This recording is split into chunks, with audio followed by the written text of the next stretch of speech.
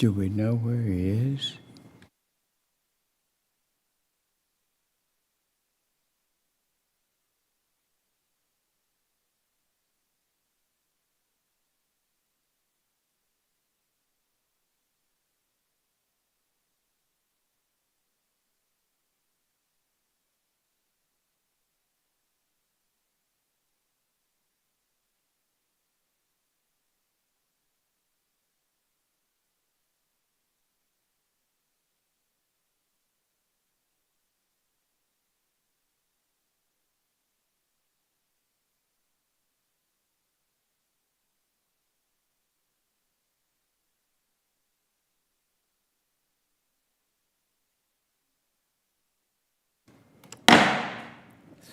The committee will come to order.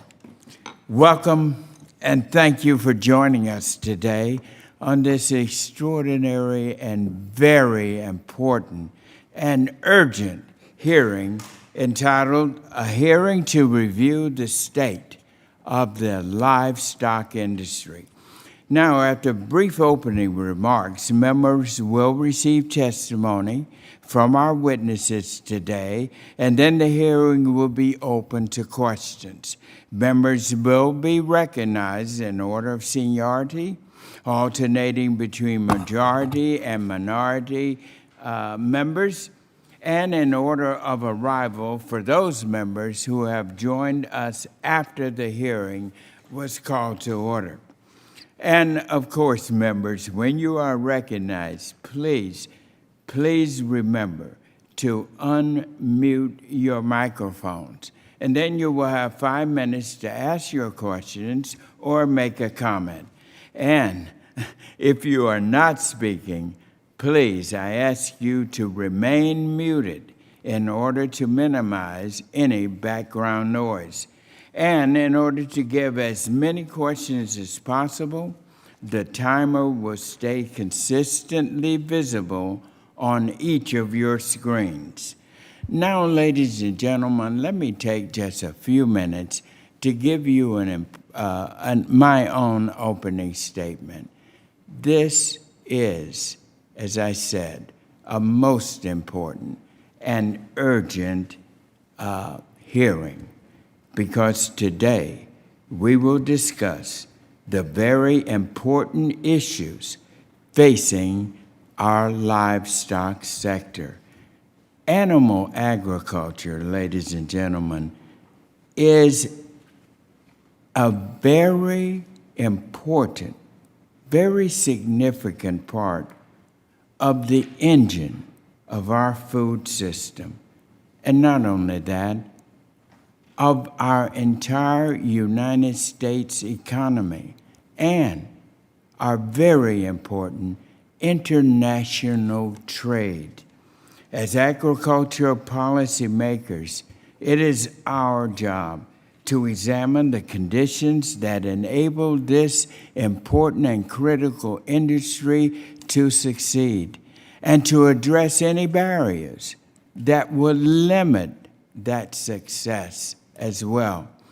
Our livestock industry is facing significant challenges, heightened concerns about fairness, transparency in the marketplace as well.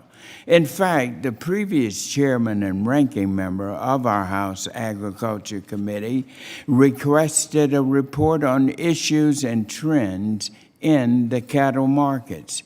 Earlier this week, Texas A&M University published this report entitled The U.S. Beef Supply Chain, Issues and Challenges.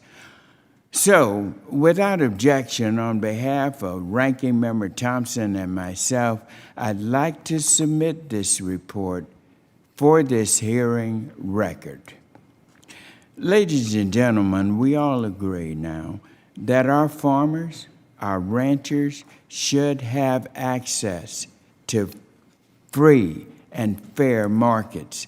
And this is why the leaders of this Agriculture Committee in the House of Representatives have been working in a bipartisan way in our hopes of reaching an agreement on a long-term extension of livestock mandatory reporting, which we refer to as LMR. That is also why I introduced H.R. 5290 to extend LMR's authorization for 1 year. This our legislation continues the United States Department of Agriculture's mandatory price reporting program, which provides vital price discovery and market information. And of course, I expect we'll hear more of that from our witnesses later on.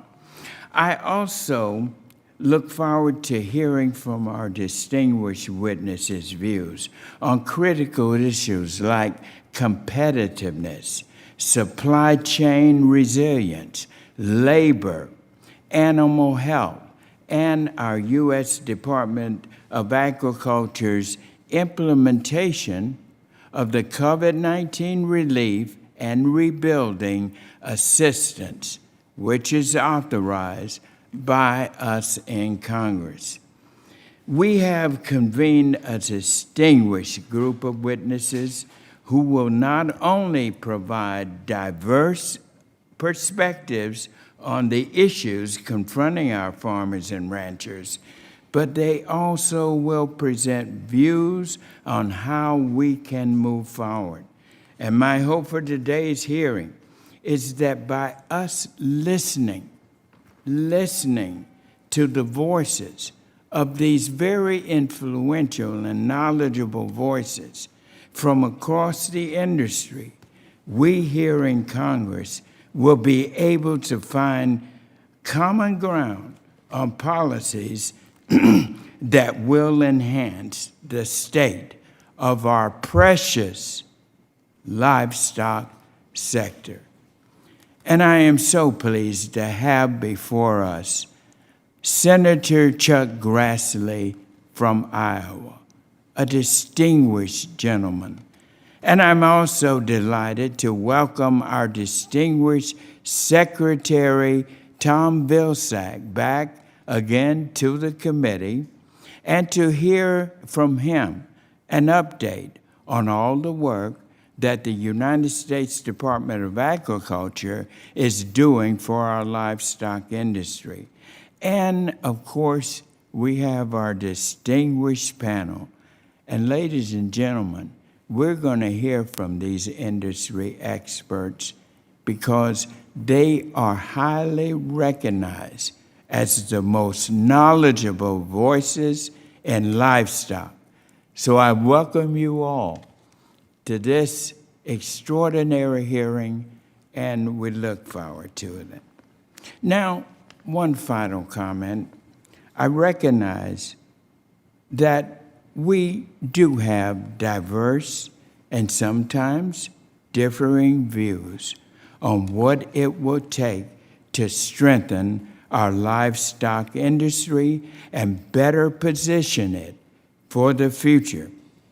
And I want all of us to listen with an open mind.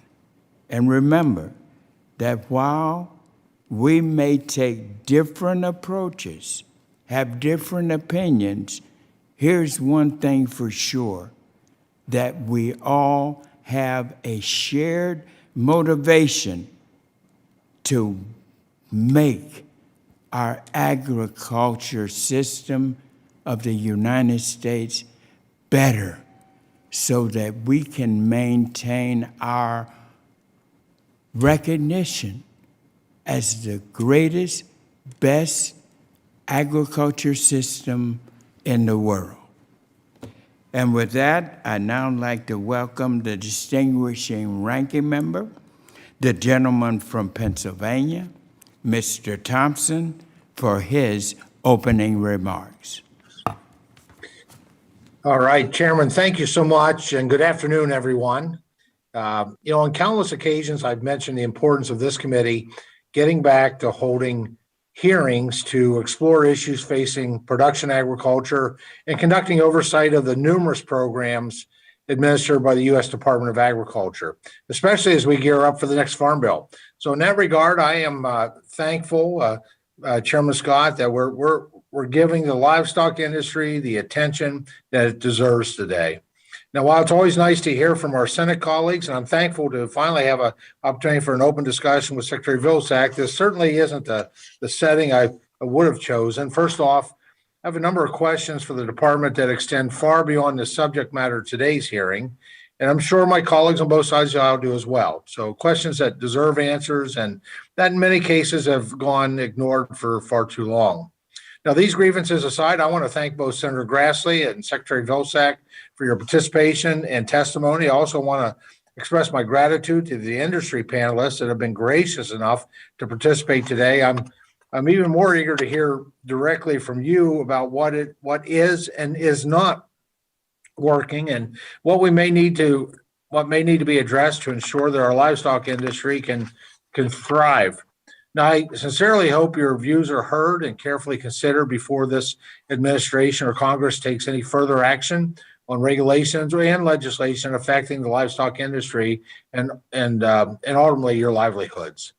Now, moving to the substance of today's hearing, I've said it before, and I'm going to say it again. Food security is national security. The pandemic made that sensitive linkage abundantly clear as the resilience of our production, processing, and distribution systems was put to the test.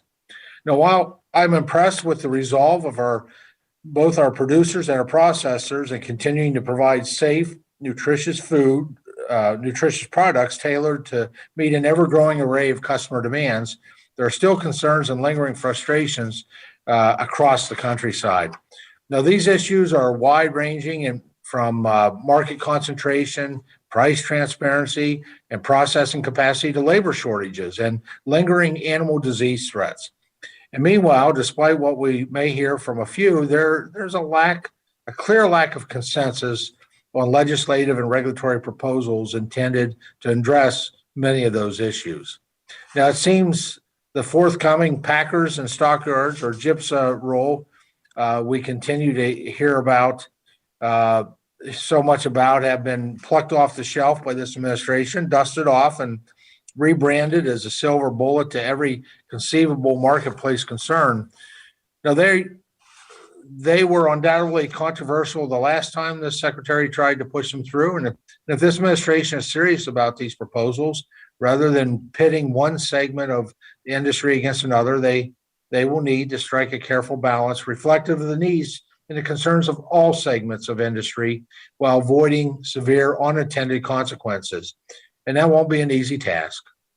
It will be equally important for Congress to avoid unintended consequences and keep diverse industry needs in mind as we consider proposals designed to increase price transparency.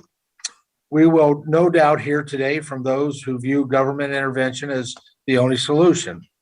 Others will characterize such intervention as a costly solution in search of a problem guaranteed to disrupt the use of popular marketing tools.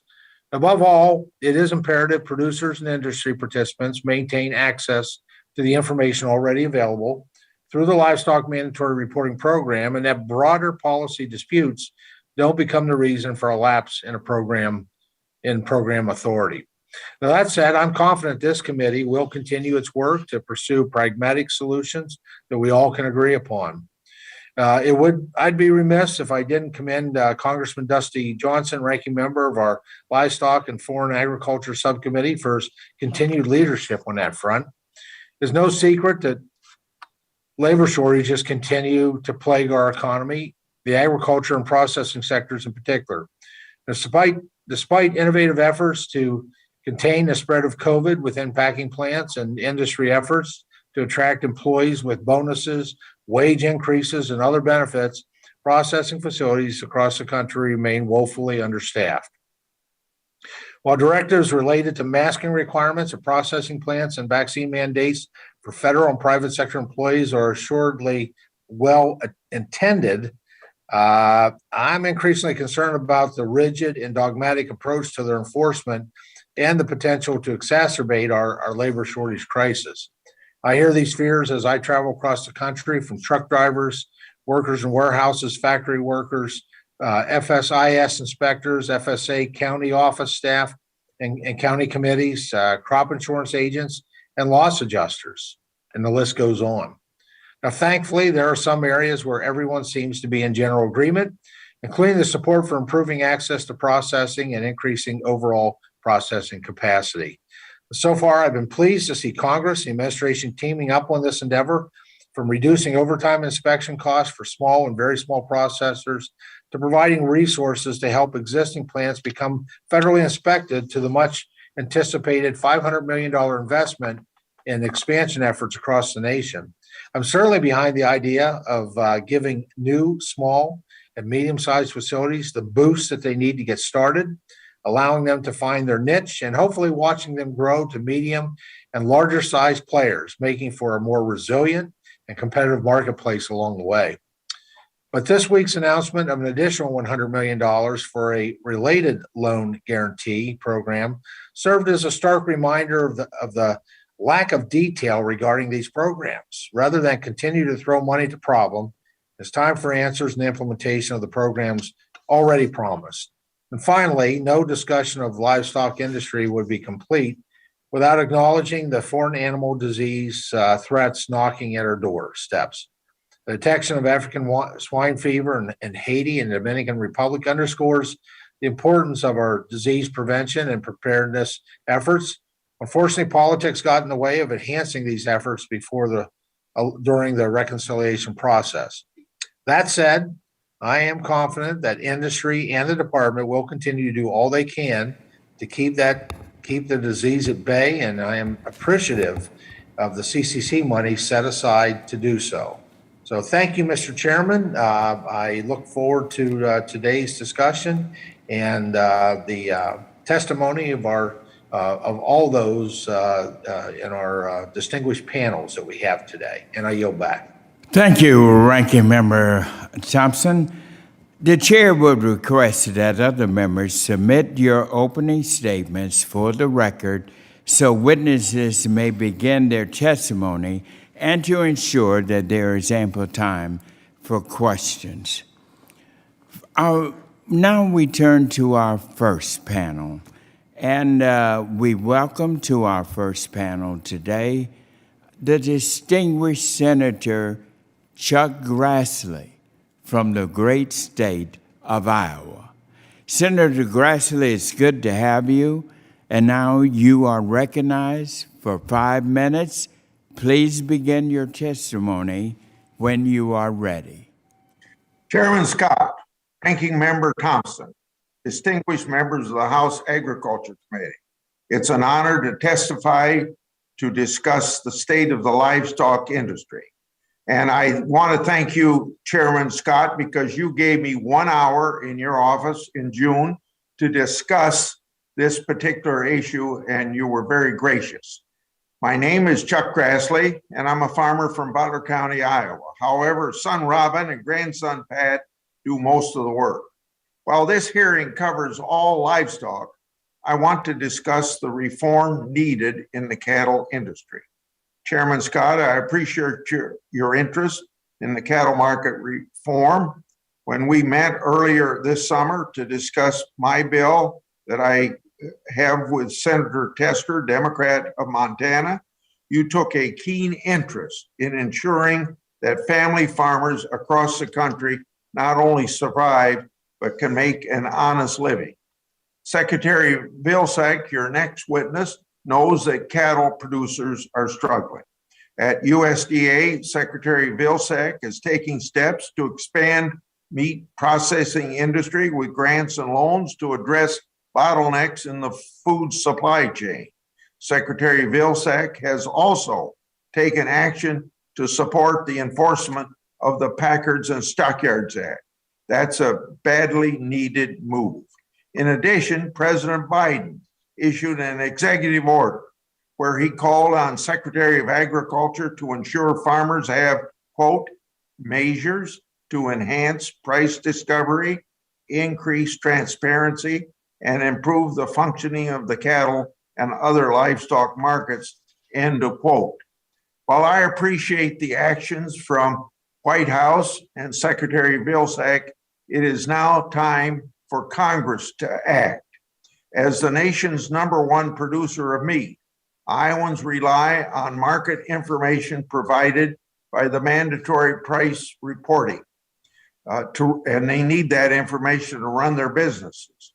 The reauthorization of the mandatory price reporting is the vehicle available where we can add additional price transparency and price discovery measures, and that's what I'm advocating. Over the past 18 months, we've seen massive price discrepancies between fed cattle and boxed beef. This is pushing cattle producers and feeders to the brink of having to sell their operations. The 4 major meat packing companies control 80 to 85% of cattle slaughtering. These companies have the advantage of procuring cattle from thousands of producers. These companies can also act as a choke point for the entire industry. Given the critical nature of their operations, these packers dominate the marketplace and limit opportunities for price negotiation. According to USDA, for every $1 Americans spend on food, only 14 3/10% goes to the farmers.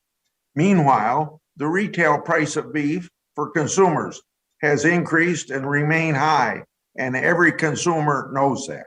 I want to make clear that I'm not upset about paying more for beef. I'm upset because farmers are not making a profit.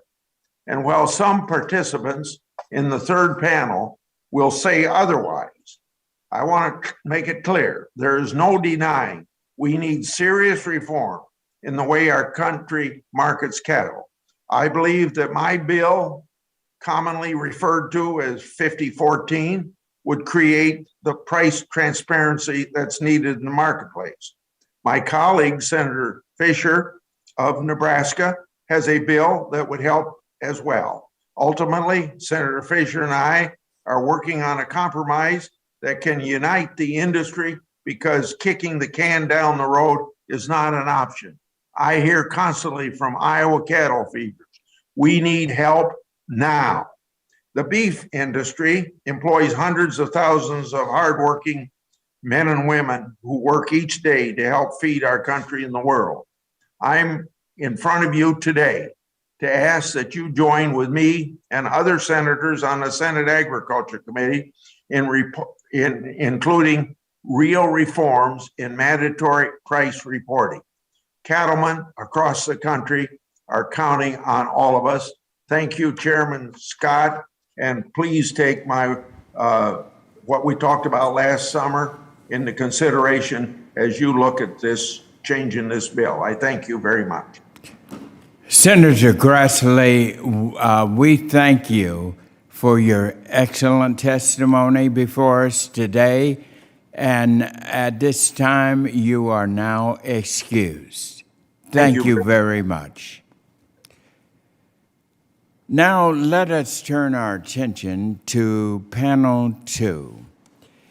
And I am so pleased to welcome back to the Agriculture Committee our second witness today, Secretary Tom Vilsack. Secretary Vilsack, welcome. You are now recognized for your 5 minutes. Please begin your testimony when you are ready. Mr. Chairman and Ranking Member Thompson and members of the committee, thank you very much for the opportunity to be here today, and I certainly commend the Chair and Ranking Member and the committee for conducting this very important hearing. It's an extraordinary set of complex factors to be examined when we talk about the livestock industry in the United States. Supply, demand, capacity, competition, markets, and many, many factors making it an incredibly difficult industry, whether it's weather, feed costs, vertical integration, supply chain disruptions, packing and slaughter capacity, ownership, consolidation, competition, trade, port congestion, seasonality, many, many other factors make it extraordinarily complex. Our inventories are down in beef and pork and poultry for a variety of reasons, whether it's drought or disease or disruption of the supply chain. At the same time, we are seeing incredibly high demand domestically and exports at a high level, in fact, setting a record for the level of ag exports this year. We know that there is a high concentration in this industry. We know that it creates capacity challenges, especially in beef, and there is a need for additional capacity. That's one of the reasons why we began the process of establishing a $500 million fund. We have solicited information and input from those who are interested in potentially utilizing this fund. We've received over 500 comments, and we're now in the process of analyzing those comments in order to establish and structure the program. The expectation is that that structure will take place sometime before the end of the year, and that we'll begin to make decisions and investments, hopefully in the first quarter of 2022. We need additional capacity. We also need to strengthen our existing local and regional small and very small processing facilities, and that's the reason why we've used the resources provided by Congress to, as Representative Thompson indicated, to assist in reducing overtime costs. Over 1,879 facilities have already received assistance and help from the USDA as a result of that program that you all put in place. We also have taken a look at the opportunity to modernize existing facilities with the resources established by Congress.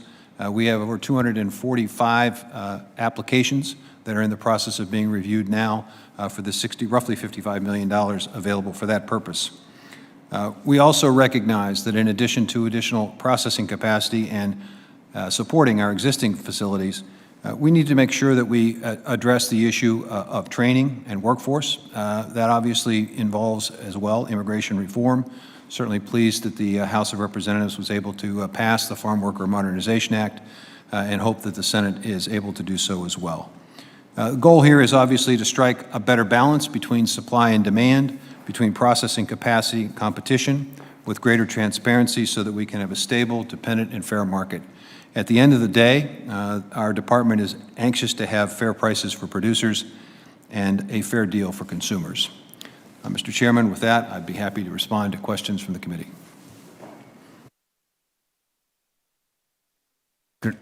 Sorry. Thank you, Secretary Vilsack, for your excellent testimony today. At this time, members, we are going to open it up for questions for the Secretary. Members will be recognized for questions in order of your seniority, alternating between majority and minority members. You will be recognized for 5 minutes each in order to allow us to get as many questions in as possible. Again, I remind each of you to please keep your microphones muted until you are recognized so that we can minimize background noise. Now, I recognize my own self here, Secretary, and again, welcome. I want to start off by saying thank you. And you and I have been working together on some very, very serious issues facing us. And I'm delighted to be a partner with you as we deal with so many of the issues facing agriculture now. I've been especially encouraged by the recent announcement that you made out of the U.S. Department of Agriculture that's related to your bold and great efforts to combat African swine fever. And we refer to it now as ASF. And as you also know, this is a priority to many members on our House Agriculture Committee. And I was so pleased to hear that you had some news and you were kind enough to call me and share the news before you made it, that the USDA has a promising vaccine candidate for the African swine flu. I have also been a firm believer that, as I mentioned to you, that investment in federal research is very critical to advancing the agriculture industry. And this important work that is going on with our Agricultural Research Service is evidence of that. And so my first question to you, Mr. Secretary, is what are the next steps that you have that involves advancing this vaccine, and also how long until we can expect it to be ready for use? Mr. Chairman, there are actually 7 vaccines that are currently under investigation and examination at various ARS facilities in USDA. The specific vaccine that you're referring to has recently gone through sort of the first steps or stages of testing and appears to be very effective against the Asian version of African swine fever. There is still quite a bit of work yet to be done before that particular vaccine is capable and able to be utilized in the market. There are additional steps and responsibilities that are undertaken. It's going to take some time, additional field tests. I also understand that there's also an effort potentially to involve Vietnam that's currently dealing with African swine fever in terms of doing some additional testing. So while I am anxious, as you are, to get this to the market as quickly as possible, we have to do so in a way that ensures the safety of it. But it's moving forward, as are the other 6 possible candidates. Secretary, it's come to my attention that evidence that economies of scale have driven consolidation in meatpacking and that larger facilities operate more efficiently. How do we strike a balance between benefits and costs of concentration? Mr. Chairman, I think the key here is to have a resilient and efficient system, which means that I think we need to continue to support our small and very small processing capacity, as I mentioned in my statement, but we also need to expand capacity. There's no question that we are short of capacity, which is one of the reasons why it's more difficult for farmers to get a fair price for what they're raising. That's the reason why we've put together this fund. As I indicated, we've got 500 comments in terms of how it should be structured, in terms of grants, loans, guaranteed loans, forgivable loans. We're in the process of finalizing the structure. Hopefully by the end of this year, we have the structure in place so that we can begin accepting applications. And Mr. Secretary, you mentioned barriers. Identify these barriers. What are the barriers to enhancing our meat processing capacity and supply chain resilience? I'd say 2 principal barriers, Mr. Chairman. Capital is one of them. And then secondly, I think there is still the need for us to invest in additional training and additional workforce. Very good. And now I will turn to the gentleman from Pennsylvania, our ranking member, Mr. Thompson. You're now recognized for your 5 minutes. Well, Chairman, once again, thank you for this hearing. Much appreciated. Mr. Secretary, I share your commitment to enhancing the resilience of our, that part of that can be achieved through increasing processing capacity across the country. Unfortunately, on this topic, some of the department's actions simply didn't match its rhetoric. The lack of an appeal in the new swine inspection system case is a notable example. And while I certainly would be curious to hear the explanation for why this administration chose not to appeal ruling with the potential to reduce national swine packing capacity by 2.5%, and I have my suspicions. I don't think it's probably today. It's more constructive to focus on what is being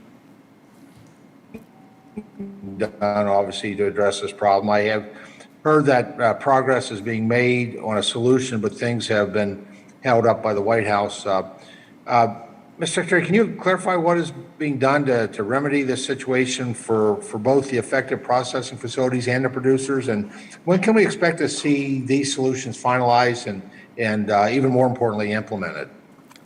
Mr. Thompson, Representative Thompson, I'm sorry, you cut out a little bit during the course of your question. I want to make sure I understand it. Are you asking about the effort to expand processing, or are you asking about line speed, or both?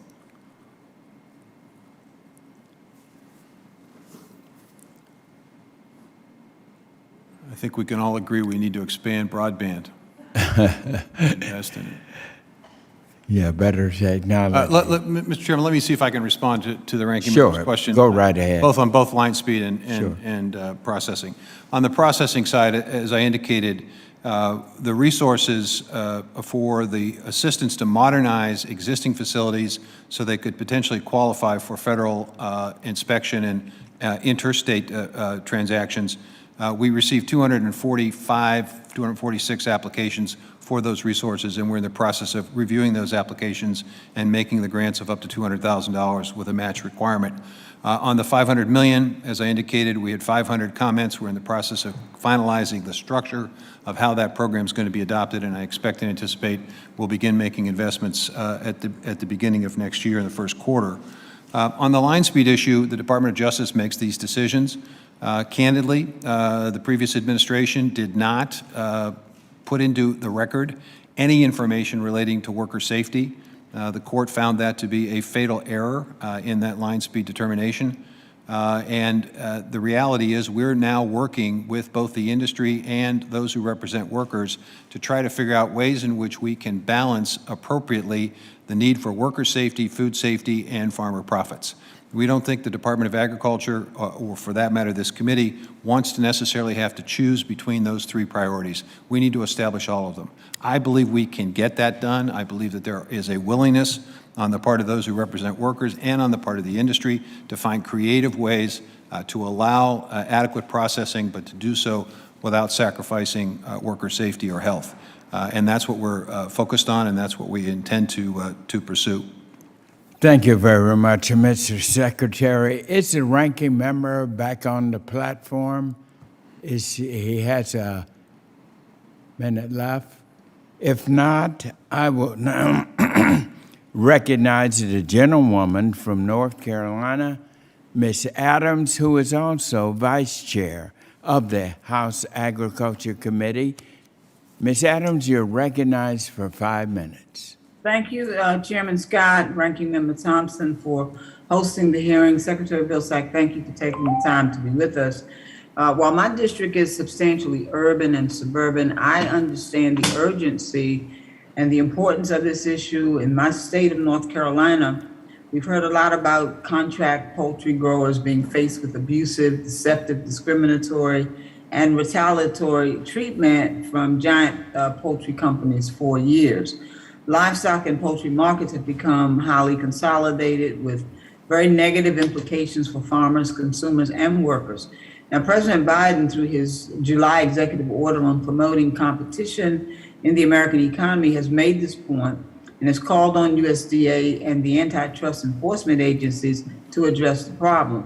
In this regard, I'd like to applaud the President for the administration for their promises to move forward with updated and strengthened Packers and Stockyards Act regulations to address abusive, deceptive, retaliatory, or discriminatory practice used by meat packers and poultry companies against farmers. As part of the vertically integrated contract poultry production model, these poultry growers take on huge debt burdens to build single-use chicken houses on their own farms and depend on one-sided contracts with giant poultry companies to be able to continue making money and loan payments with their poultry houses. So with a new set of Packers and Stockyards Act rulemakings coming up, we have the chance to remedy this situation and to help to move us forward toward fair and competitive markets, not only for poultry farmers, but for livestock farmers. Our farmers need fair playing fields and healthy competition to thrive. So without decisive action from Congress and USDA to address this, we'll see the same vertically integrated poultry model spread to over livestock categories as well, to the detriment of independent farmers and rural communities. So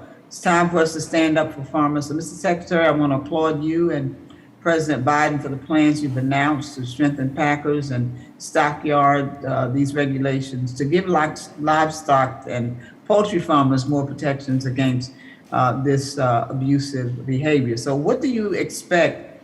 When do you expect to publish the rules, and what can we as this committee do to help you with this process? Well, thank you very much for the question. I'd say three things in response. Number one, we made sure that when we were looking at COVID relief, that we made some adjustments for these contract growers so that they got adequate assistance and help. On the packers and stockyards, we're focused initially on the poultry tournament system rule to make sure that that is a fair and equitable system. I anticipate and expect that we're going to see activity on this rule towards the end of this year, the first part of next year. That will be followed by the rule clarifying undue preferences and unfair practices. That will be followed by the rule that involves scope of practice. We also put out a frequently asked question document that sort of clarifies how we see rules that were established under the Trump administration in terms of enforcement and making sure that folks understand and appreciate that we are going to look at ways in which we can prevent discrimination, prevent retaliation, prevent unfair practices in this industry.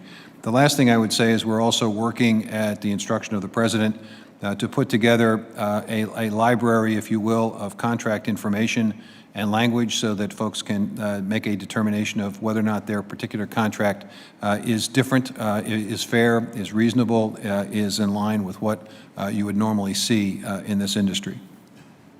Okay, well, thank you, Mr. Secretary. The Department of Justice has been investigating meat packers to ensure no anti-competitive or illicit behavior was at the root of the spread between the fed cattle and box beef prices. So do you have a sense of when we might see the results of this investigation, whether they'll be released publicly to ensure the transparency and the accountability in the industry? Well, we are cooperating with the Department of Justice and will continue to do so.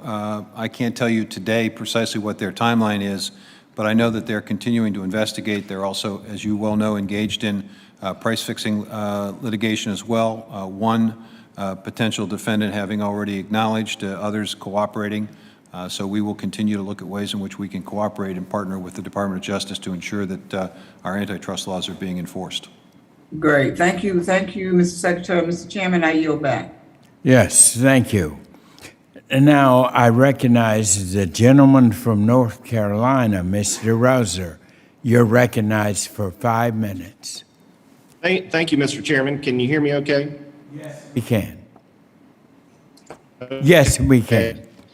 Open to last. Mr. Secretary, good to see you again, and I have to ask, or have to point, and I wasn't able to hear all the question of my colleague on that issue here. But I'm concerned that the department has wanted to revisit packers and steer rules from the last time when you were secretary. You know, generally speaking, the rules that are being contemplated will invite litigation. That doesn't help anybody except for the trial lawyers themselves.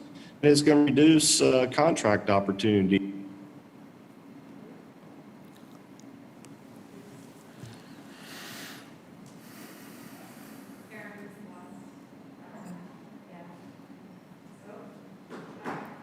Okay. Way back, can you hear me?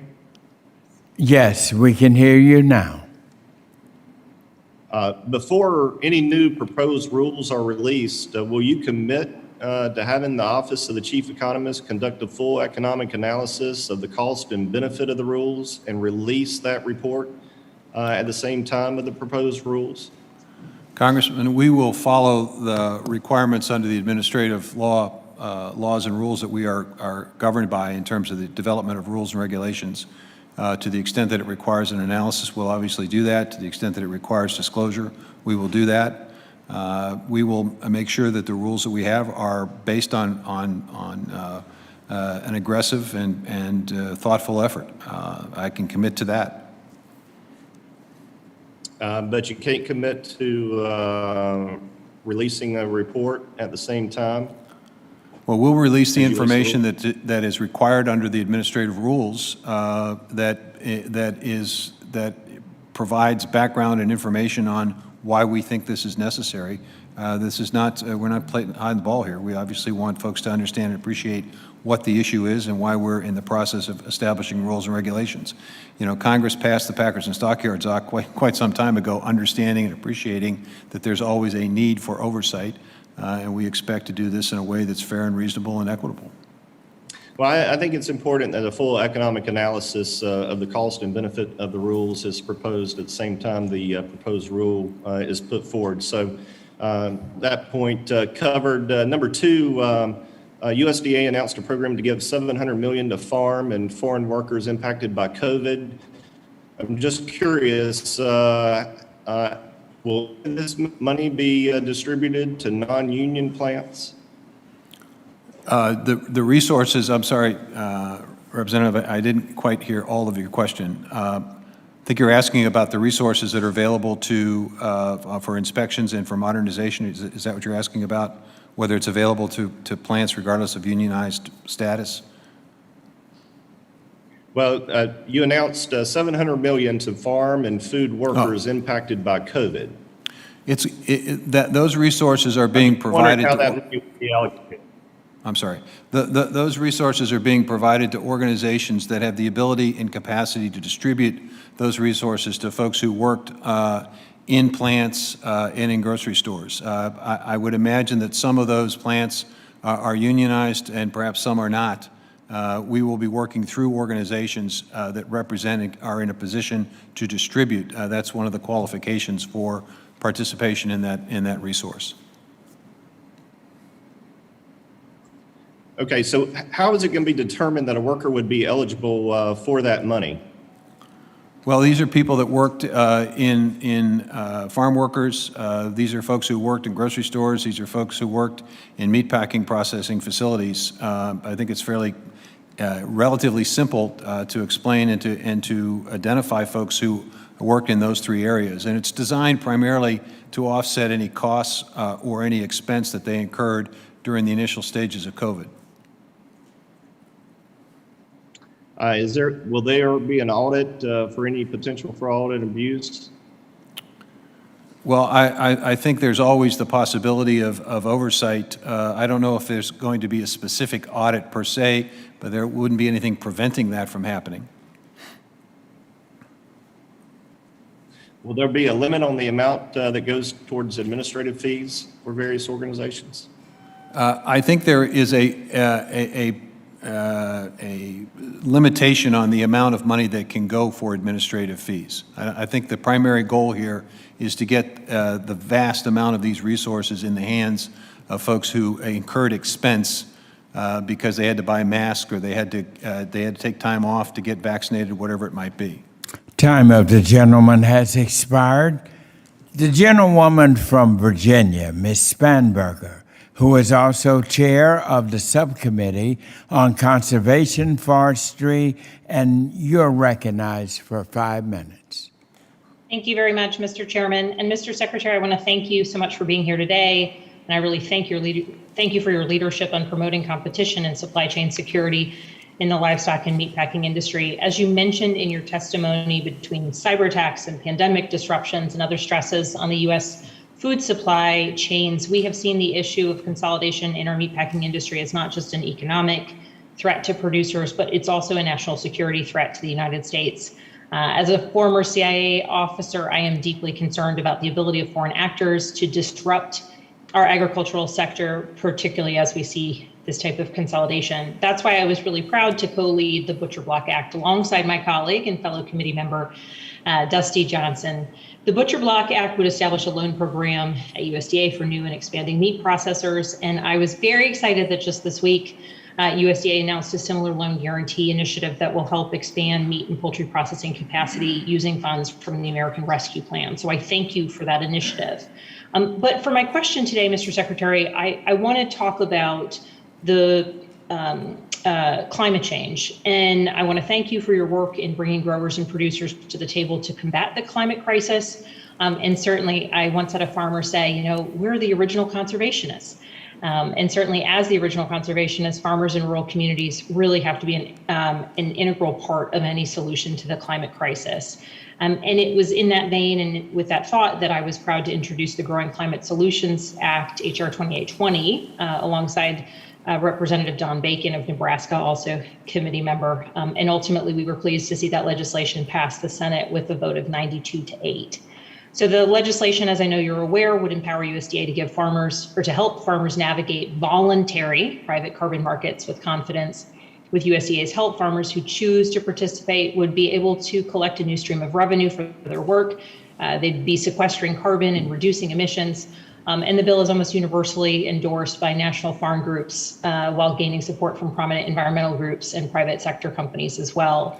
So I was curious, Secretary Vilsack, from your view of this legislation, do you believe that this legislation would be helpful to growers and producers as you, in your role as Secretary, are working on the climate crisis? And would you care to comment on it? Well, I think it would be incredibly helpful because it's clear that we need to provide more information and more technical assistance in terms of what climate smart practices consist of and how to measure and quantify and verify those results. So the act that you are encouraging your members and your colleagues to vote on, and the one that passed the Senate overwhelmingly, would provide that kind of help and assistance. And I think it would complement nicely the Climate Smart Partnership Initiative we announced last week in Colorado, where we're essentially looking at large-scale demonstration and pilot projects to be able to aggregate information about what works and what doesn't, so that we can, over time, create the standard for climate smart commodities. As was the case with your act, significant support from the agricultural community, a lot of farm groups supporting the Climate Solutions Act. Likewise, both the food and ag and environmental industries very supportive of our efforts to try to focus on these pilots and demonstration projects. So I think it's a nice combination of providing the technical assistance and the resources to minimize risk to farmers and to empower them with information and knowledge about how best to incorporate climate smart practices in their farming operations. And certainly the trusted voice that is USDA is a valuable resource there.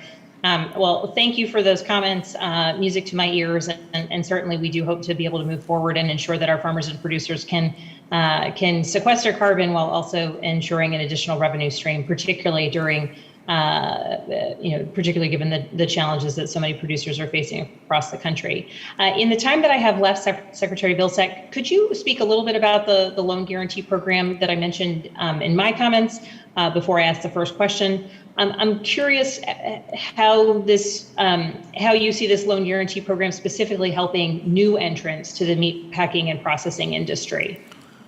Well, we have two basic opportunities for folks who are getting into the business: the $500 million program that was announced several months ago, and the loan guarantee program is really looking at ways in which we can help folks in the middle of the supply chain. There may be a need for cold storage. There may be a need for mobile processing.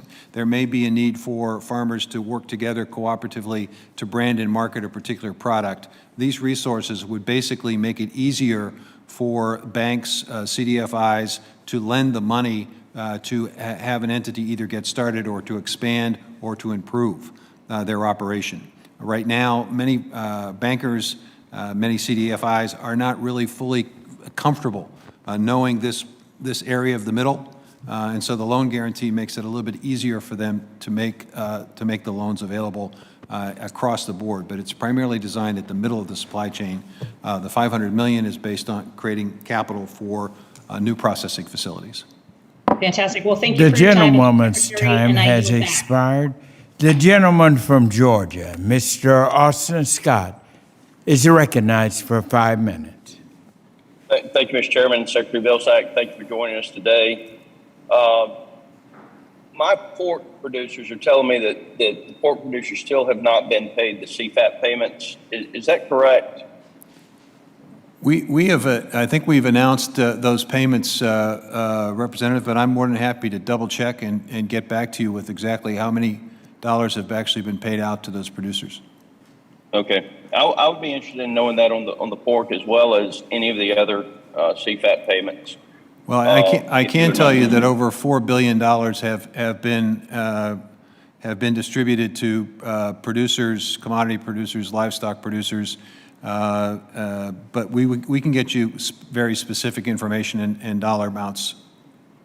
Okay, I would very much appreciate that. Thank you. And I know that, GIPS has been brought up a lot. I would just like to point out that Chairman David Scott and I both co-authored a letter to Secretary Perdue outlining our concerns with what had been done in the past. There's historically been pretty broad bipartisan concerns there.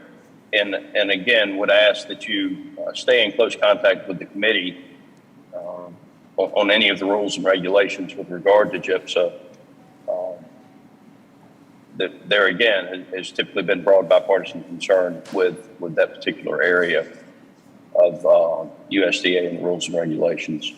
One question I have, and it deals with the food safety inspection services and the masks.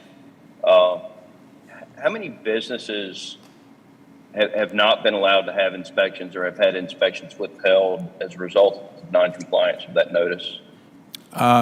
I understand, Congressman, it is characterized as a handful, somewhere in the neighborhood of less than 10. Okay. I'll yield the remainder of my time, Mr. Chairman, and certainly by the next panel, expect to be in my office and have further questions. But Secretary Vilsack, before I go, certainly would very much appreciate an update in the specifics on the CFAP payments. My pork producers are telling me that they have not been paid.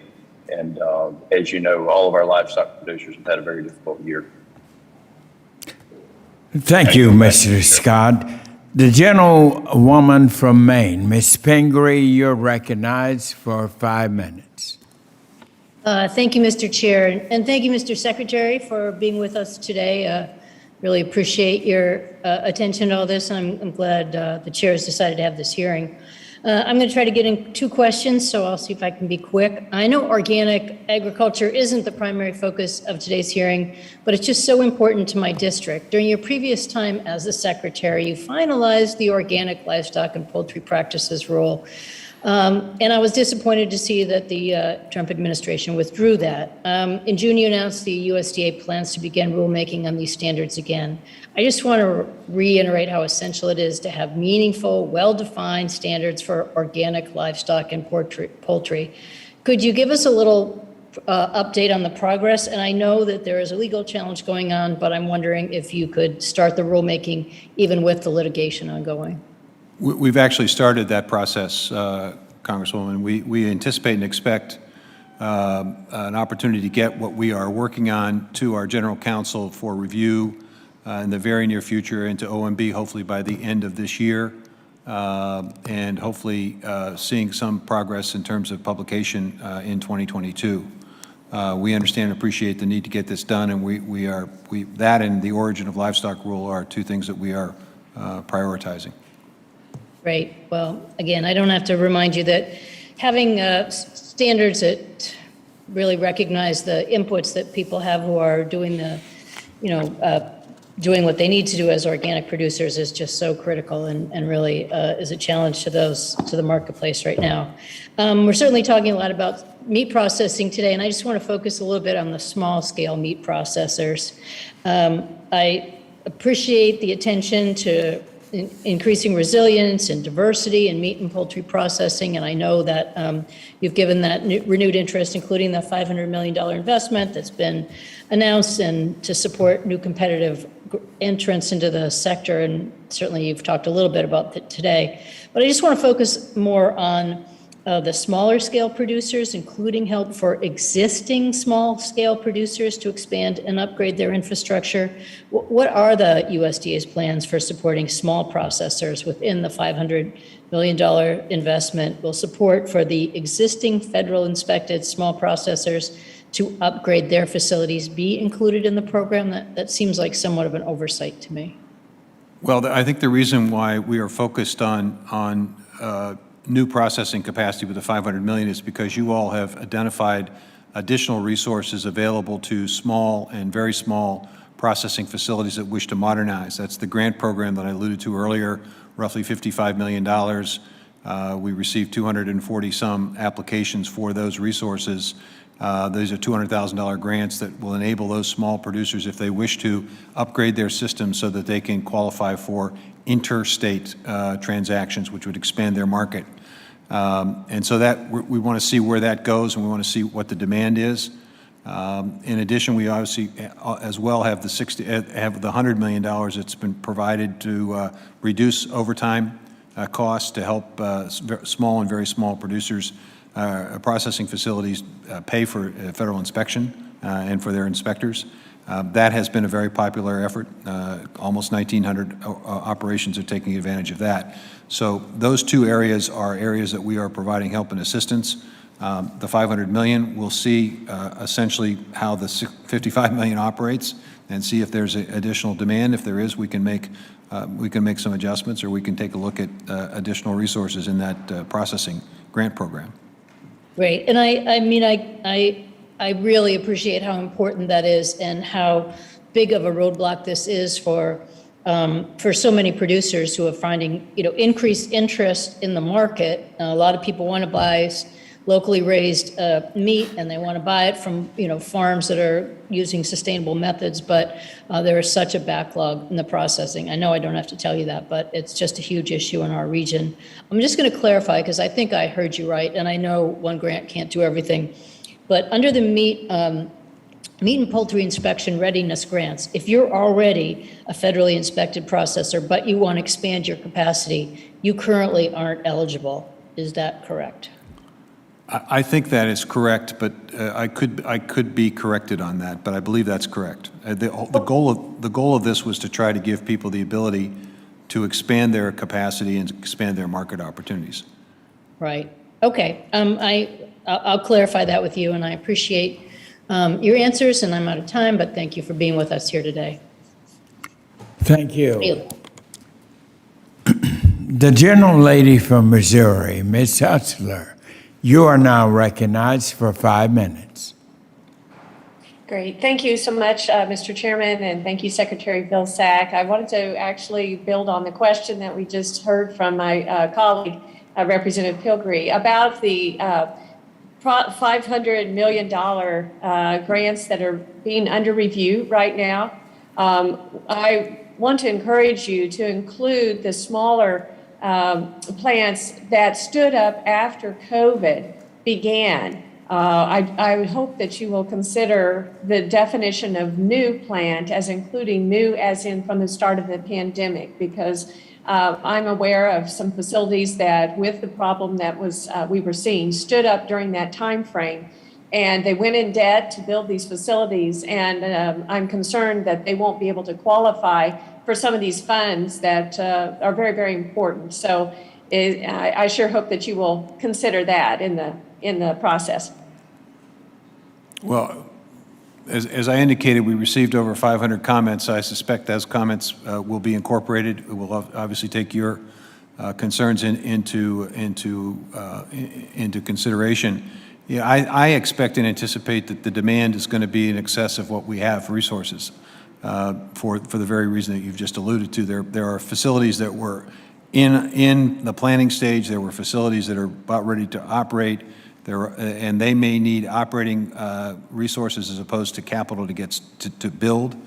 So I think we're going to find a lot from this particular program. And the goal here is to learn, so that in turn, as you all look at Farm Bill programs and things of that nature, there may be lessons that could be applied to additional programs that could be established on a more permanent basis in this space.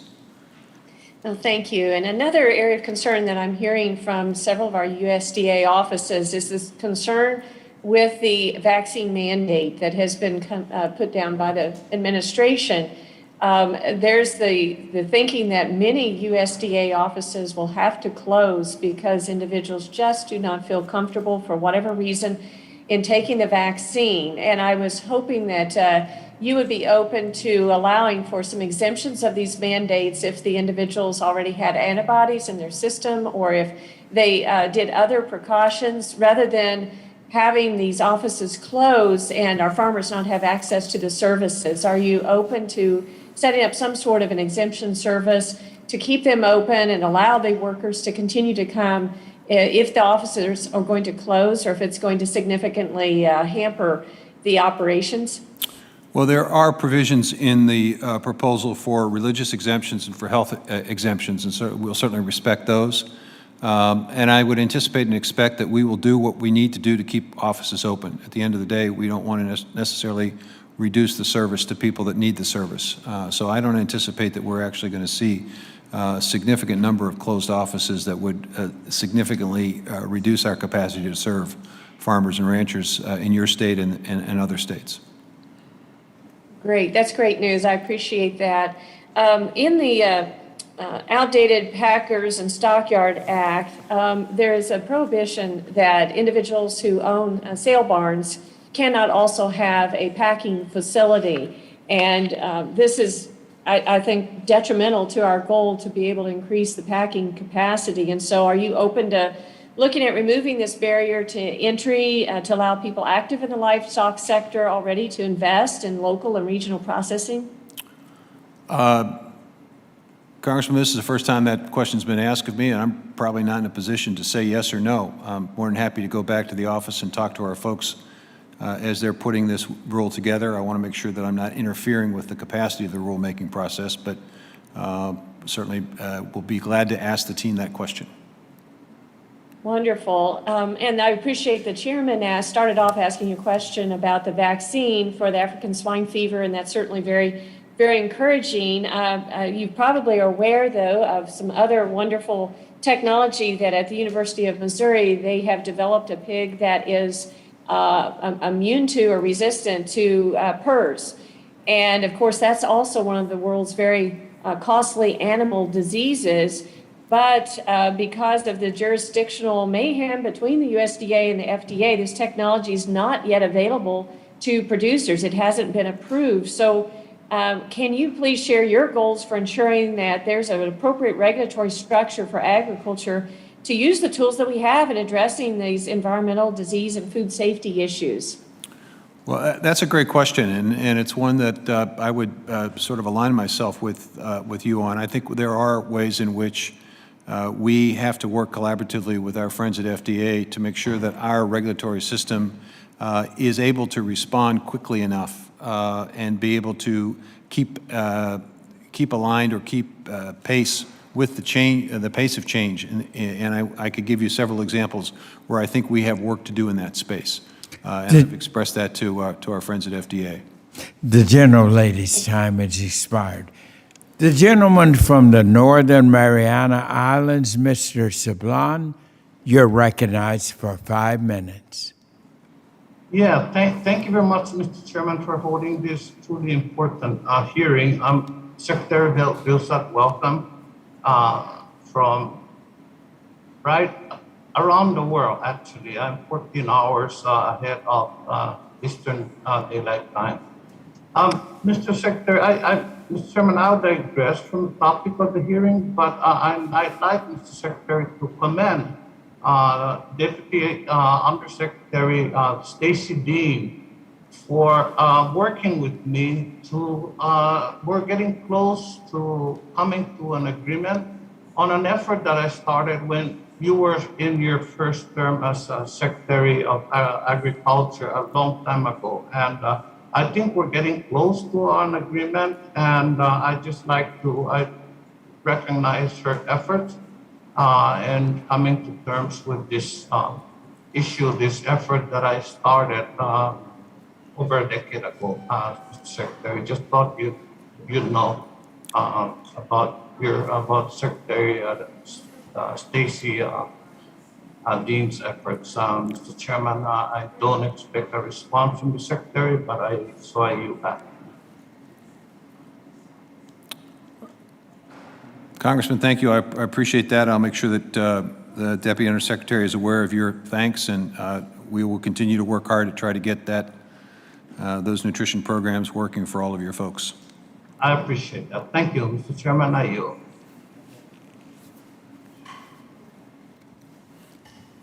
Thank you very much.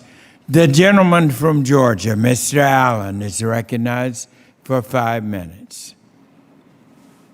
Thank you, Mr. Chairman. Can you hear me okay? Yes, I thank you. can. Thank you very much, and appreciate you having this hearing today. Good morning, Secretary Vilsack, or afternoon, I guess it is.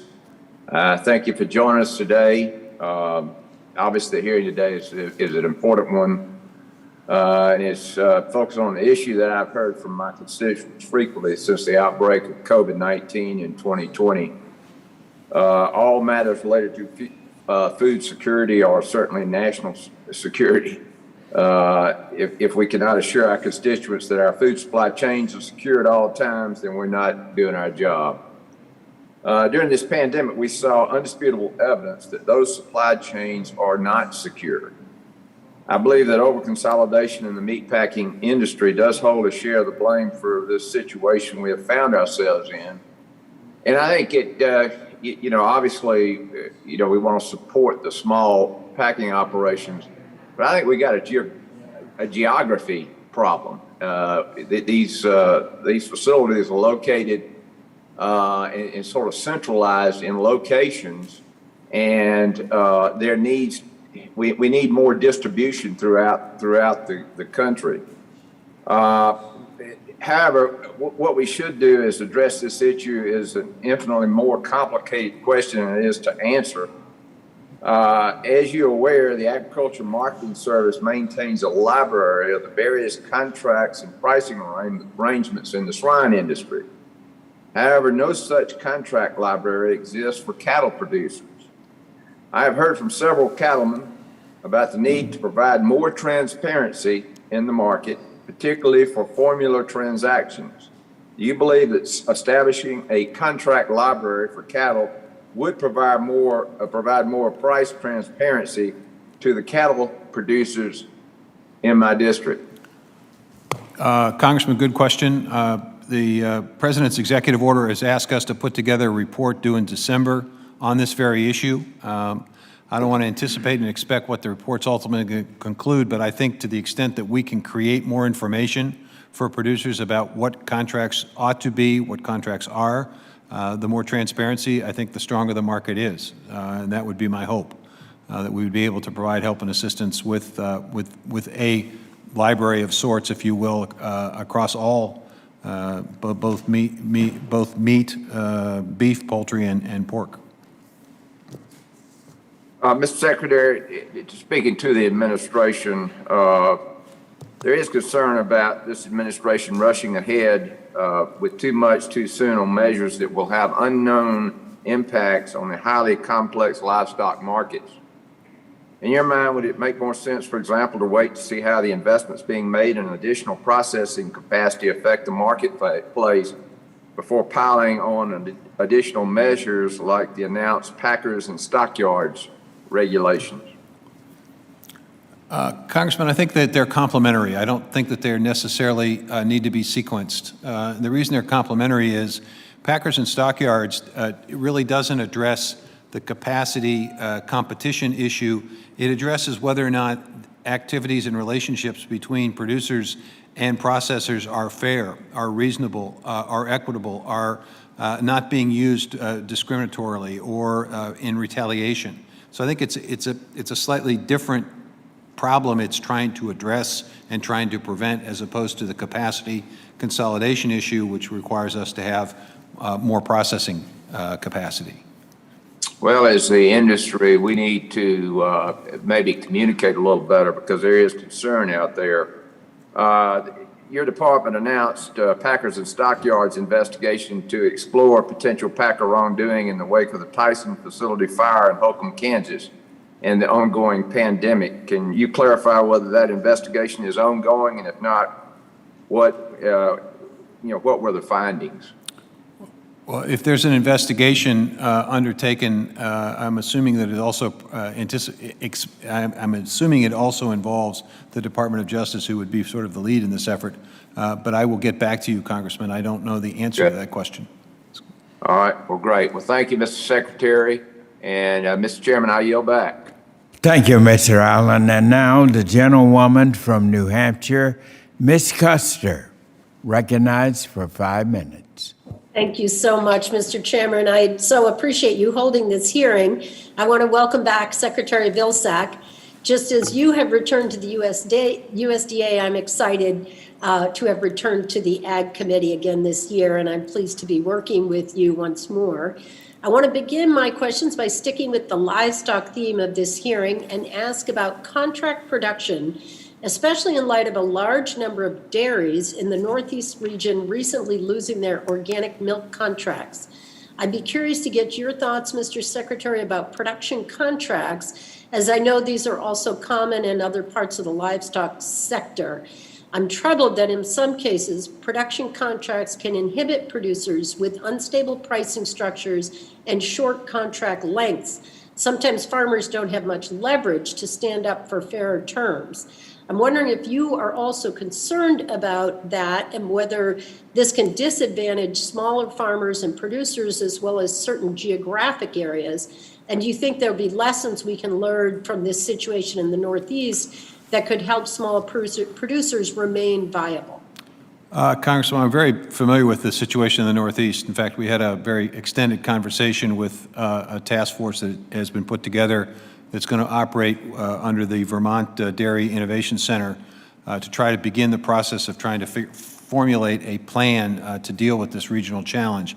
It's a complex circumstance in the Northeast where there is a surplus of organic milk, and there are transportation challenges that one of the major processors has determined to sort of consolidate where they process the milk and who they're going to do business with, which has caused the disruption. So we're now in the process of taking a look at ways in which we can provide help and assistance to those producers to find a home for their milk, whether it's through procurement, USDA, or whether it's through additional processing capacity, or whether it's working with other federal agencies to address the transportation challenges that the industry faces. I'm more than happy to talk generally about the importance of having fair contracts. I think there is a role in an efficient system for contracting processes, but we want to make sure that they're fair. We want to make sure that when farmers enter into such contracts, they're aware of what is equitable or what potentially might be inequitable in terms of the relationship. And that's one of the reasons why we are engaged in rulemaking, one of the reasons why we put more studies out recently on price discovery, one of the reasons why we'll continue to look at ways in which we can create this contract library that I referred to earlier. So there's a series of steps that have to be taken, I think. There's no one single answer to this situation. Great, thank you. And thank you for working with the task force. I want to switch gears a bit and ask you about the Climate Smart Agriculture and Forestry Partnership Initiative that you announced last week. While I understand the public comment period is still open and there are details to be worked out, could you speak to your vision for how to ensure small family farms and forestry operations will be well represented in the pilot projects that are ultimately selected? Well, there is, as part of the structure of the partnership, in essence, a requirement that we do the sufficient outreach to community building organizations to ensure that we receive applications that impact and affect directly small producers, disadvantaged producers, distressed producers, ways in which we can provide help and assistance across the board. This is not designed to provide help and assistance to large, solely large production facilities. The reality is this operation is really designed to address the issues that folks have raised about the importance of getting more producers engaged in this in a thoughtful way by allowing aggregation of very small producers into a larger group that will allow those small producers to receive assistance, financial assistance, to adopt climate smart agricultural practices, and then work with universities and others to be able to quantify and obtain data that will allow us ultimately to create standards that will assist farmers at whatever size, benefiting from climate smart commodity sales and also potentially benefit from any ecosystem market that they may, in the private sector, be able to qualify for. The goal here is to get information and data so that we do this right and that we support the right set of policies and practices. So there will be a concerted effort to make sure that we help producers of all sizes in this effort. Great, thank you. My time is running short. I have one more question on the Northeast Federal Order regarding milk producers, but I'll submit that for the record. Thanks so much. I yield back. Thank you very much. Now I recognize the gentleman from South Dakota, Mr. Johnson. You are now recognized for 5 minutes. Thank you, Mr. Chairman. Mr. Secretary, I'll start with a couple of thank yous. First off, you and I share the value, a sense of the importance of small and regional processors. And so I want to thank you for the implementation of that overtime relief program that was championed by Congresswoman Angie Craig and I. So thank you to your team for that. Secondly, just building on, I think, a really good conversation that you and Ms. Adams had with regard to the value of a poultry contract library and the conversation that you and Mr. Allen had about the potential value of a beef contract library. I just want to thank your team again. They have provided a tremendous amount of technical assistance in the last couple of months as our team has been working to introduce, and I think it will be forthcoming, legislation that would establish a beef contract library like we have today in pork and like you are likely that you're working to develop in poultry. So thank you for that. My third comment is going to be a question, sir, about Ms. Pingree's and Ms. Hartler's interest in that $500 million going toward small processors and maybe extremely small processors. I think that could well be a good investment. But I also know that this is a very difficult marketplace for small processors to exist in the long term. A few years ago, when gross packer margins were negative numbers, we saw a lot of those smaller facilities cease operation or be bought up by much larger participants. Do you have any thoughts for us about how USDA and Congress could ensure that investments go toward processors that are likely to be able to withstand those kinds of storms, that will be abiding and that will provide longer-lived benefit to the marketplace? Congressman, it's a great question, and I've asked for assistance from folks who work in the private sector to assist us as we formulate this effort to make sure that we are making wise decisions and not putting people in a situation where they are bound to fail. That's not the point here. The point is we want folks to succeed.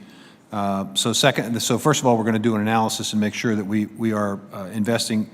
Secondly, I think there may very well be a component of this. I don't want to prejudge this, but there may very well be a component of this that looks not just at entities that need capital to build, but those who might need assistance in the first early stages of operation to get their feet on the ground. So structuring this in a way that potentially provides some level of assistance and help, utilizing potentially other programs at USDA to do that. Third, I think it's an opportunity here. It's not just in the packing area, it's also in the value-added section. If you take a look at where the money is in this industry, there's a lot of money being gained with value-added. And I think the opportunity here for small and very small processing capacity is to add an additional wrinkle, an additional value-added component to customize, if you will, the product that they're producing so that they get a higher value in the marketplace, that they create a niche for themselves in that marketplace. And I think we'll be looking at ways in which we can provide assistance and help so that you not only have a processing capacity, but you have the ability to add value in the marketplace and be able to get perhaps a higher price that might make it just a little bit easier for you in that niche market to be able to stay in business. Yeah, thank you, Mr. Secretary. And as you work to examine the possibility of some of those early days operating capital, I think that could be argued rightfully to help with capacity building. Let's just make sure that we've got a game plan for bringing down that support, because support for fledgling market participants is one thing.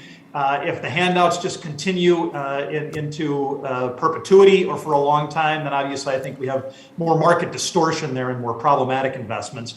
Maybe just two other things quickly, sir, I would mention. It's been widely reported in the press that President Biden had indicated to Prime Minister Johnson over at the United Kingdom that we were going to open up our shores to additional British lamb without reciprocal access.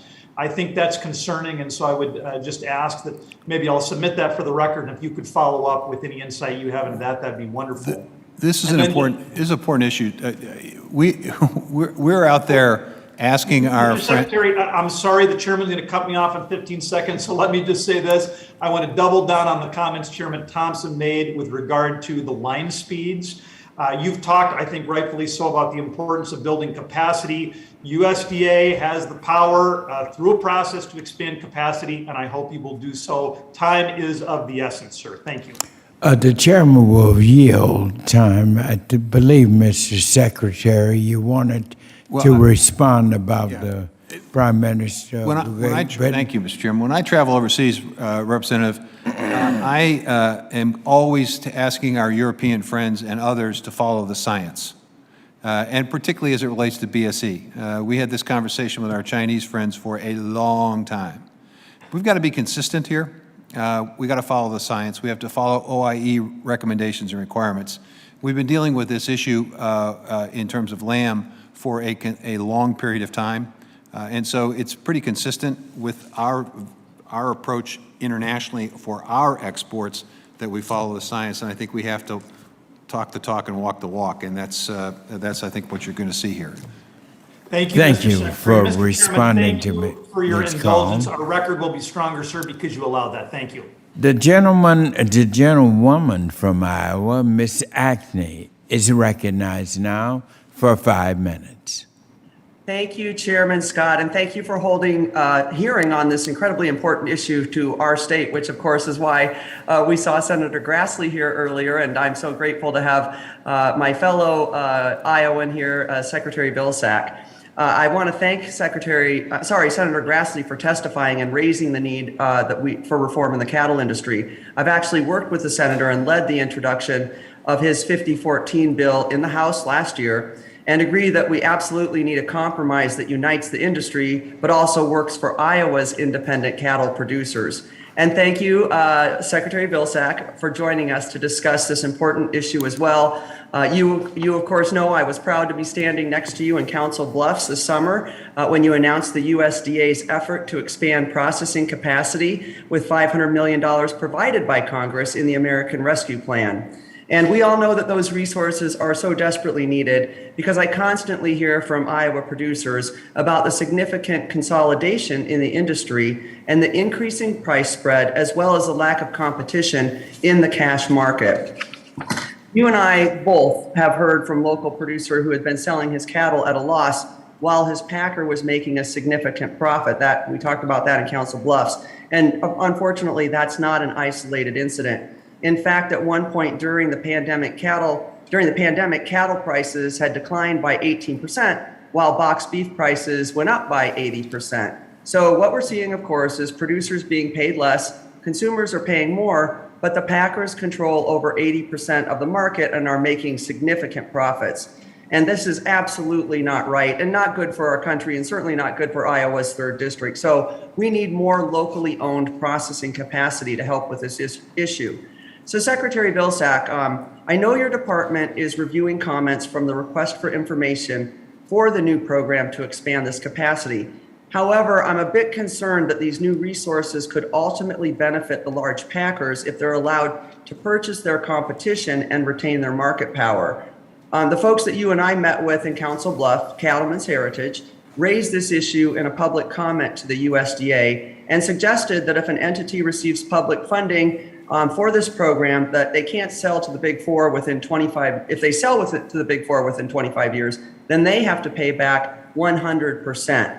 So I'm wondering if you share this concern, and if so, how can the USDA implement this program that assures that we can address this issue? Congressman, I don't want to presuppose what the process that we're currently going through and analyzing these comments will result in. But I would say that as a former governor, I do understand and appreciate the notion of clawback. As you well know, with economic development programs, when industry receives a grant or a forgivable loan or whatever it might be based on certain representations concerning job growth. If they don't meet those representations, they don't meet those goals, they are required to pay all or a portion of what they receive from the state back. You know, I think we have to structure the program in a way that we can justify to taxpayers that their resources have been used in a thoughtful and appropriate way. And I would certainly hope that whatever structure we put together would be able to meet that standard and continue to meet that standard. Okay, well, great. And obviously, I know you're taking this to heart. You heard the words that Cattleman said, and we certainly want to help those industries here in our state. So thank you for that. Now I want to turn to African swine fever, which of course is of great concern to producers in our state of Iowa who lead in hog production. As you know, my colleagues and I recently wrote to you requesting that you leverage every single available authority in the USDA to fight against this deadly animal disease. So thank you, first and foremost, for your recent announcement that you would do just that and try and make significant investments, will make significant investments, I should say, in ASF from spreading to the US. But I noticed in the announcement, it looks like most of the funding will be concentrating about containing ASF in the Caribbean and then heightening the surveillance there. Can you clarify then how these funds will be allocated? And does the department have remaining needs for resources here at home to prepare for an emergency if ASF were to hit our shores? And finally, is our prevention infrastructure like the National Veterinary Stockpile adequately equipped to handle such an outbreak? Well, it's important for us to minimize and to eliminate the risk at its source, which is why we're working with the Dominican Republic and the Haitians to address the issue as it exists in their countries today, and to provide them assistance and help, both technical assistance and financial assistance, to do the right job in minimizing and ultimately eliminating the risk in those two countries. We've also asked for OIE to establish a protective zone around Puerto Rico and the Virgin Islands, so that we can, so that there will be no imports coming in from those two areas into the mainland of the U.S. OIE's never had an application for protective zone protection, so they're going to take a little time to look at our application, but we're moving forward on that. We are shoring up and beefing up our surveillance, our detection systems. I think we are in place with the systems that we have in place. Should, God forbid, this happen, that we would be able to identify it quickly, we would be able to eradicate it quickly, we would be able to contain the damage to protect a state or a region of the country. We'll do everything we possibly can to make sure this doesn't get to our shores and to be able to respond as quickly as possible should it get to our shores. Thank you. I'm sorry, Go. Chairman. Go ahead. There's no vaccine yet, so it's not like we can stockpile vaccine, but we obviously, as I said earlier, we're working on the development of a vaccine and hope to get that as quickly as possible. Thank you, Mr. Secretary. The gentleman from Indiana, Mr. Baird, recognized for 5 minutes. Thank you, Mr. Chairman, and thank you, Mr. Secretary, for being here. It's very timely to have the discussion that we're having relating to livestock. My question deals with a topic that really is fascinating to me, and it represents an opportunity for American agriculture, and that's animal biotech. We all know the broad and valuable benefits our industry can gain from this technology. But with past products, we've seen somewhat of a difficulty in getting those to market, and the regulatory process is incredibly onerous. So this morning, Chairman Plaskett and I sent over a letter to you and the acting FDA Commissioner Woodcock with the support of Chairman Scott and Ranking Member Thompson and more than 2/3 of the entire committee. And we were expressing our concerns for how the current cumbersome regulatory process sends a message and tends to stifle innovation. And so we want to urge a cooperation between the agencies to develop an efficient risk and science-based regulatory system that can create a safe, predictable path to market for these innovative technologies. So my question to you, can you elaborate and update us on USDA's ANPR regarding what steps the department is taking to lead in improving this regulatory framework? Well, I would Yes, Congressman, I would agree with you. This is a technology that's important and relevant. In terms of USDA's involvement, we are really focused on ensuring that products that are produced, animals that are produced, that we have sufficient and appropriate labeling. And so our focus is on that with the advance notice of rulemaking. We're going to proceed expeditiously. We attempted as a department to reach an agreement with the Health and Human Services and FDA in the Trump administration. There was a memorandum of understanding that was originally signed. I'm not sure that the folks at HHS published that memorandum. There were some concerns about whether or not there was adequate authority at HHS to sign the memorandum. So we're in the process, obviously, of taking a look at that and determining whether or not there's some additional steps that need to be taken to make sure we have bright lines between what we do and what FDA does. We'll certainly work hard to make sure that we're not impeding the market and impeding the importance of this technology.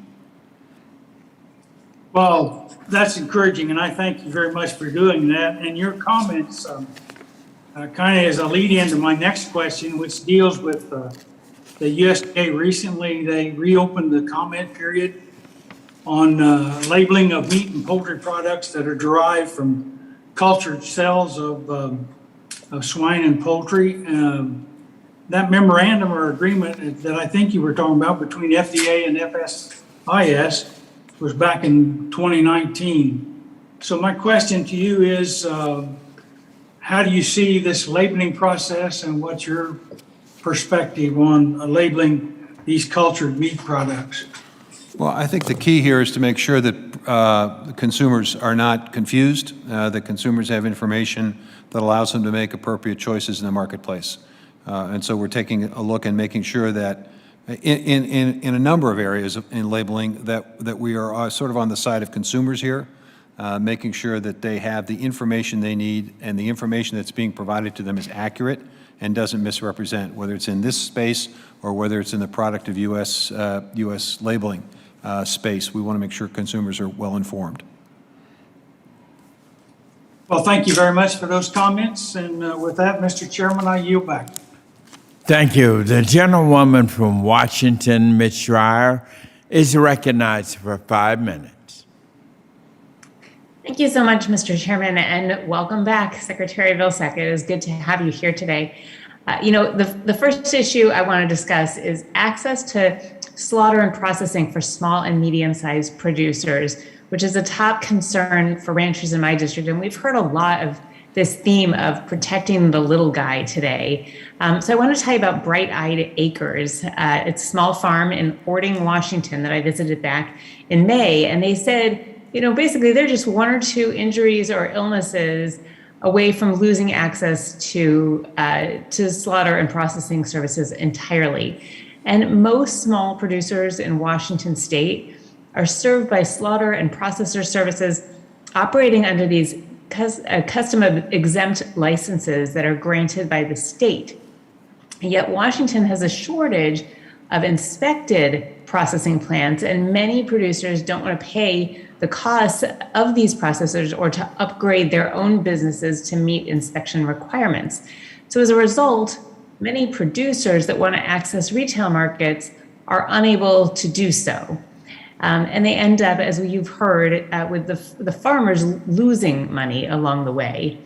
So to address the market access issues for local producers in Washington, access to these services will probably make the biggest difference to them. So Secretary Vilsack, how is the USDA working to facilitate livestock farmers' access to markets broadly, as directed in President Biden's July executive order on promoting competition?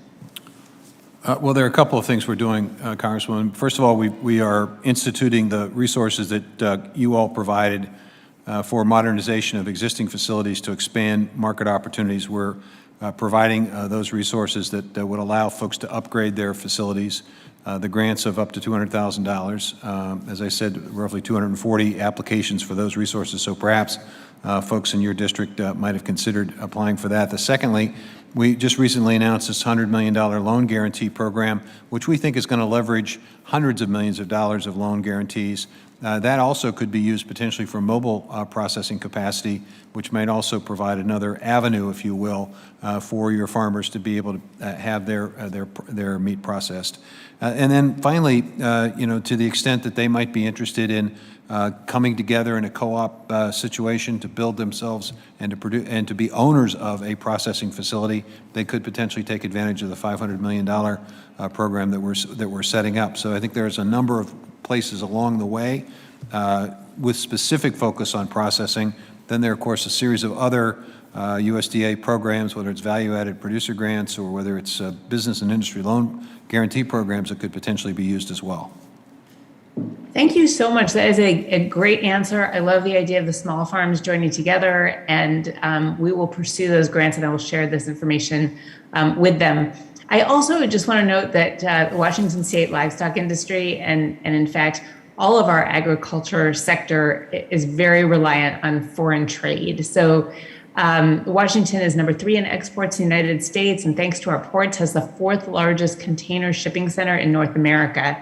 And North Central Washington is not about livestock, but we have been known as the apple capital world, and beyond agriculture, from aerospace to digital trade, 1 in 5 jobs in Washington State supported by trade. And so I know this matters to other people on this committee because we all ship overseas. And that is why I'm so concerned about shipping issues that I know you know about at our ports. And I was heartened by your recent announcement that the USDA will be dedicating funding to address this, which we got to speak about briefly on the phone the other day. So my question is that profitability of U.S. livestock producers depends on access to these foreign markets. And can you speak more specifically to how USDA is working to ensure access to foreign consumers and maintaining relationships built over many years? Well, there are 2 answers to that question. I think first and foremost, we obviously continue to promote U.S. agricultural through our various offices across the world. We're in 75 countries. We have agriculture experts in 75 countries promoting U.S. ag, working with cooperators that we help to fund through the market assistance programs at the Foreign Ag Service. Secondly, we're also obviously working on the port congestion issue. I've talked to John Picari, who's been put in charge by the president to look into this issue of congestion, to determine how best to break up the congestion so we can get more movement.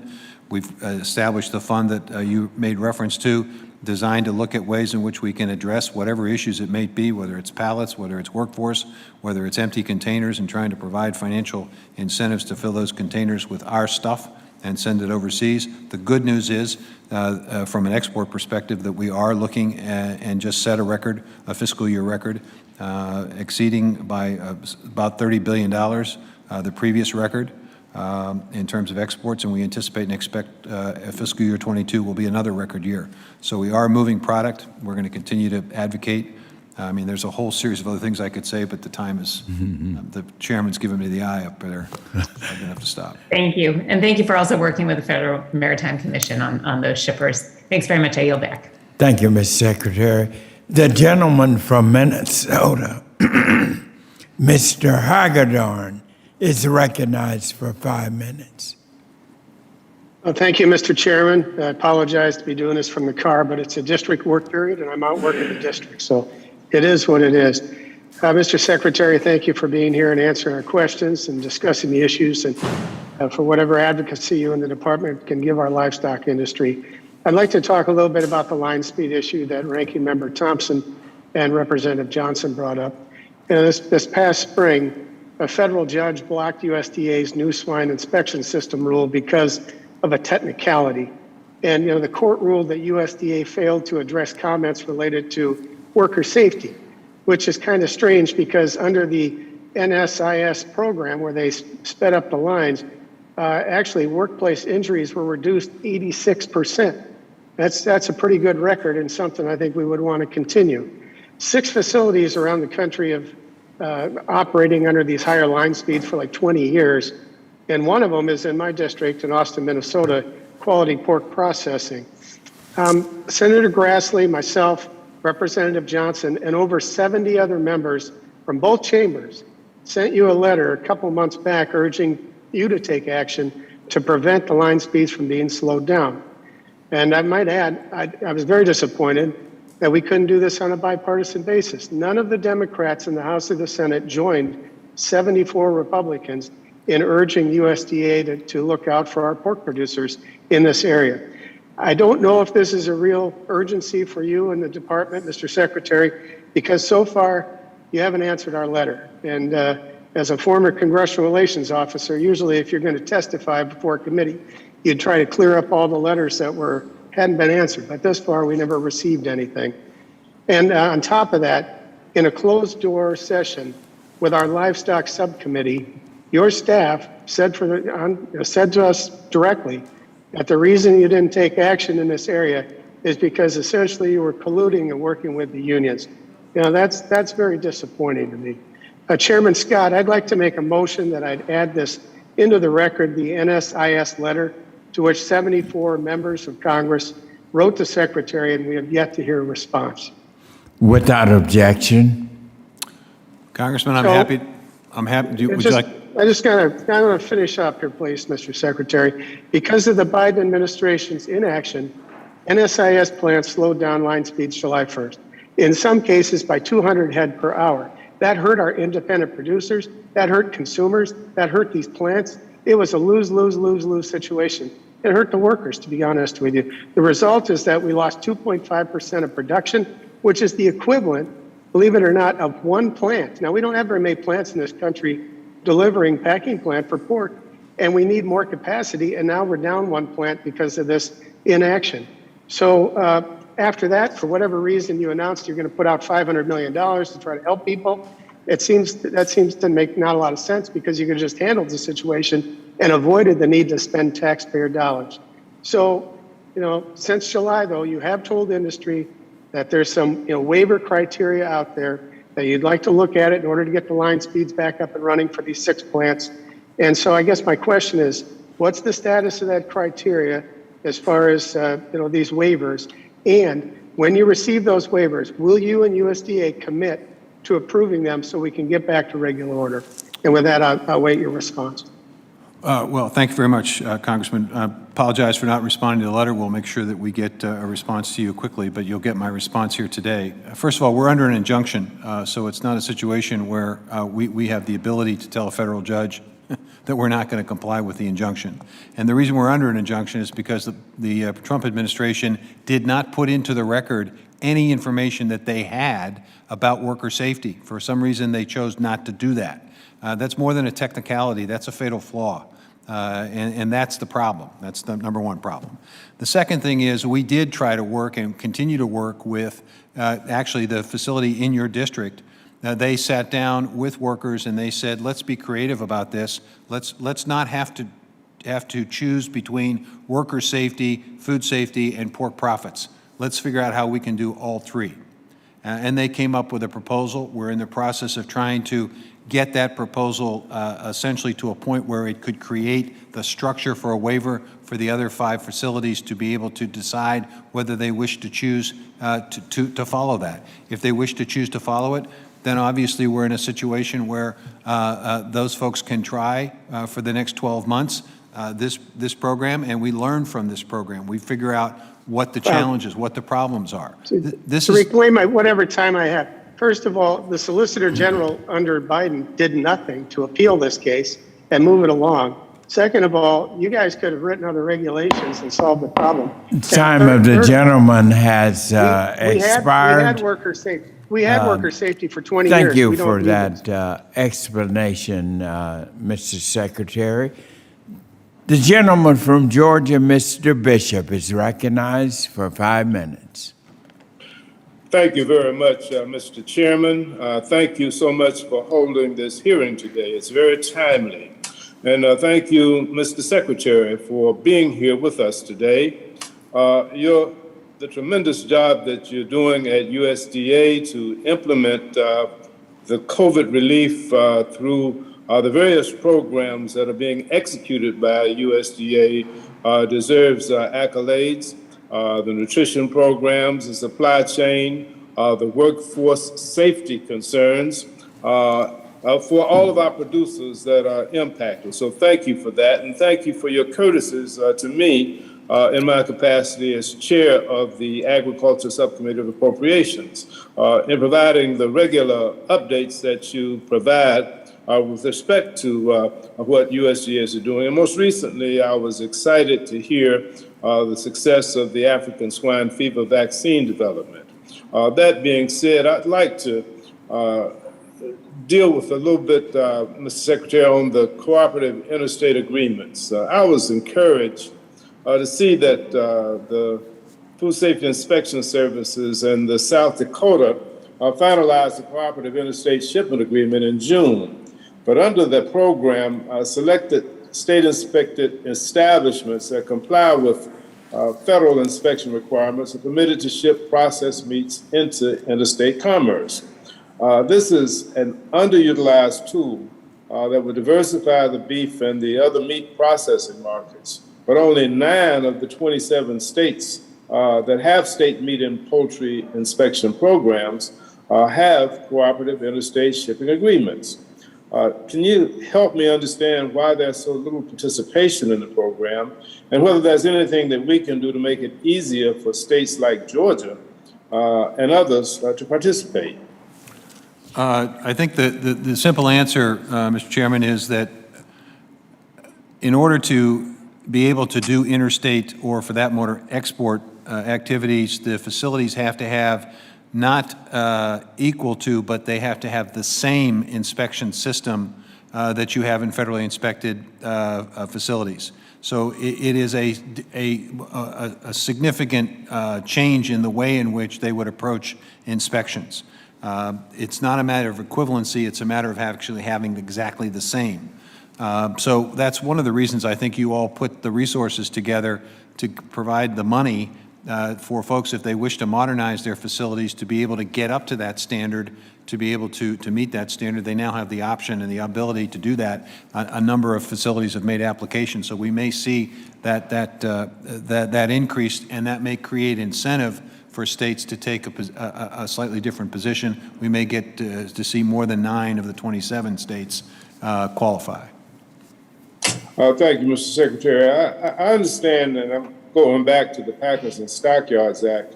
I understand that the department intends to issue the 3 new proposed rules to enforce the Packers and Stockyards Act, and that in August you introduced a new enforcement policy while the rulemakings are being finalized.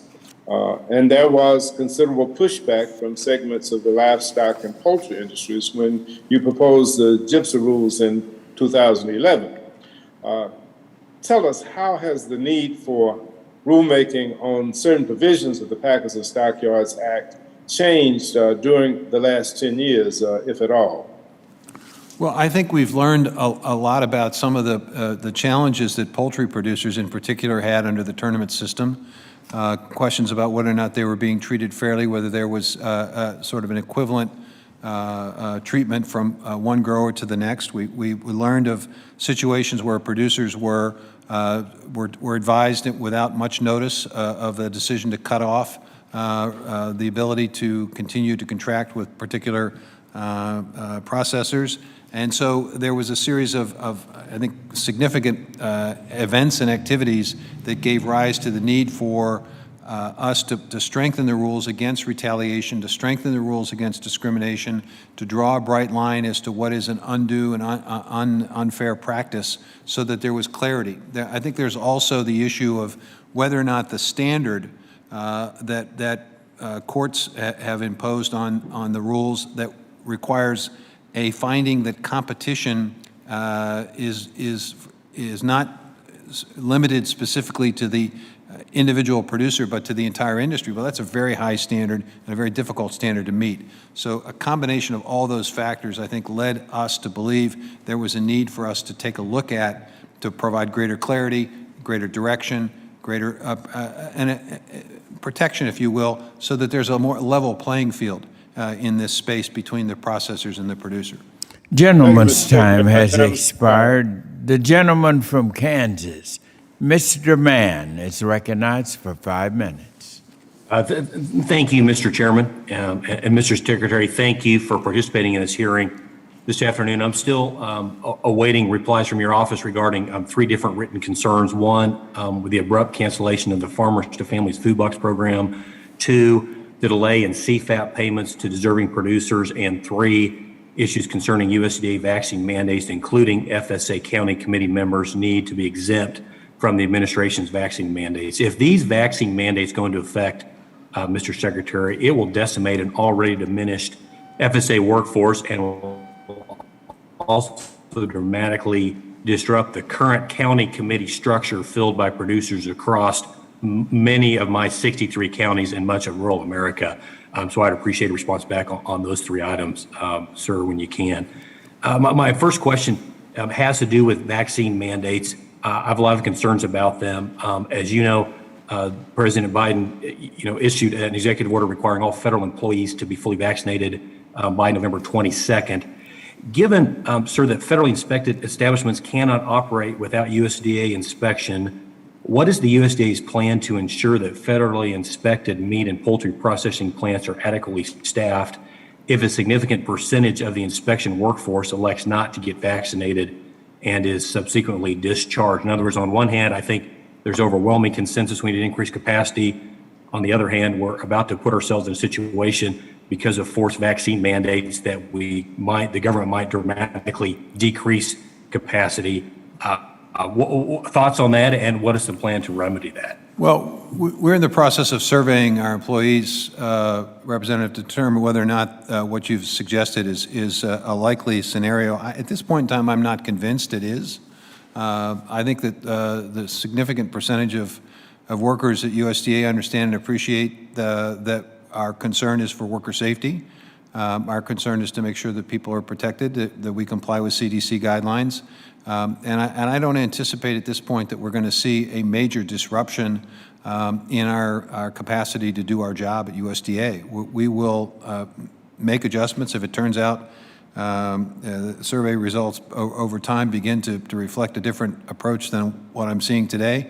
Obviously, we'll take steps to make sure that we do not disrupt inspections. We do not disrupt the important work that's being done at these plants.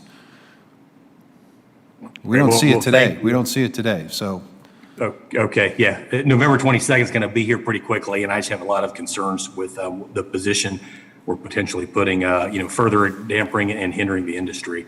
The second question, sir, would you agree that part of a healthy free market competition is the ability to distinguish a product, your product from your competitors? And if so, and if the USDA is successful in allowing individual harm as a basis for violation under Section 202, won't this inhibit cattle producers in Kansas and across the country from differentiating their products because the packer can't pay a higher price for a higher quality, better product due to fear that of prosecution by the USDA or a potential lawsuit from a producer who didn't get the same price for an inferior product?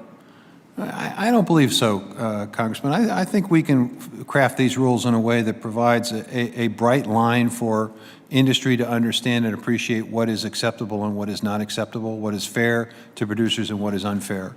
I think the problem in the past has been the uncertainty of what is or what isn't, and that's what we're trying to rectify with the Packers and Stockyards revisions that we're considering.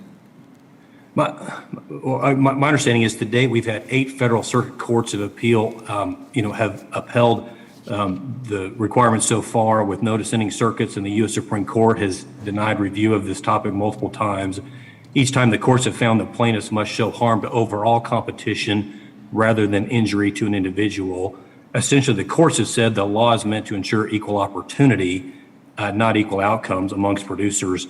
So based on all the court decisions and despite a clear congressional intent, how do you plan to initiate the rulemaking and draw this line that you discussed? Well, I'm going to rely on the folks in our department that are essentially responsible for making sure that what we propose can can pass muster in courts. That's the goal here. Obviously, we're not going to review these in isolation. We're going to review these in light of the way the law is and the way the law needs to be followed. Okay, I see my time's expired. Thank you, sir. Appreciate you coming before us this afternoon. The gentleman from Arizona, Mr. O'Halloran, is recognized for 5 minutes. Thank you, Mr. Chairman and Ranking Member, for today's meeting. And thank you, Mr. Secretary, for being here today. I still look forward at some time to having you out to Arizona and seeing some of our agriculture industry and our beautiful forests. I also want to show you firsthand the devastation that unabated wildfire and the subsequent burn scars has during the extreme monsoonal flooding that has occurred in communities. These disasters are not one-time events. They continue to impact communities for months and even years after their occurrence. One such example is the museum fire in Flagstaff. In July of 2019, the fire was originally sparked by forest thinning work from a federal contractor. Since that time, the burn scar has resulted in intense flooding from routine rains in some communities in Flagstaff and throughout my district, quite frankly. We need federal assistance soon. Secretary, as you know, the entire state of Arizona and much of the Southwest is experiencing a severe drought. We know that short-term drought can be negatively affect nutrition sources, milk production, and future yields. It can also reduce feed availability, leading to overgrazing. Heat stress is also proven to decrease milk production in dairy cattle and result in lower quality of beef. How is the Department of Agriculture working with the Bureau of Reclamation on drought issues to ensure that livestock markets are not impacted? What additional resources are needed to better support ranchers during these periods of extended drought? Thank you. Well, I want to acknowledge the good work of the Congress in passing the continuing resolution that contained $10 billion of additional resource and help, $750 million of which was designated for assistance to livestock producers, particularly in the western part of the U.S. who have suffered, and those in other parts of the country that have suffered from natural disasters. We at the USDA have also identified some additional resources from the Commodity Credit Corporation that we have available that can't be used for specific payments to farmers, as is the case with the continuing resolution resources, but can be used potentially to reduce the cost of transportation or the cost of feed that producers may have to incur as a result of not having access to sufficient forage for their animals. What we want to do is we want to keep farmers on the farm. We want to keep them in business. We don't want them to have to liquidate their herds because they've spent a lifetime building them up.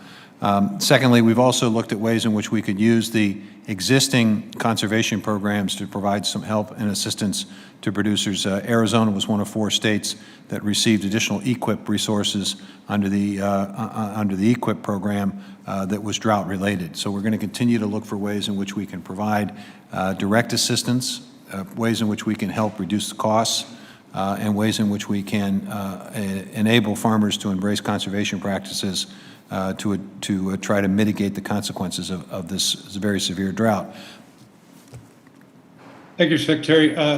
My second question, some of it's been answered about processing, but I do have a part that I don't know if you answered or not. What is the USDA doing to investigate ways to make inspection more readily available through the use of technology, including utilizing video and sensors to make virtual inspection a feasible reality? Well, one of the things that we did when I was secretary before was to take a look at the science of food safety, and to make sure that we were inspecting in the right places. Obviously, it's incredibly important to the market that we maintain food safety. And so to the extent that our old system of inspection was one that essentially was inspecting the wrong things, or was inspecting areas where there was little risk of contaminants or bacteria attaching to product, We've now basically changed that, so we're really focused on the areas in a production facility where the risks are highest. We'll continue to look at ways in which we can modernize our system and modernize our rules. I think we're constantly looking for ways in which we can improve food safety. There are also, I think, additional steps we can take, particularly with reference to salmonella, which I think we'll be announcing in the very near future, to really try to reduce the risk of that and reduce the risk of foodborne illnesses directly connected to salmonella. It's still too high. The gentleman's time has expired. Now I recognize the gentleman from Iowa. Mr. Finstra, you're recognized for 5 minutes. Thank you, Chairman Scott and Ranking Member Thompson, and thank you, Secretary Vilsack, for being here today. There are many challenges today impacting our livestock producers, from African swine fever that we talked about to cyber attacks on the agriculture sector, also our line speeds. So we have a lot of work to do. But today, I want to focus my questions on cattle market reform. For months, I've been calling on the Agricultural Committee to hold a hearing to examine anti-competitive behavior in the beef industry. I continue to hear from cattle producers struggling to break even, and I am glad for the opportunity to express these concerns before the committee today. One of the key concerns from the cattle producers in my district is a lack of transparency in pricing. Since coming to Congress, I've advocated for efforts to ensure true price discovery and allow cattle producers sufficient leverage in cash negotiations. Last month, the White House published a statement on the actions the administration is taking to improve competition in cattle markets. One of these items was that the administration will, and I quote, work with Congress to make cattle markets more transparent and fair, and that the administration, as I quote, encouraged to see bipartisan legislation by Senators Tester, Fisher, Grassley, Wyden, and others to seek to improve price discovery in the cattle markets. Secretary Vilsack, we heard from Senator Grassley today about the need to act on legislation now. It is so crucial. This is an area that has bipartisan support. Can I get a commitment from you to help on bipartisan legislation like what Secretary Grassley and Fisher have proposed, in line with the support of the White House that has been expressed? Congressman, I think there's no question that we need more information. There are just fewer and fewer negotiated sales, which obviously have an impact on alternative marketing arrangements, and there can be potential for manipulation. We're more than happy to provide help and assistance. Just one caution, that we look for the proper balance, that we don't, as we try to provide greater transparency, we don't necessarily sacrifice the benefits of the existing system in terms of efficiency. I think it's not easy to do. This is not easy to do, but it's important to be aware of the need for greater transparency and also maintaining the efficiency of the current system. Thank you, Secretary Vilsack. I can simply say that there is a significant monopoly going on with 4 packers right now, that we have to get down to the bottom of this, and we have to have transparency to make this all work. And as you know from Iowa, there's a lot of independent producers that are getting forced out of their operations, and we simply cannot wait any longer. While Congress continues to do its part, I appreciate USDA's effort to address these issues. In July, USDA announced $500 million to expand meat and poultry processing capacity. I understand the department is currently reviewing comments from stakeholders. Earlier this week, USDA announced another $100 million to increase processing and strengthen the supply chain. Secretary Vilsack, do you know when we can expect to know the eligibility requirements and application window for these funding? It is my hope that on the $500 million fund that we have a framework in place before the end of the year and that we start making decisions in the first quarter of 2022. Awesome. Thank you very much. Do you know when we will have more details about the series of packers and stockyard rulings announced as part of the President's executive order on promoting competition in the American economy? The goal that I've set in my own mind is for us to get information to OMB potentially by the end of this year on packers and stockyards. Thank you. Again, all these three are there's so much urgency in this. Our independent producers are truly at stake. I appreciate you coming before the committee today, Secretary, and I'm glad to partner with you in restoring fairness in the cattle market. Thank you, and I yield back.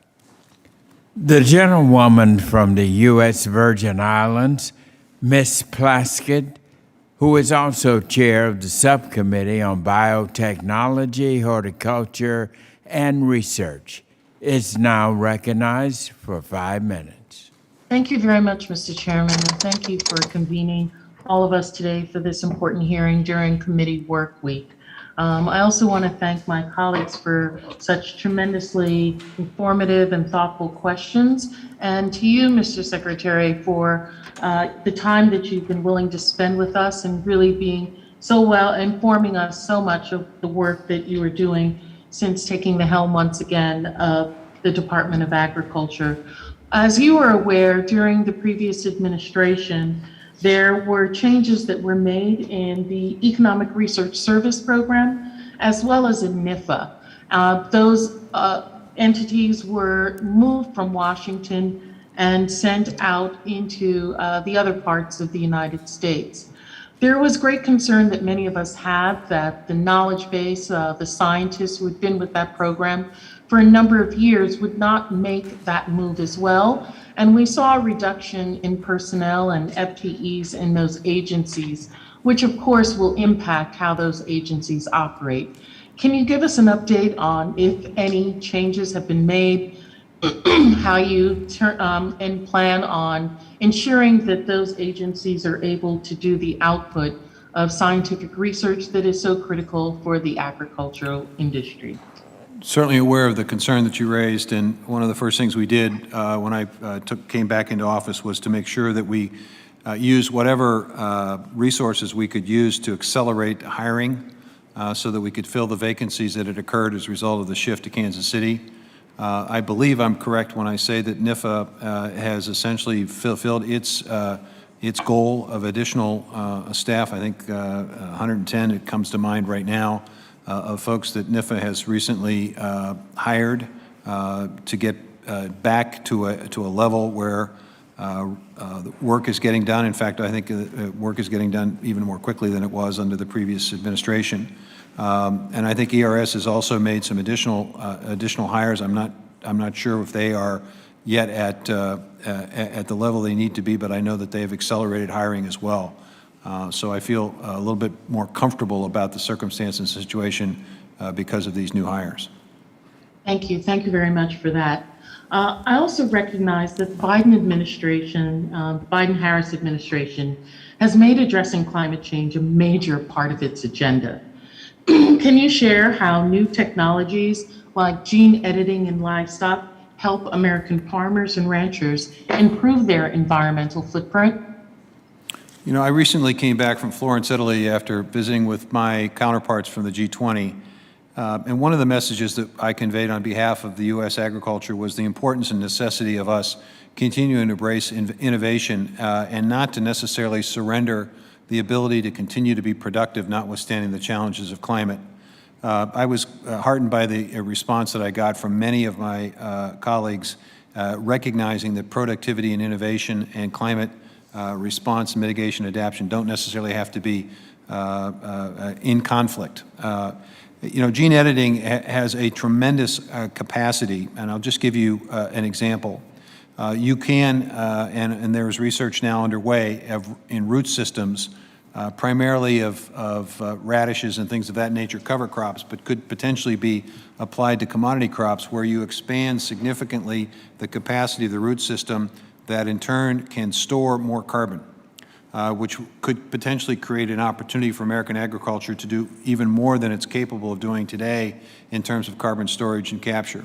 You can potentially, through gene editing, change the photosynthesis formula, if you will, for plants and crops so that they essentially absorb more carbon and convert it into nutrients and convert it into the root system. So there's an unlimited potential here, which means we need to invest more in research, and I'm glad to see that in the budget that's been approved by the House Agriculture Committee, there's an additional resource for this important research. Well, thank you very much for that. And once again, thank you, Mr. Chairman, for convening this meeting. And I also want to thank my colleague, Mr. Baird, for addressing the letter that we were able to get out, working in a bipartisan manner, expressing our concern and the work that is needed in genetic improvements and the hallmark that they have made in agriculture. And thank you for addressing that in your discussion with him. I yield back. The gentlelady from Florida, Ms. Carmack, is recognized for 5 minutes. Thank you, Mr. Chairman. Thank you, Ranking Member. You guys know that I come from a district with a strong livestock presence, particularly cow-calf operations. And their success over past decades has been driven not by government intervention or mandates, but by allowing markets to sort themselves out. We all know conditions change. We know through natural market fluctuations or even through unique, unprecedented events like COVID-19. Hey, ready, Chandler? I think someone else is on. Excuse me, Ms. Carmack. Let me remind members, please unmute and mute if you're not speaking. Thank you. Thank you, Mr. Chairman. Point being that the markets work, and they work best with as little government intervention as possible. Producers like those I've met with cow-calf operations in Florida share concerns that any attempt to intervene in their ability to make their own transaction choices will prove harmful to their long-term success. So, Secretary Vilsack, appreciate you being here today. As you know, cow-calf operations, cattle producers, and packers and to enter into various marketing agreements to ensure that a supply of cattle that meet certain specifications, breed, genetics, antibiotic and hormones use, and others that are frequently tied to branded products or retailer requirements. These specifications allow producers, packers, and retailers to differentiate their products in the marketplace and meet consumer demand. Now, courts have long upheld the harm to competition standard in USDA's packers and stockyard rules. However, recent proposals by USDA, your department, could see that standard eliminated. Now, if that were to happen, it would, one, open up a floodgate of litigation, two, potentially limit choice for consumers, and three, limit the opportunity for producers to obtain premiums for their cattle. Secretary Vilsack, is that the USDA's goal with the packers and stockyard rules? No, Congressman. The goal obviously is to make sure that there's a fair price for producers and that the marketplace works with appropriate transparency and that producers are not at a significant disadvantage in negotiating with processors. Thank you, Secretary Vilsack. Does USDA believe that beef quality and product differentiation are important to consumers and producers? Well, I think there's no question that to the extent that you've got opportunities to value add, that is an important consideration as long as producers get a fair price or a fair return for the value added that they're providing. That's the key here, is getting the fair return. Absolutely.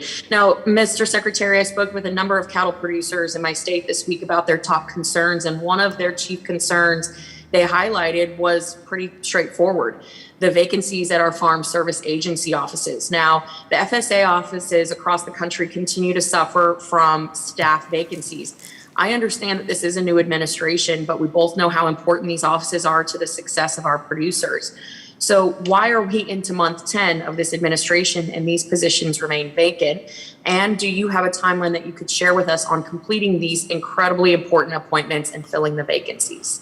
Well, let me reassure you, we survey the level of work being done at FSA offices to see whether or not there has been a drop-off of work in terms of processing loan applications and so forth. And the good news is the great work that's being done at FSA offices, there's not been a drop-off of work to farmers. We are dealing with, however, a department that had significant reductions, employment freezes in the previous administration that we are now in the process of working our way through trying to deal with. We faced a department that literally had thousands of vacancies and thousands of jobs that needed to be filled. We're working as fast as we possibly can to get up to speed here, but in the meantime, our folks are doing a great job of making sure that they can provide the service that farmers need. Well, Mr. Secretary, I I have information that is contrary to your statement about the level of efficiency within the FSA offices. And I know in a state like Florida that is, a top 10 state in total agricultural output, we have agriculture as our number one economic driver. The fact that we do not have these positions filled is a huge issue for states like ours. And I would love to continue that conversation offline. But in the interest of time and the fact that I only have 34 seconds left, I do want to get to a final question. And of course, if you could detail this into a report back to us in the coming weeks, I sure would appreciate it. Have you been communicating, Mr. Secretary, with the Department of Homeland Security, working with your counterparts in other agencies to ensure that there is a cohesive, effective response to preventing African swine fever from entering the United States through our ports in Florida and elsewhere? This is a concern that we have seen here recently in the news, and we want to ensure that this is at top of mind. My first call was to Secretary Marcus on African swine fever. So, yes. And would you be willing to detail that, the conversation and the plan in a report and a The follow-up? lady's time has expired. Mr. Secretary, you might respond to that in writing if you like. I'm happy to share with everyone the work that we're doing in building up surveillance and building up detection, increasing canine, increasing vigilance at the border, as well as working with our friends in the Dominican Republic and Haiti to minimize the risk. And as I mentioned before, the protective zone that we've got around Puerto Rico and the Virgin Islands that we're requesting. So there's quite a bit of activity in this space. Thank you. The gentlewoman from Connecticut, Ms. Hayes, who is also the chair of our subcommittee on nutrition oversight, department operations, is now recognized for 5 minutes. Well, thank you, Mr. Chairman, and thank you for hosting this very important hearing. I represent the state of Connecticut, the 5th District in Connecticut, and while livestock does not have a significant footprint in my district, I cannot pass up an opportunity to present the issues that are important to the people in my community to the Secretary. So, Secretary Vilsack, thank you so much for being here. Over the course of the COVID-19 pandemic, Connecticut farmers have suffered immensely. Early on, milk dumping was commonplace as supply chains were heavily disrupted. Later in the pandemic, Connecticut farmers sought federal relief, but few were successful. Just 4% of Farmers to Families food box contracts went to the Northeast, and just 8% of Connecticut farmers received CFAP payments. Last week at Sub-Edge Farm in Farmington in my district, floods devastated their operation, resulting in 20 acres of crop loss and Thanksgiving turkeys. Because government assistance has not been able to fully close their margins, Sub-Edge Farms has had to rely on funds from a GoFundMe account and local restaurant fundraisers to keep their staff on payroll. We've talked about this issue at length, Mr. Secretary, and I'm happy to see that USDA has moved forward to address the concerns of small farmers.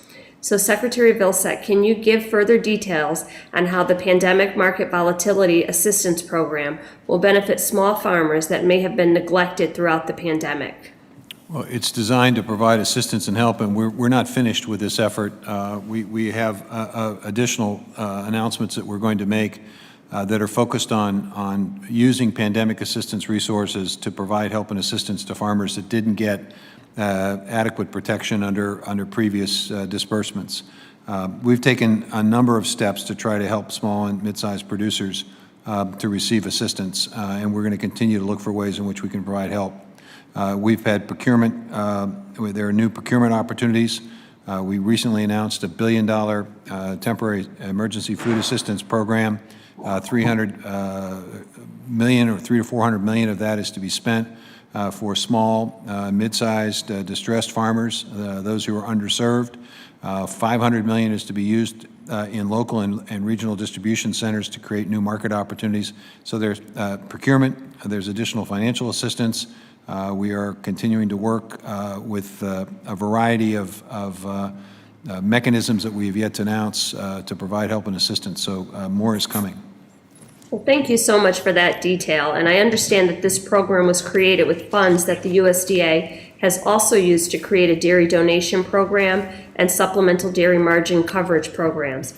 Have small and medium-sized farms been able to access those programs easily? And how is the USDA implementing any new outreach strategies to compensate for previous program disparities? Well, the dairy donation program is available for folks who essentially experienced difficulties during the early stages of the pandemic, and so they're able to apply for those resources. The other assistance programs are designed to sort of equalize sort of an oddity that occurred during the COVID situation, where the U.S. government was in the business of purchasing a lot of cheese, and that created a bit of a challenge for some of the milk producers in terms of getting full and complete value for their milk. So we're in the process of trying to at least make up 80% of the losses that they may have incurred by virtue of that distortion, up to 5 million pounds of milk, which is really focused on small and mid-sized dairy producers.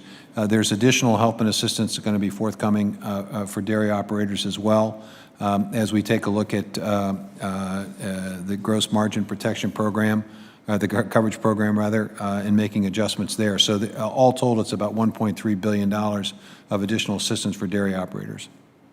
Well, thank you, Mr. Secretary. I'm very excited to hear all of those things, and I am always generally concerned about the lack of programmatic equity between large corporate farms and some of the smaller family farms that I represent. So I look forward to collaborating with you and the department and assisting in any way I can, or with other members of Congress, to help make sure that all of our farmers can feel the impact of the work that is being done at the USDA. Thank you so much, Mr. Secretary, for your time. Mr. Chair, I yield back. Thank you. The gentle lady from Minnesota, Ms. Fishback, is now recognized for 5 minutes. Thank you, Mr. Chair, and thank you, Secretary Vilsack, for being here today. And just wanted to, you talked a little bit about the drought with Representative O'Halloran, but in your written testimony, you mentioned that producers have faced the possibility of having to liquidate herds due to the lack of availability or affordability of feed and forage from this summer's drought. In my district, that was not just a possibility, it was reality. Nearly all of my state has had some kind of abnormally dry conditions and over 3/4 in severe drought. Most notably, the northwest and north central portion of my district spent significant time in the highest level of drought conditions, which is where I heard from producers that unfortunately this possibility did become a reality.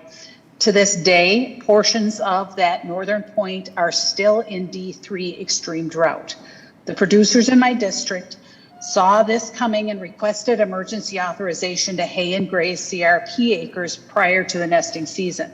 In July, I led a delegation letter with Senator Klobuchar formally requesting action from you prior to the primary nesting season. Other members and delegations, including Congressman Johnson, requested the same from you. To this day, we have yet to receive word from you or your staff on what drove that decision. Seeing as this is your first time appearing before the committee since the drought started, I am now asking you on the record to explain this decision. Well, the law didn't allow me to take the action that you all requested. Then, Secretary, what specifically in that 2018 bill, because I think you're referring to the 2018 Farm Bill, what specifically there prevented you from doing that? Well, I can get you the chapter and verse, Congresswoman. I don't have it on the top of my head, but I will tell you that staff indicated to me that I didn't have the authority to do what you were asking me to do, that it would require a law change. I'm more than happy to work with all of you to do the technical work to deal with this, but our interpretation was that we weren't able to do what you were asking us to do. As soon as we were able to do it legally, we did it. And Secretary, we have entered a bipartisan, I believe, with Representative Angie Craig from Minnesota. We've put together a bill already to clarify that if that's the reason that we are unable to do that. But in addition to that, I heard frustrations from producers that emergency haying post-primary nesting season was disallowed upon the graduation of a county from a D2 to a D3 drought. And I can't figure out why a county's haying situation is suddenly in better shape enough to lift this emergency authorization as the drought conditions actually worsen. Can you explain for the producers in my district why that decision was made and where in law that we need to make those changes? I'm happy to look into that circumstance. That doesn't sound right to me either, Congresswoman. I'm happy to look into that. Okay, well, I would certainly appreciate some kind of a written response to that, because that is a huge concern. We just could not figure out why exactly that was the case. But you know, this does tie back to one of the biggest concerns from producers in my district. And, you know, I heard from producers over and over about the confusing and at times conflicting information from the USDA as to what resources were available to them, what practices they can do when, and it goes on and on. My staff and I pulled together a resource page to help adjudicate some of these concerns, but I'm concerned that information, decisions, and authorities are not clearly and accurately filtering down from Washington to the states and to those farmers. I look forward to working with you to address these concerns and better clarify the authorities you need, so that we're not just throwing money at a problem and not really addressing the concerns and issues that farmers are facing, but we're better preparing for and responding to the situations like this in the future. And Mr. Chair, with that, I yield back. Thank you. The gentleman from Florida, Mr. Lawson, is recognized for 5 minutes. Thank you very much, Mr. Chairman and Mr. Secretary. Welcome to this committee. And I'd like to say welcome to the most important committee in Congress. But because of without food and poultry, you know, we have nothing. But my question centers around, you know, for generations, black farmers and producers have been faced with systemic racism. And it shouldn't be a part of the farming effort in order to get information down and resources down to farmers that benefits all Americans, you know, but for some reason it's always been a part. I used to talk to former Secretary Perdue about this particular issue. I would like to know, because of this pandemic, and I've heard other members complain about this, sometimes we forget that we've been on a pandemic, they want everything right now. Well, because of this pandemic, what kind of relief and distribution investments in supplies, Mr. Vilsack, that USDA are doing to ensure that these programs are accessible and beneficial for new and small socially disadvantaged livestock and poultry producers and processors. And I want to say this too. For minority farmers, and because I have a lot of different farmers in the district, small farmers, when minority farmers sometimes are granted different resources for what has happened to them in the past, then some of my white farmers, they want to go to court because they feel like now they're being discriminated against for something that they didn't get. When you're trying to make up the difference and put them more on a level playing field, and it becomes very difficult as a member as you walk between these groups. And so as a result, my question is similar around what in the department, at department level, can we make people feel that things are fair, that they have just as much resources as anybody else, and some of the things we didn't do in the past that we're going to do in the future? Well, there are a number of responses to that question, Congressman. First of all, we are actually in the next several days making, and maybe it was today, making a series of announcements of grants to cooperative organizations designed to provide additional outreach to distressed, historically underserved producers so that they get information concerning the various programs and activities and how to apply and participate in those programs. Secondly, we are looking for ways in which we can provide procurement opportunities. I mentioned earlier the temporary assistance program, where we're basically taking a look at ways in which we can create resources for local and regional distribution for sales to underserved, historically underserved producers to give them a market opportunity. As part of the American Rescue Plan, you all passed Section 1006, which is designed to expand technical access to information, designed to help with market access and land access, We just recently announced the heirs property rule to try to provide help and assistance to producers to be able to qualify for some of our programs because they had fractionated interests of land. We need to get that title to land cleared so that they can apply for resources. So there's a variety of activities underway.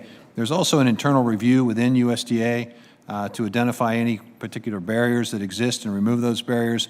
And we also just recently announced the formation of the Equity Commission called for under the American Rescue Plan and President Biden's executive order that will provide an outside look at our activities to make recommendations on how we may be able to reduce any barriers that may exist.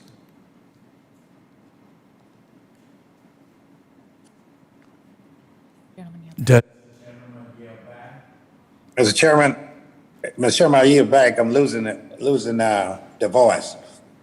Okay, thank you very much. The gentleman from California now, Mr. LaMaffa, is recognized for 5 minutes.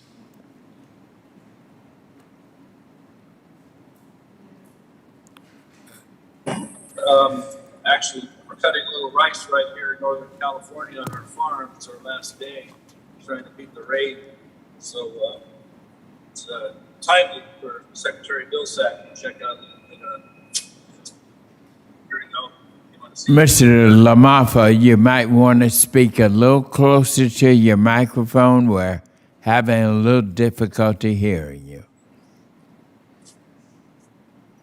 Yeah, I shut her down, quiet her down. Anyway, thanks for your indulgence there. Secretary, thanks for being with our hearing today as I come from our combine in NorCal. So just a couple quick things. First of all, appreciate your attention to these issues for us. We're looking at, here in my Northern California district, livestock grazing is an extremely more important tool for vegetation management. And that's, as you know, very huge since we've had over 1.5 million acres of fire in our forested areas where grazing can be a big help in those forests and in the periphery around them. So we've seen with the permitted and vacant allotments that the forests have become overgrown. So we need a lot more effort on that. So there were, my stats show I have, as of June of 2019, there was 211 vacant U.S. Forest Service Region 5 grazing allotments. What can we do to get those back into circulation again, to get more cattle, sheep, and goats helping out? Because certainly we're under the gun with the amount of fire we have each year. And as a side note, I hope we can get Forest Service really cracking on the restoration needs to be done. Because we're going to have so much erosion that's going to get into our waterways as well. But what can we do to speed up the grazing allotments getting put out, those permits done? Well, thanks for the question. I think first of all is to make sure that the vacant areas that you're referring to, are they vacant for a reason or not? Are they just simply vacant? Sometimes there are vacant lots because they've been overutilized and it's rotational grazing. Sometimes there is a scientific reason why we can't allow grazing. We want to make sure we don't disrupt the science. But to the extent that we have vacant lots, sometimes we have them for these kinds of circumstances. So I'm sure the Forest Service will be moving as quickly as possible for those lots that are appropriate to create access for those folks who have lost their grazing rights because of fire. I will tell you, Congressman, I couldn't agree with you more. We do need to do a lot more restoration, but at the end of the day, it is really about finances and that's why it's important for the infrastructure bill. That's why it's important for the reconciliation bill to get passed, because it's going to provide sufficient resources for us not to continue to do what we've been doing for far too long, which is simply putting fires out. It takes about $50,000 an acre to put a fire out. It takes about $1,400 an acre to adequately treat an acre. So it's cost efficient for us to treat more acres, but we continually have to rob Peter to pay Paul. So I'm looking forward to it. Thank you. I just toured much of the area yesterday in my district there. There's so many dead ghost trees. We're going to have, hundreds of thousands of acres of dead trees, and whatever grazing can do to help in between that would be huge. But let me touch on, too, the situation with our ports. As I know you're painfully aware with our ports here on the West Coast, many ships out there, and that means we're not also loading up our ag products to go back overseas for pork and so many almonds we grow here in California. So can you touch on a little bit, please, on how far USDA's been able to get so far with the Department of Transportation and Maritime on just helping break the backlog and make sure agriculture is served in putting something back on these empty containers that seem to be going across the seas? Well, I think I heard most of that question. Congressman, I'll try to respond. We have been in contact with the Maritime Commission. As you know, it's an independent federal regulatory agency, so there's limited capacity that we have to basically force them to do things, but we've strongly encouraged them to do what they can to break up the congestion, to deal with the issue of empty containers. We've also worked with John Piccari, who the President has appointed as a special envoy, and most recently we identified money within CCC to be able to be used as we determine what we can do, whether it's pallets, whether it's workers, whether it's incentives for empty containers to be filled with agricultural products, resources that can potentially be used to provide some help and assistance. That's our intent. About $500 million is available now to help. If you have some suggestions and ideas about that, we would welcome them. Okay, we'll send those in. I appreciate the time. I'll leave you with a little more harvest scenery here. So take care, sir. Thank you. The gentle lady now from Illinois, Ms. Miller, is recognized for 5 minutes. Thank you so much, Mr. Secretary. I'm grateful for the opportunity today to address questions and concerns of producers. And I want to say that I understand from personal experience, my husband and I have been running a multi-generational family farm and cow-calf operation. And our 2 adult sons are now struggling to carry on. So many of these concerns I have a deep understanding of, and they definitely affect many of our neighbors and friends that are involved in this industry. So, Mr. Secretary, in your testimony, you mentioned that the department will be complementing the proposed packers and stockyards rules with enhanced market transparency tools under our Market News Service and Livestock Mandatory Reporting Act. Would you please explain what sorts of tools you are referring to? We just issued 2 additional studies to provide additional resources and information that would provide, based on LMR data. We're also having we also had a webinar recently to give folks a better understanding of how to utilize LMR. So additional market news reports and webinars to make sure producers are fully aware. We'll continue to look for ways in which we can, as I mentioned earlier, utilize libraries so people understand and appreciate as well contract provisions that may be fair and reasonable to be included in their contracts. Thank you. And look forward to having access to you to bring ideas from the producers. Well, and Mr. Secretary, I know you are aware many in the cattle industry and in Congress are eager to learn the results of the DOJ's investigation of beef packers announced in the summer of 2020. To date, the DOJ has not provided any updates regarding the investigation status or conclusive reports resulting from its review. Would you please describe how the USDA collaborates with or supports the DOJ during such an investigation? And do you have insight on when we can expect to see the conclusion of the investigation? I don't have insight in terms of when the DOJ will finish their work, but I will tell you that USDA is engaged and involved in providing the technical assistance, the data, the information that the DOJ requests. We are the sort of the depository of a lot of information, a lot of data about the market, which the DOJ requests, and we provide it as they request it so that they can make a proper evaluation and determination. Okay, and we look forward to getting more of that information. And finally, Mr. Secretary, when the president promised not to raise taxes on anyone making less than $400,000 a year, is it reasonable to presume that the promise included farm and ranch families? can you guarantee that no rancher who makes less than $400,000 per year will face new taxes or increased borrowing costs due to the president's support drastically reducing the estate tax exemption? Well, I don't think the president hasn't made any recommendation to reduce the estate tax exemption.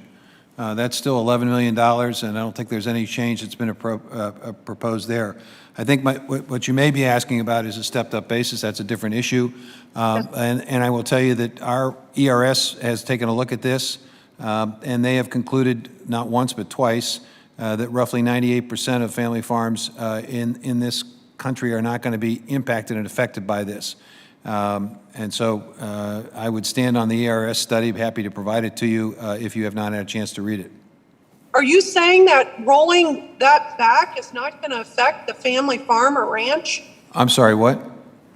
Did you just say that rolling back the stepped up basis is not going to affect them? Well, that's because there are two very important conditions here. One is if the farm continues to be owned and operated by the family, there is no impact, there is no tax due, there's no capital gains that's due at that point in time. Secondly, if in fact at some point in time in the future the family decides to sell the farm and get out of the farming business, there are exemptions, $1 million a person. When you combine the exemptions and the fact that the vast majority of farms that are being transferred will continue to be owned and operated by the family, you're talking about 98% of the farms. The people that are going to be impacted by this are people like me. I'm an owner of a farm. My kids are never going to be farmers. The farm I own has been appreciated over the last 30 years that I've owned it. And the reality is if my kids sell it, then, you know, I think, frankly, I'm okay with them having to pay tax because I'm not a farmer, they're not farmers. We are trying to protect the family farm, and I think the family farms are being protected. Well, The time of the gentlewoman has expired. Rolling back stepped up basis is the end of the family farm. I don't agree, but respectfully. The gentlelady from Louisiana, Mrs. Letlow, is recognized now for 5 minutes. Thank you, Chairman Scott. Secretary Vilsack, it's an honor to have you before the House Agriculture Committee today. As one of the newest members of this committee and in Congress, this is my first hearing opportunity to discuss with you the essential role agriculture plays throughout Louisiana's 5th District and the challenges our producers are facing throughout the state. As you know, just last month, Louisiana and the southeastern part of my district was hit really hard by Hurricane Ida. While our agriculture community works to recover from this devastating storm, many other producers across my state still await assistance in the aftermath of Hurricanes Laura and Delta of last year. Since taking office, it has remained a top priority of mine to secure vital disaster assistance for the hardworking farmers, ranchers, and forest landowners back home. That's why last week I voted in support of critical disaster relief that will help Louisianians rebuild their homes and livelihoods. The continuing resolution also included the much anticipated extension of the WIP Plus program for 2020 and 2021 natural disasters. I urge you and your staff to provide our communities with some certainty in a time of hardship by getting these funds in the hands of our farmers as quickly as possible. On September 8th, USDA announced its plans to help cover costs of transporting feed for livestock that rely on grazing by updating the Emergency Assistance for Livestock, Honeybees, and Farm-Raised Fish program, specific to drought-impacted producers. While not due to the drought, ranchers throughout Hurricane Ida's path have experienced similar issues on the opposite end of the spectrum. Livestock producers in coastal parishes that don't typically store much feed or hay were left with pasture land inundated with saltwater surge. Additionally, ranchers that do store some hay haven't been able to cut much, if any, this year due to abnormally wet weather. My office inquired with the USDA about expanding the same assistance to individuals having to haul in feed as a result of the storm. In response, it's my understanding that the change gives the flexibility to consider this program for other events when USDA has determined a shortage of local or regional feed availability. Mr. Secretary, I wanted to take this opportunity today to express that the need for assistance is there, and Louisiana agriculture stakeholders are currently working to gather the appropriate data to quantify this need. As you work to develop this policy, are you committed to ensuring other events, such as Hurricane Ida, will be given full consideration to access this program? Yes. Great. Okay. Thank you for that. And I look forward to working with you on this issue as well as other standing disaster programs and how we can make them work more efficiently in the next Farm Bill. Thank you so much for your time. I yield back. Thank you, Mr. Letlow. And with that, Mr. Secretary, we have completed our questions for you.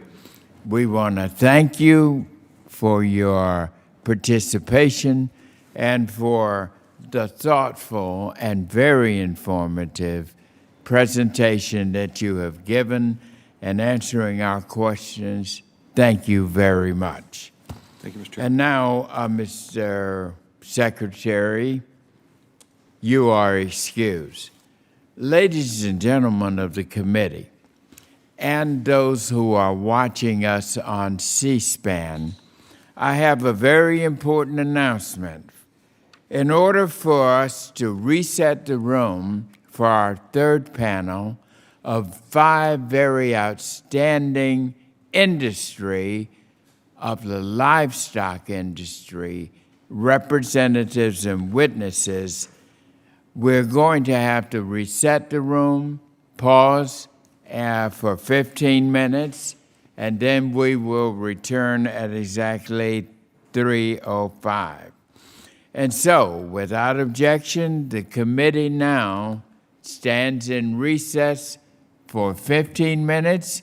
We will be back with an exciting, informative panel of 5 industry witnesses at exactly 3:05. Thank you.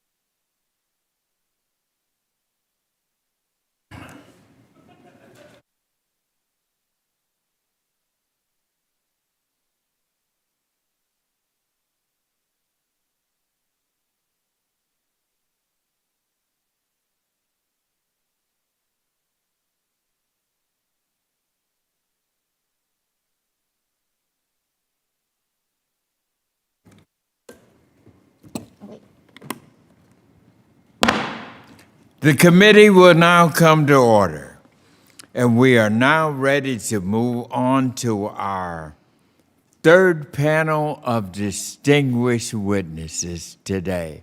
And we all are very excited about hearing from each of you because you represent really where the action is when it comes to our livestock animal agriculture.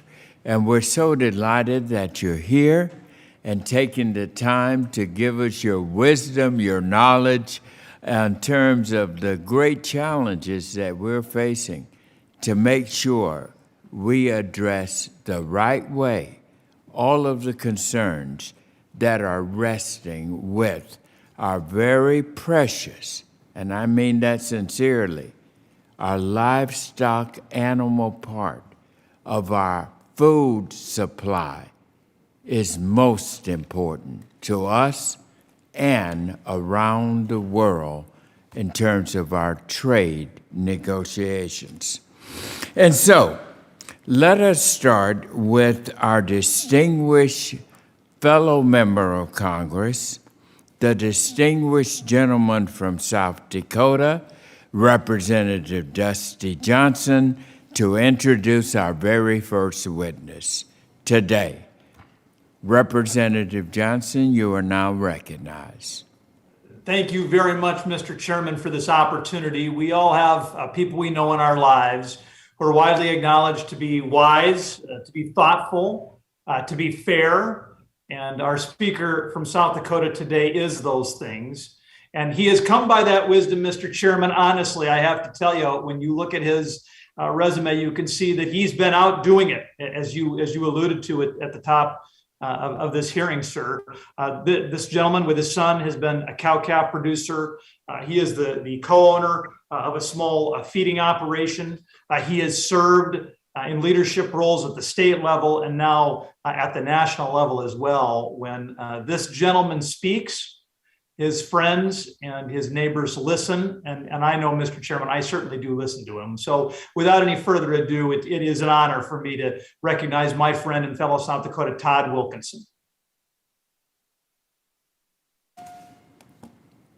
I thank the gentleman. And now our next witness on this panel is Mr. Francois Leger. I hope I got that right. From the great state of Georgia, my own state. He is the owner of FPL Food, and he is here to testify on behalf of our North American Meat Institute. Our third witness on the panel is Mr. Scott Bluebow, who is the president of the Oklahoma Farmers Union and is here testifying on behalf of the National Farmers Union. Our fourth witness on this panel today is Mr. Scott Hayes, who is the vice president of the National Pork Producers Council. And our fifth and final witness on this panel is Mr. Brad Bonnier, who is the vice president of the American Sheep Association. Such a distinguished panel of witnesses before us today, and we're so delighted to have you. And thank you for taking some of your valuable time to come before this committee and give us this important knowledge that we need on this committee so we can make the correct decisions that are impacting our livestock industry. Now, let me just give you a few directions. The timer will be visible to you on your screen, and you will have a countdown to 0, at which point your time has expired. Each of you will have 5 minutes. Now, let me start with Mr. Wilkinson. Please begin when you're ready. Chairman Scott, Ranking Member Thompson, and members of the committee, On behalf of America's cattle producers, thank you for inviting me to testify today. My name is Todd Wilkinson, and I'm currently serving as the Vice President of the National Cattlemen's Beef Association. Together with my son, I own and operate a cow-calf and feeding operation in South Dakota. Additionally, I maintain a law practice focused largely on ag law. I'm testifying today on behalf of the National Cattlemen's Beef Association, the U.S. cattle and beef industry's oldest and largest national trade association. Our role at NCBA is to facilitate a policy process that respects differing perspectives, consults informed expertise, allows for robust debate, and ultimately arrives at grassroots policy positions that are representative of the entire industry. It's from this perspective that I offer my remarks. Cattle production is inherently challenging. Even in a good year, the differences between making a profit and a loss depend upon factors outside of the ranchers' and farmers' control. Let me be clear, the past few years have been anything but good. As producers struggle to get by, the large meat packers rake in record-breaking profits, profits that have not been equitably shared with cattle producers. The current marketing situation brought on by COVID, cybersecurity, plant fires, countless other factors have even the most seasoned industry veterans asking for changes. Something has to give. Because the challenges facing our industry are so diverse, it's imperative that policymakers at all levels of the government remain focused on viable and tenable solutions with vast industry buy-in. NCBA is working through these problems and has consistently come back to 4 points. First, price discovery. Adequate negotiated trade volumes are critical to our market's function. Thanks to efforts of producers, negotiated trade volumes are up. Some meat packers, however, have yet to demonstrate a serious commitment to purchasing cattle on a negotiated basis. AMAs are very important to the fed cattle trade. NCBA supports their continued use as they fit the unique business models of cattle producers. However, equally as important is the price discovery derived from direct buyer-seller negotiations.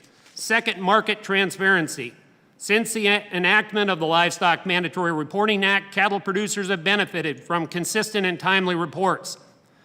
That is currently up for reauthorization. And as it's up for reauthorization, we ask you to make changes in LMR to increase transparency.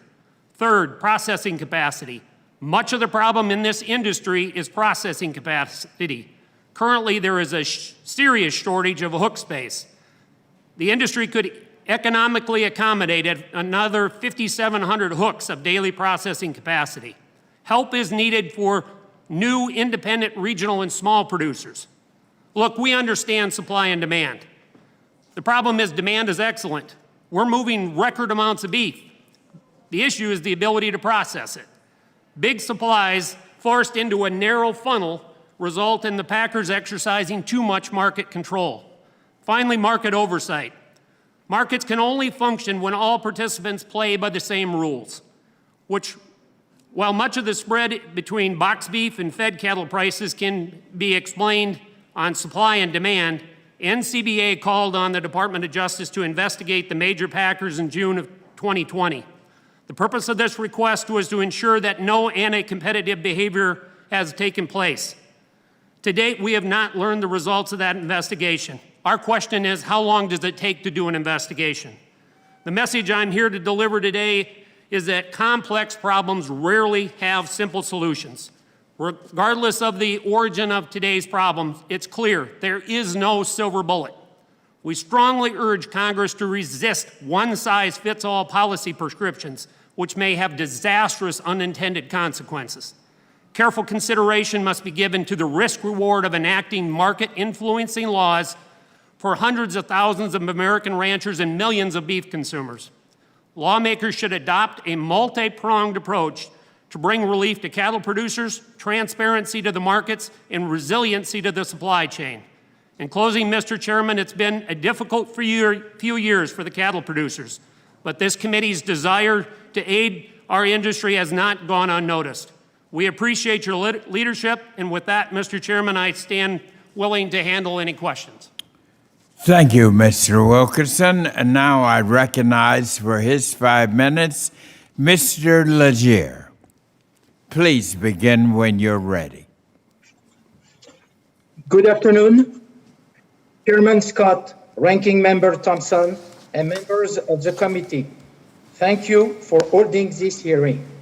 I am François Léger, the owner of FPL Food, a family-owned beef business based in Augusta, Georgia. FPL is a member of the North American Meat Institute based in Washington, D.C.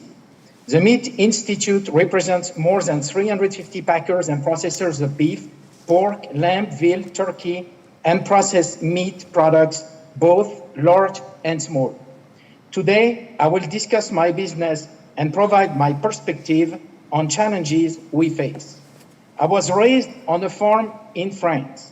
I pursued a degree in agriculture and have worked in the beef industry in France, Australia, South America, and the US for more than 38 years.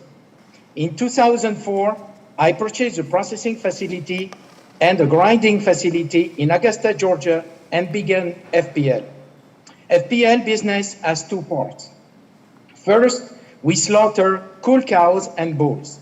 We source cattle directly from producers and through auction barns purchased across the Southeast from more than a dozen states, from East Texas to the Carolinas, from Mississippi, Alabama, Louisiana, Virginia to Florida, and of course, Georgia. Our plant creates a critical market for many Southeastern producers. Second, we have a fed cattle operation.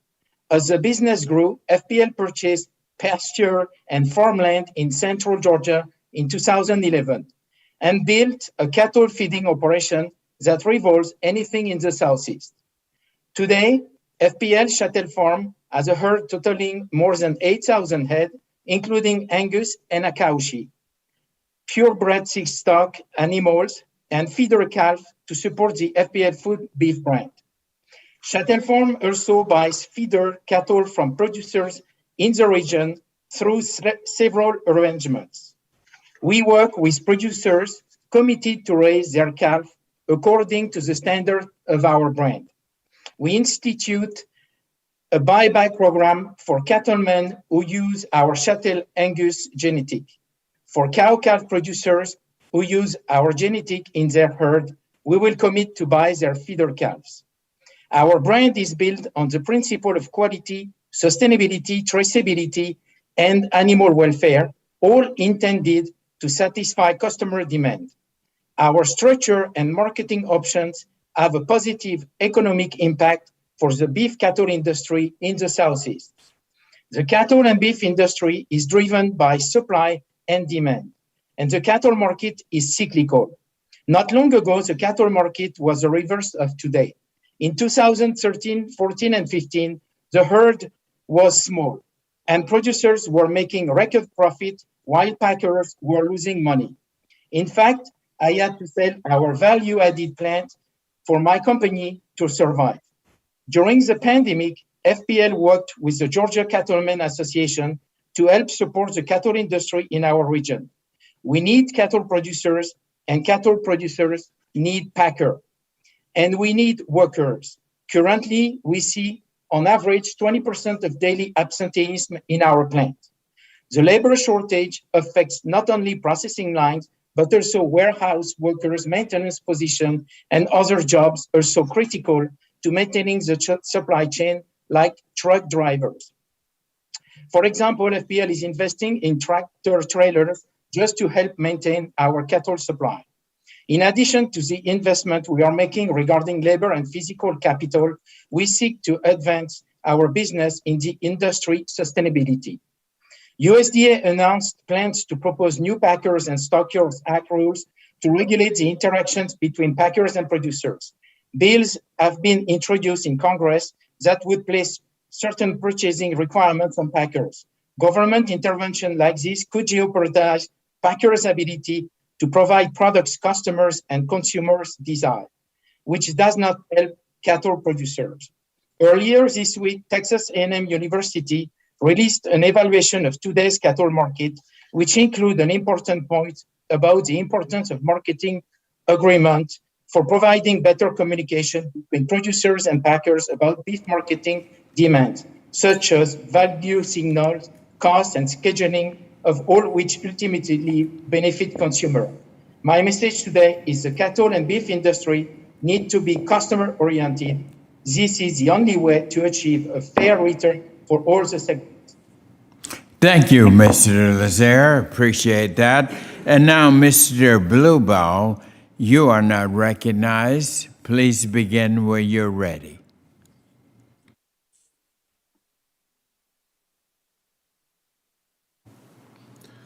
Chairman Scott, Ranking Member Thompson, and members of the committee, thank you for the invitation to testify on the topic that impacts the livestock industry and me directly. My name is Scott Blueball. I am a fifth-generation farmer and rancher from north central Oklahoma. Our family operation, we grow wheat, milo, soybeans, and raise purebred and commercial Angus cattle. I also serve as the president of the Oklahoma Farmers Union, an organization 60,000 members strong that represents farmers, ranchers, and rural citizens. Farmers Union was started in part to help restore and enhance competition in agriculture. Today, a fair market remains a central issue for our organization and for our economy.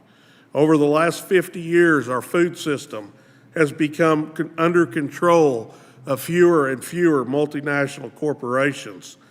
Today, the four largest companies in each of these major sectors of the meat industry control 85% of the beef packing, 70% of the pork processing, and 54% of broiler chicken processing. Unchecked consolidation and vertical integration have created a dramatic imbalance of power between producers and corporations, allowing corporations to manipulate the marketplace, push down the prices paid to farmers and ranchers, and ultimately drive us out of business. Last year, I was honored to share my story with CNN's Kamal Bell at my ranch, where he filmed a part of an agriculture episode, The United Shades of America. We talked about how the packers maximize their profits, overcharging consumers and limiting farmers like myself to razor-thin margins. Between 1980 and 2020, the retailer's percentage of the beef food dollar has grown by 65%. And the packer's share has increased even more, by 70%. During this same time, the farmer and rancher share has fell by more than 40%. I ask you, how fair is this? It doesn't have to be this way. Corporate consolidation of a food system, especially the livestock sector, is not inevitable.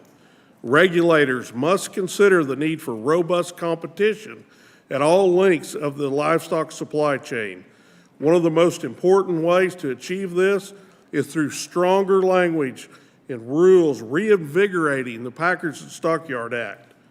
Additionally, reliable information must be provided to farmers and ranchers through mandatory price reporting and for consumers through accurate labeling. We appreciate the short-term extension passed last week on the price reporting, but Congress must pass a long-term reauthorization with reforms to improve price discovery. Furthermore, federal and state governments should invest and support in more competition in both marketing and processing. USDA has started this process, and the state of Oklahoma has taken steps to increase resiliency in the livestock sector, ensuring greater value for our local and regional food systems. Through funding provided by the First CARES Act, Oklahoma launched a grant initiative to fund new small meat processors and expand existing plants. The effort increased our total in-state processing by 350 head of cattle and hogs per week. The additional capacity created 170 new jobs, which are vital to the success of our rural communities. This is just one example in one state, but it is clear the need is to decentralize processing. It reduces the risk of supply chain and puts more funds in producers' pocket and creates more jobs in rural America. Thank you for the opportunity to testify, and I look forward to answering your questions. Thank you very much. Mr. Hayes, now you're recognized for 5 minutes. Please begin when you're ready. Good afternoon, Chairman Scott and Ranking Member Thompson and members of the committee. My name is Scott Hayes, a fifth-generation pork producer and CEO of 2 Mile Pork from Monroe City, Missouri. I serve as Vice President of the National Pork Producers Council, which represents the interest of America's 60,000 hog farmers. I'm also active in the Missouri Pork Association. Before I get into the main part of my testimony, I would like to thank Secretary Vilsack and the staff at APHIS for committing $500 million to prevent and prepare for African swine fever, which was recently detected in the Dominican Republic and Haiti. I also want to thank the members of this committee who worked to raise awareness of this important issue. These funds will help prevent this devastating disease from reaching the United States. American pork producers continue to work tirelessly to provide a safe and consistent source of protein for foreign and domestic consumers. One way we are able to do that is by having access to timely, accurate information on market transactions, which keeps us competitive when selling hogs. We get that information through the livestock mandatory reporting. LMR requires meat packers to provide USDA with data on hog prices and with other information. The agency then publishes twice daily and weekly reports on hog prices, volumes, contracts, and product values. I frequently check the National Daily Hog and Pork Summary and the daily slaughter reports and use those to help negotiate any loads of hogs we sell on the cash market. Although LMR has been a resounding success, there are several changes pork producers would like to see, such as including prices with discounts, not just with premiums, and whole carcasses, not just pork cuts. And as the last few weeks have proved necessary, ensuring USDA staff who produce LMR reports are deemed essential workers during government shutdown.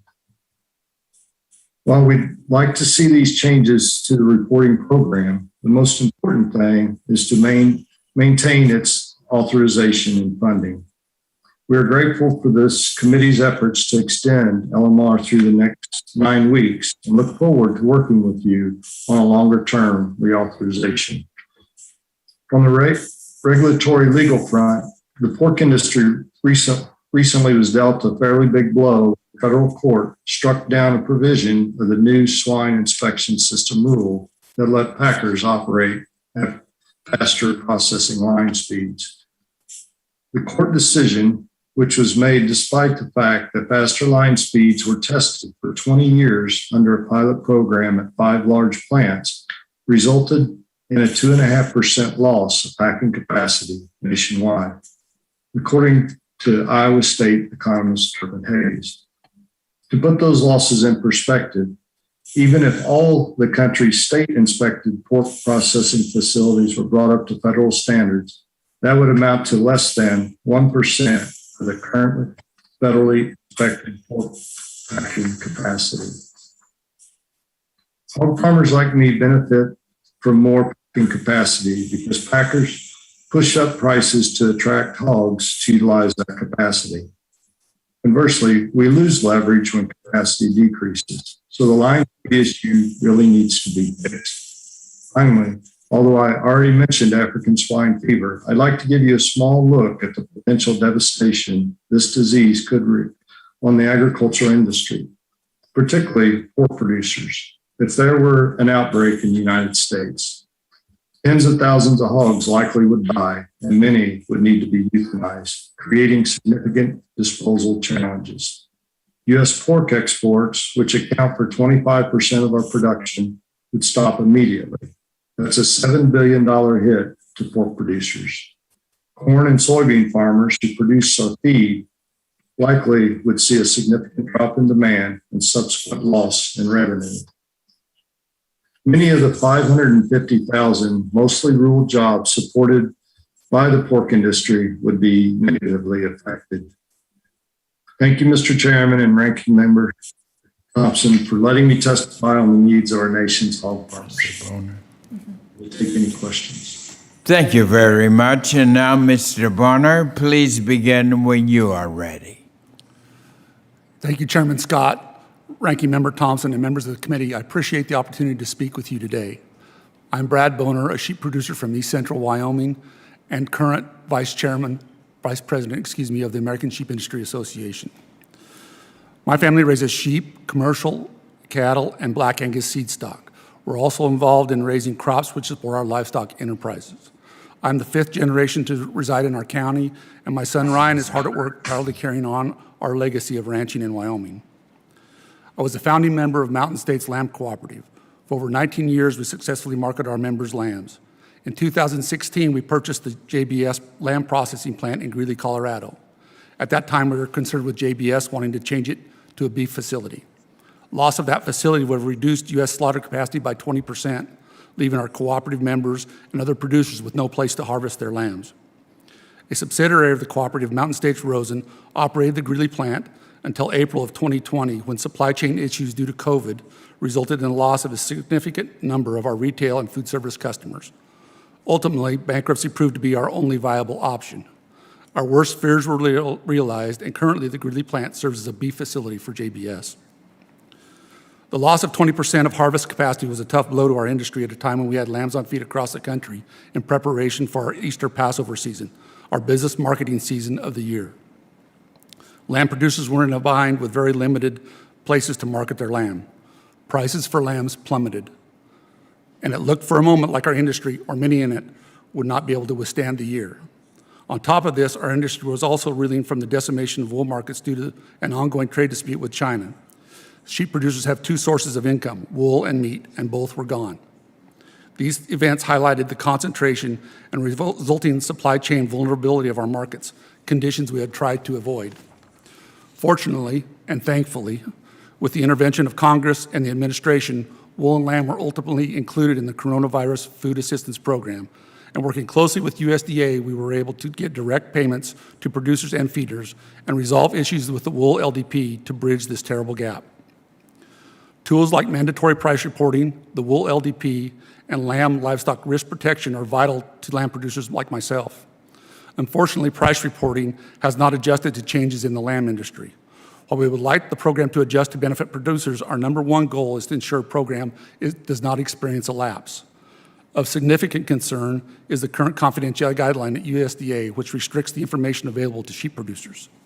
In 2011, there were 13 reports available under the mandatory price reporting for lamb. Today, there are only 5 reports available. Of these 5 reports, the amount of information provided has been diminished over the years, with data on formula-traded lambs not being reported in over a year. This sporadic price reporting led to the USDA's withdrawal of the lamb livestock risk protection.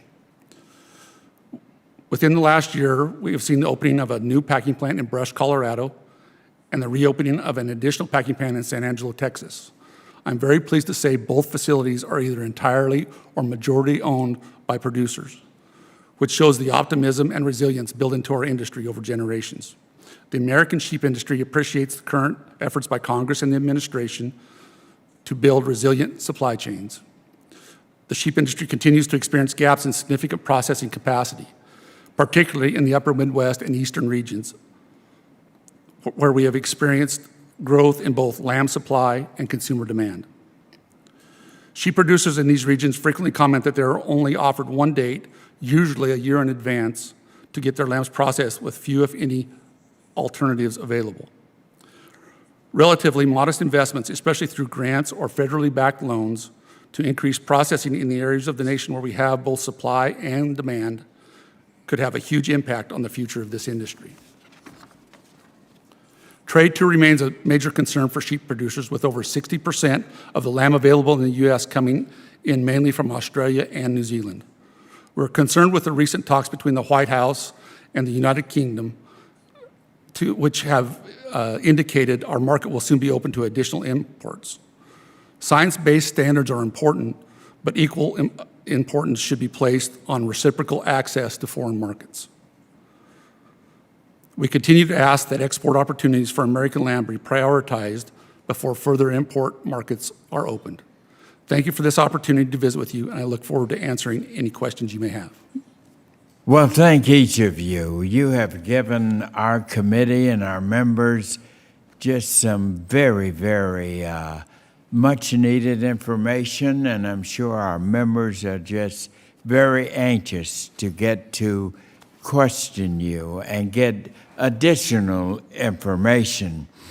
At this time, our members will be recognized for questions in order of seniority, alternating between majority and minority members.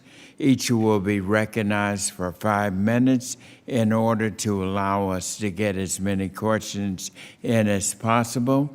And as always, I remind each member to please keep your microphones muted until you are recognized in order so that we can minimize any background noise. And now, if I may start, I want to recognize myself for 5 minutes, and I hope I can get all my questions in because you've raised so many. Let me start with you, Mr. Wilkerson. You mentioned in your testimony, and I wrote it down here, you mentioned one size does not fit all. Can you explain what you mean by that in relevance to our livestock mandatory reporting? Certainly, and thank you, Mr. Chairman. The issue before you and your committee is, will mandatory price reporting or purchasing be enough to fix this market? And our concern is that if we shoot one bullet to try and cure a problem that has gone on for far too long, that we're going to decimate part of the producers. And let me explain why. Because, you know, we think we're going to hit the packers, and I'm all for hitting the packers. I will tell you that. But I think the bullet's not going to go at the packer. The bullet's going to go at the feeder and then trickle down to the cow-calf operator. Because if that packer says, I'm not going to purchase your cattle today because I've got a certain quota that I have to meet of a different criteria, suddenly we're going to make commodity cattle. And our producers are proud of their cattle, and they want to be able to market their cattle at a higher level. And it's up to us to be able to have alternative marketing plans for them to be able to do that. And I'm just concerned that Congress is going to overshoot and try and exercise a one-size-fits-all answer. And let me ask you, what actions or changes do you feel would have helped to mitigate the disruptions in the meat supply in 2020?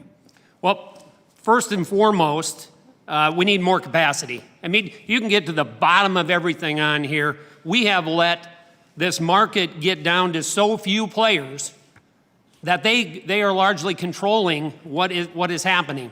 Now, certainly nobody could predict a pandemic, but if we had more packing capacity, they wouldn't have this funnel that we have to pour everything through. And the efforts that are happening through USDA right now and through Congress on increasing more packing capacity is really what we need. But I will tell you this, from NCBA's standpoint, we don't want that money that you're giving out to go to the 4 large packers. They don't need any more money. We need that to go to the small producers and the medium-sized regional plants because they can make a difference for us.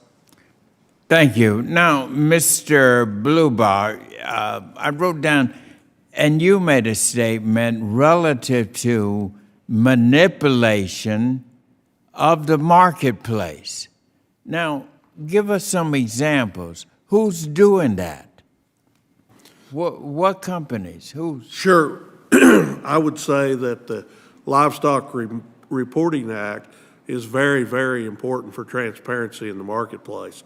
But here's the problem with the current law, and it needs to be updated for modern times. You have so much of the live cattle market is now sold on a contract basis, marketing agreements that they have, and very little of it is sold on a cash basis anymore. When this law was first written, most of the cattle were sold on a cash basis. And because of the private information that is in these marketing agreements, these alternative marketing agreements, we don't have true price transparency.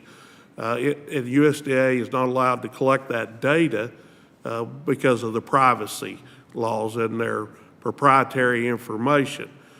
We would urge that that rule be changed, that law be changed, that they must, all of the livestock marketing arrangements must be reported the same as a cash basis. I see. And let me just ask, I got a few seconds here. In your testimony, you made references to other ways to increase capacity, such as training, labor, education. Can you elaborate on those efforts as well as how they tackle the workforce issues? Sure. In Oklahoma, the governor's allocated $10 million of the first round of CARES money to fund small processors to get opened up and to rework old existing plants to get them up to USDA standards. And so we did that.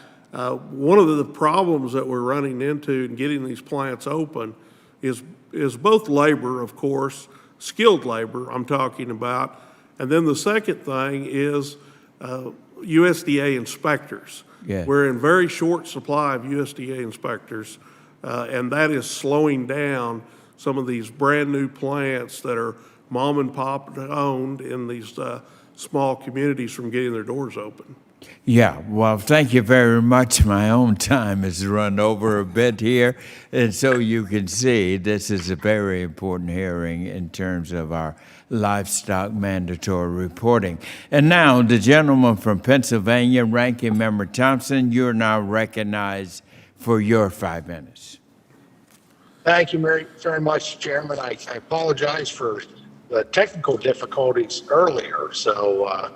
I'm assuming you can hear me now, though. Yes, we can hear you pretty clear. I saw the nod of the head, so I figured that was a yes. Well, and thank you to all the witnesses on the panel. This is, as the chairman said, an incredibly important topic and a very timely topic, and I'd say critical.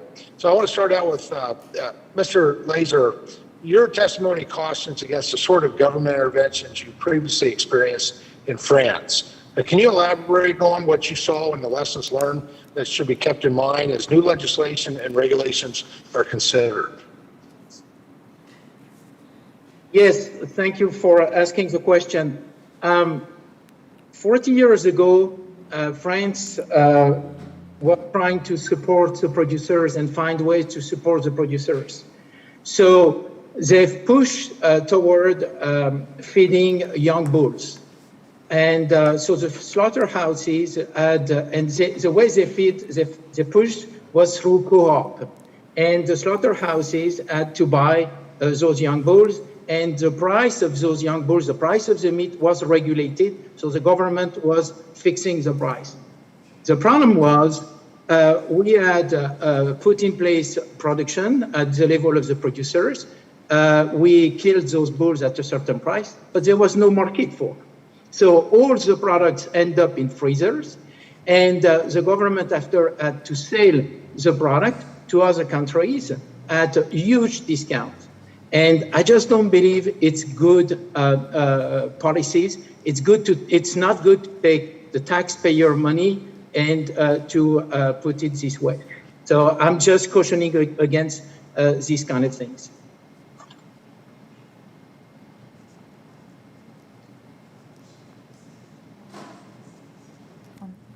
Ranking Member Thompson, are you still there? Mr. Wilkinson, Go right ahead. How does a shortage of beef processing capacity affect the cattle producers' negotiating leverage? Okay. So Mr. Wilkinson, how does a shortage of beef processing capacity affect the cattle producers' negotiating leverage in fed cattle transactions? Here we go again.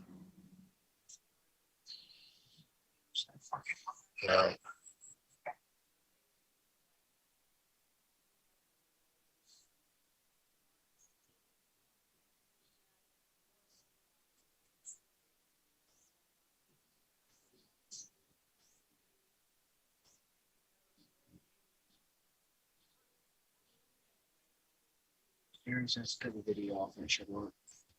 Okay, video's off. And we need to be able to better accommodate that by increasing capacity.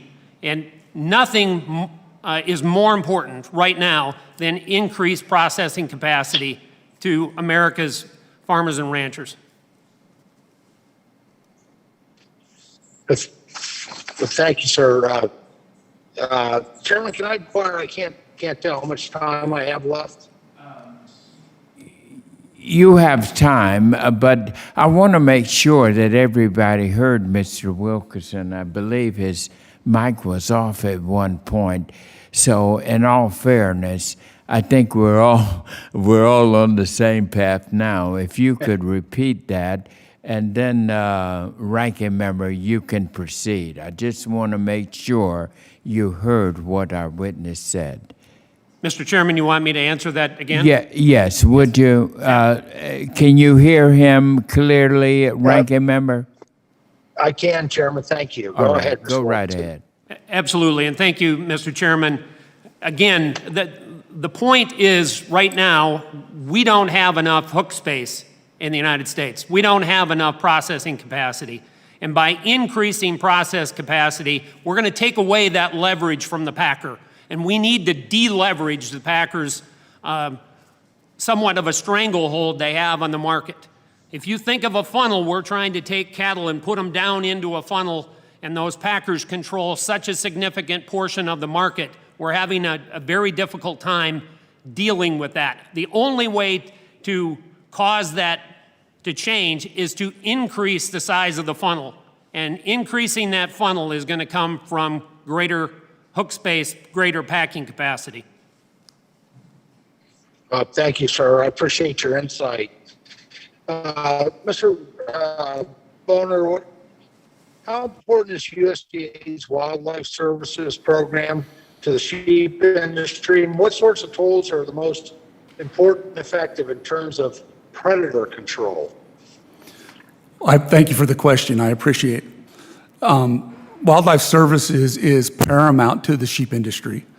In particular, the aerial hunting program, non-lethal and lethal methods are critical to the survival of not only our animals, but our producers. Very good. And then just one of my finally, Chairman, I want to offer up to all panelists. What advice do any of you have for USDA as it doles out upwards of $600 million in funding? Priorities should be, what suggestions would you make?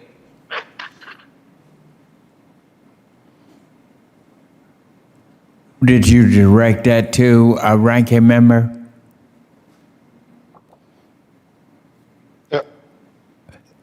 So, Mr. Chairman, you want me to repeat that? yeah, I think our witness, did you direct it to any one of our? No. Yes.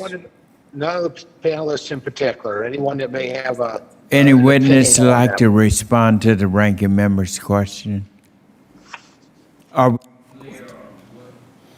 we clear on that question? He was breaking up a bit. I am not, Mr. Chairman. I couldn't hear it very well. Okay. I couldn't either.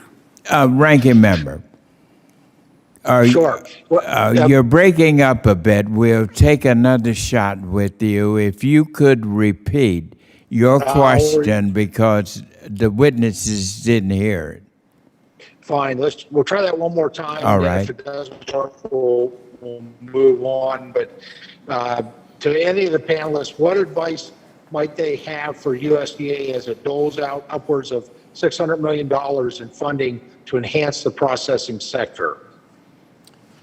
Mr. Chairman, Yes, Mr. Wilson. I'll take a swing at that. Sure. One of the first things that I would suggest is to not give it out to people that are making a lot of money. We don't need to give it to the 4 major packers. We need to give it to small producers, medium-sized facilities, so that they can make a difference on our markets.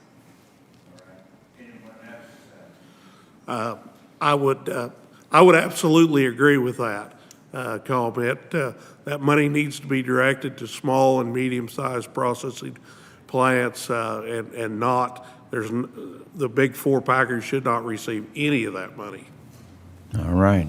I would just Anyone add else? Yes, sir, Mr. Bonner. I would just add real quickly that I would also add to that, in addition to handing that out to processors, I think it's important that those new processors have a sound marketing plan on how they're going to move product through their system as they move forward.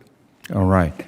Thank you very much. Good question, Ranking Member. Thank you for that. And now, Chairman, thank you. Okay.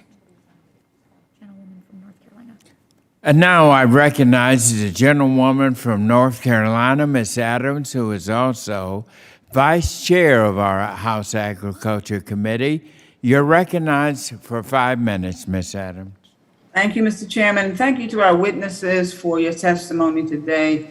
The meat and poultry sector have become highly consolidated and uncompetitive. By transforming the food system and strengthening rural communities, we can ensure a more resilient food supply for consumers and a competitive marketplace for family marketers and ranchers. Our farmers are a vital part of our country, and we must ensure a fair and competitive marketplace. So, Mr. Bluebow, in your statement, you mentioned support for USDA's efforts to strengthen the Packer and Stockyards Act regulations to provide more protections for our national livestock and poultry farmers. So can you talk about why it's important for farmers in your area to strengthen these regulations to give farmers a fair shake? Sure, that legislation was created, well over 100 years ago, and President Roosevelt used that legislation to bust up the packers 100 years ago or so. And we're kind of back to that consolidation once again, to that level. So I think it's very important both for our contract growers to have protection under the Packers and Stockyards Act, as well as price discovery and transparency. Transparency is very important. We know that markets go up and they go down. That's not what we're talking about here. We're talking about the lack of transparency and the lack of competition in the marketplace for processing fat cattle in this instance. Right, thank you. Mr. Lazier, in your testimony, you mentioned that government interventions such as reforming the Packers and Stockyards Act and Congress introducing new bills to place purchasing requirements on packers could jeopardize packers' ability to provide products customers and consumers desire. That the industry's advancement goals cannot be achieved through what you referred to as a restrictive market. So are there any ways in which USDA could strengthen the Packers and Stockyards Act enforcement that the meatpacking industry would support? If so, why or why not?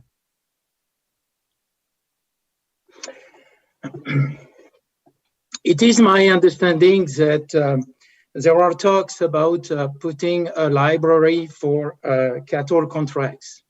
And for a company like mine, I am feeding. So as I said earlier, I have 2 types of business. I have a cow cool business, and this one I buy everything on the open market, so it's negotiated. But on the other hand, I have a feeding operation, and the reason why I have a feeding operation, it's because when I wanted to start my branded product, no hormones, no antibiotics, I had no one who wanted to produce the cattle for me. So I had to start my own things. And today I am involved in genetic, and also I have a cow calf. I produce some calves, but I buy also a lot of calves. One of the things that I'm trying to do is sell bulls to collect the calves and have agreement with farmers, producers who would raise those calves for me. My understanding is if today we open those contracts to everyone, I have the possibility to end up in a litigation because I could be argued that I give more money to the producers who produce the calves that I want, and compared to the one who I may simply say, I cannot buy from you because that calf doesn't match the qualities that I want. Okay, thank you. Mr. Wilkinson, farmers and ranchers are reporting that one of the most beneficial federal steps that can be taken is to permit intra-distribution, interstate distribution, and resale of customer slaughtered meat. So why do you think this has not been prioritized yet? Got just a few seconds. Frankly, Madam Representative, I don't know why that hasn't been implemented yet. I don't think we want to impede that, and I would agree with your statement, and I think that's something that Congress can make major steps forward in pursuing that. Right. Thank you. Mr. Chairman, I'm going to yield back. All right, thank you very much. And now I recognize the gentleman from Georgia, Mr. Austin Scott, for 5 minutes. Thank you, Mr. Chairman. And Mr. Hayes, I have a quick question for you. Have the swine producers received their CFAP payments yet? Mine in Georgia are telling me they haven't, and I just wonder if you know the answer on that. So we received 2 rounds of CPAP payments, but they were, my understanding, they was for half of the payment, and there was supposed to, the other half was supposed to come later. And that's the portion that we have not received, is the top half of that. Okay. And do you know if that's limited to pork producers, or is that other producers as well? I do not know. I know contract producers were included in the last round. Fair enough. About other species. Thank you. Mr. Lazier, the National American Meat Institute, you represent 350 companies who produce about 95% of the meat products in America. The top 10% of that, if the top 35 companies from a production standpoint, what percentage of that 95 do you think the top 10% are responsible for? I'm not sure I understand the question. Can you clarify more? Sure. So there are 350 companies that the Meat Institute represents. The 35 overall, in those three, sir? Overall, across all proteins. That's right. And but if we took the top 10% of that, if we took the top 35 largest from the Meat Institute, how much? What would that percentage be? The 95%? I don't know the answer. The only answer that I know, it's about the beef. And if you take the biggest, and it was said earlier, the biggest company represent 85%. Okay, the biggest 4 companies. 4 or 5. The biggest 4 or 5. Okay, so you've been successful in getting your products into Walmart, and that's one of the things that I don't think we've talked about enough in the food supply. Is that there's so few grocers out there now as well that are actually purchasing the products. They all want just-in-time delivery, and they all have their requirements. What suggestions do you have on how we get the supersized grocers of the world to carry more product from the smaller processing facilities? First, I'm a strong proponent of transparency and cost plus agreement. And that's the way I manage my business. And in regards to the small packing operations, if you start to open a multitude of small plants that deal with 10, 30, 50 heads, you're going to have a big problem. It's going to be the problem of consistency, product consistency, quality consistency. There is a reason why this industry is as concentrated as it is today. However, many questions have been asked about the concentration of this industry and increasing the capacity of the industry. And first of all, it's not that easy. It's not simple to go and build a slaughterhouse because you need, as a packer, I can testify for. Today, if I wanted to build another slaughterhouse, I do not have the money to do it, first of all. Second thing, I'm not sure I'm going to have the supply, the cattle supply, to supply that new facility. I remember too much what has happened in 12. Mr. Lazier, thank you. I'm down to 20 seconds. I'm very interested in the committee pursuing co-op opportunities. I've spoken with the Georgia Cattlemen's Association and opportunities for cattlemen to come together and to own their own feedlots and their own processing facilities. But then somehow we've got to find the way to get the grocers to buy that product from us. And so I apologize for interrupting you, Mr. Lazier. I'm just out of time on the clock, and very interested in how we help our farmers co-op so that they can get a larger share of the price that the supermarket's getting. With that, Mr. Chairman, thank you for the indulgence. Around 20 seconds over, and I yield. The gentlewoman from Maine, Ms. Pingree, is recognized for 5 minutes. Thank you very much, Mr. Chair, and thank you again for this interesting day we've been having. And thank you to everyone on the panel. I've really appreciated hearing all your perspectives on the challenges that we're facing today. And, for the most part, really emphasizing the need for more packing capacity and less consolidation in the industry. And I really appreciate, Mr. Wilkinson, that you had a good perspective on that, because really increasingly there's more need for slaughterhouses than ever, and particularly in our region in New England, where we don't have the capacity that we used to, can't depend on just the big companies. So this is really an important hearing. Mr. Bluebow, thank you for your testimony as well, and being part of the National Farmers Union. We all appreciate hearing from them.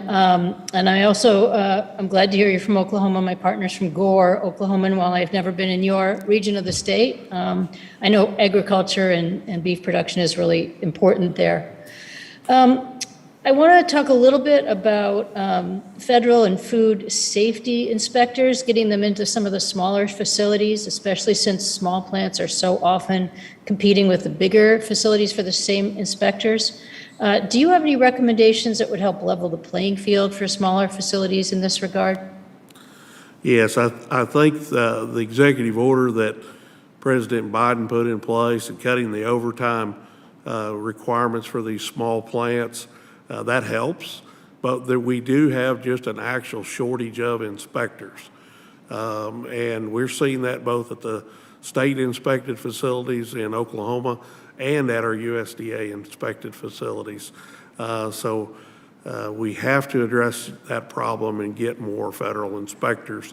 Right now, the big plants have priority, and so they're getting the inspectors.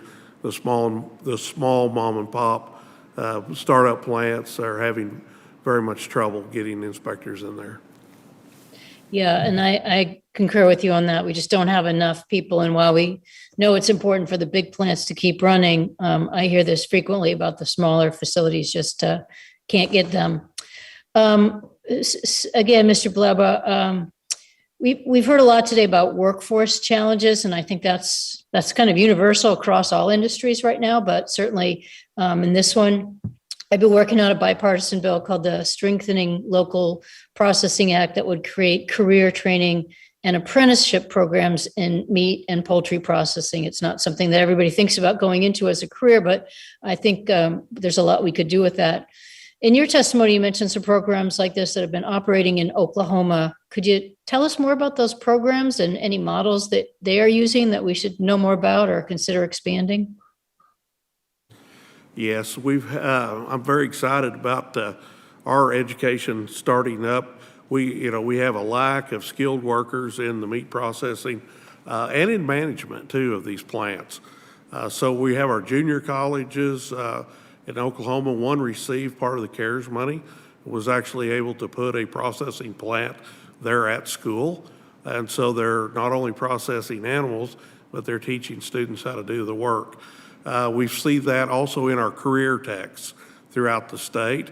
And we even have some high schools now in their FFA programs that are doing meat cutting and learning those skills as well.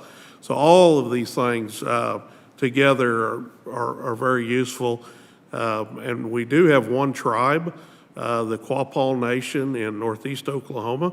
They have a state-of-the-art processing plant that they have built that they process all of the needs of their own tribal members, but they also process cattle from the neighbors down the road and with their excess capacity, but they're training their workers there.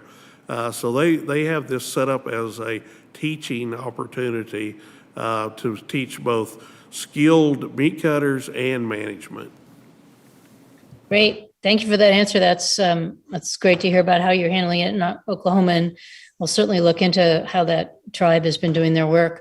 Again, thank you everyone for your testimony. And with that, Mr. Chair, I yield back. Thank you very much. And now we'll hear from the gentleman from Georgia, Mr. Allen. You're now recognized for 5 minutes. Thank you, Mr. Chairman, and thank you to all of our industry leaders today, and particularly thank you, my good friend Francois, for pitching in because I want everybody to hear your story. It is one of the great success stories in my hometown, right there in Augusta, Georgia. And I'm so proud I've had the opportunity to tour your facility. And I was so proud. I want you to tell the panel, I called you when we were actually running out of food in grocery stores. And this was back in, I think, May of 1920. And I said, are you producing? And you explained to me how you were doing it. Would you tell these folks how you did that? Because it was amazing. I mean, people around the country were shutting down their facilities, and you were saying, hey, send me more animals. I'll process them. I'll do my part during this difficult time in this country. Just quickly, can you tell these folks how you did it? So I, being from France, I was watching the news in Europe, and I understood quickly that at that time, the pandemic would come directly to us. And my biggest worry was to lose our employees. So what we did, the way we did it, and thank you very much for the Cattlemen Association of Georgia, because they have been very helpful.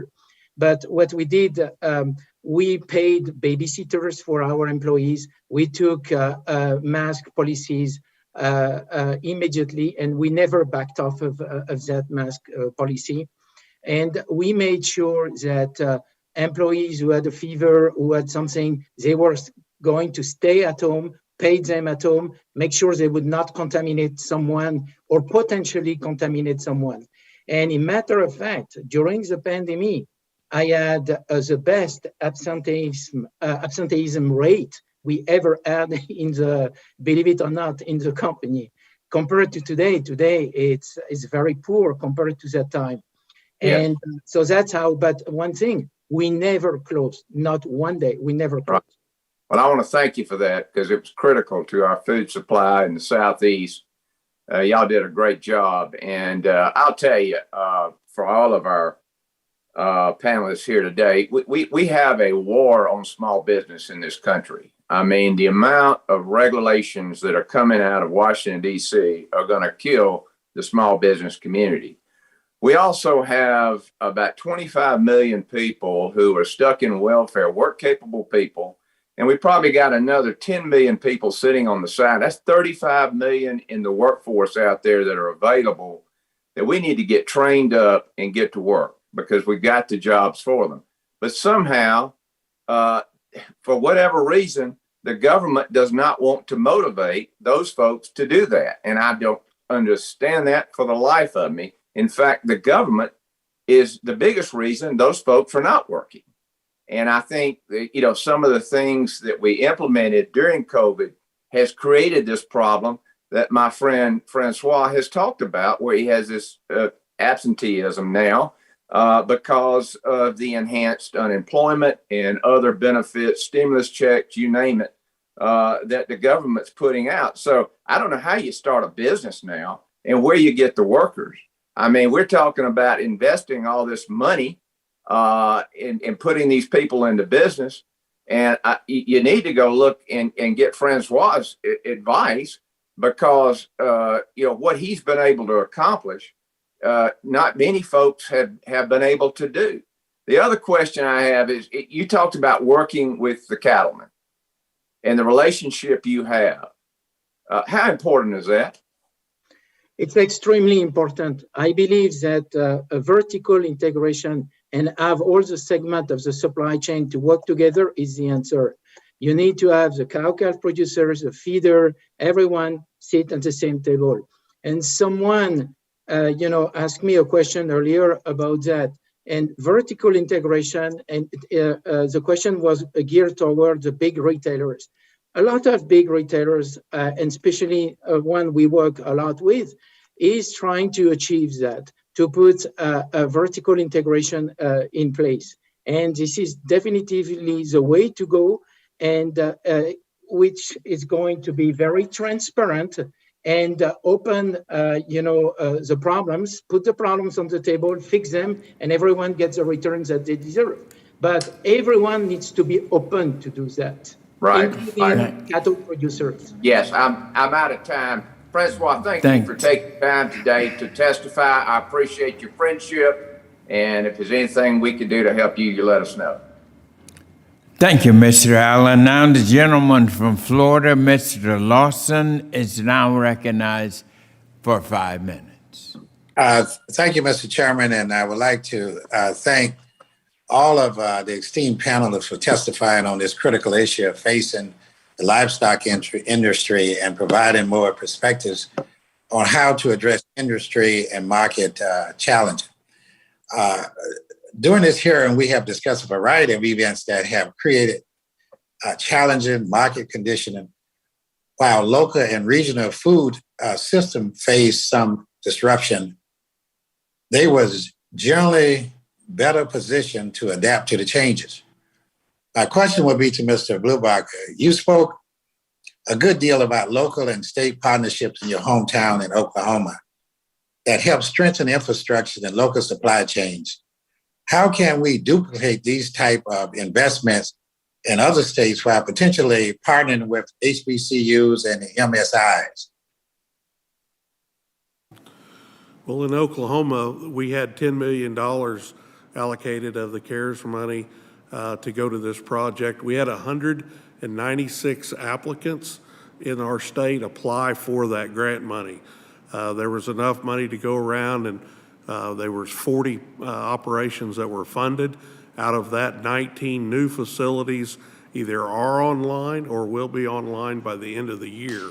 And this was all administered through the Oklahoma Agriculture Department, Food and Forestry. Very successful program. You know, a lot of times things we do in government does not work, but in this case, this program really works. Get the money out to the states, get the capital out there to get these small plants going. But don't forget to get us some federal inspectors as well. Well, that's great. You know, it's no secret that the agriculture industry has struggled to retain reliable, consistent, and well-trained workforce, especially during COVID-19. Now, I know for a fact that a lot of the money that people received during the COVID time, that money been long gone, and so people are available. There's no more government assistance for most of this program except for to try to control the vaccine and pandemic. The question for all witnesses, in your own opinion, what would be some changes Congress can make to address this shortage, especially in the rural areas, which I represent some rural areas, and ensure that current and future workers have the mechanism for reporting abuse and retaliatory behavior within the industry? And that's for all the members of the panel.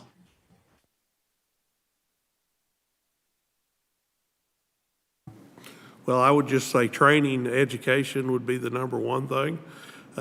We need to educate our young people in this skill. This is kind of a lost art. I remember as a young man going into the local grocery stores, and they all had a meat cutter there, and they would cut your steaks just the way you wanted them, and they processed them that way right there in the grocery store. But those days are long gone, and there's very few of those left, and this is kind of a lost art. If I could, Mr. Representative, I certainly agree. Training and education is critical, but I would also think we need to give people the incentive to go back to work, and continual payments to people to sit on the sidelines is counterproductive. Farmers and ranchers don't get the luxury of staying home and collecting a check. They have to work for it every day, and that's the America that I know, and that's what we need to get back to.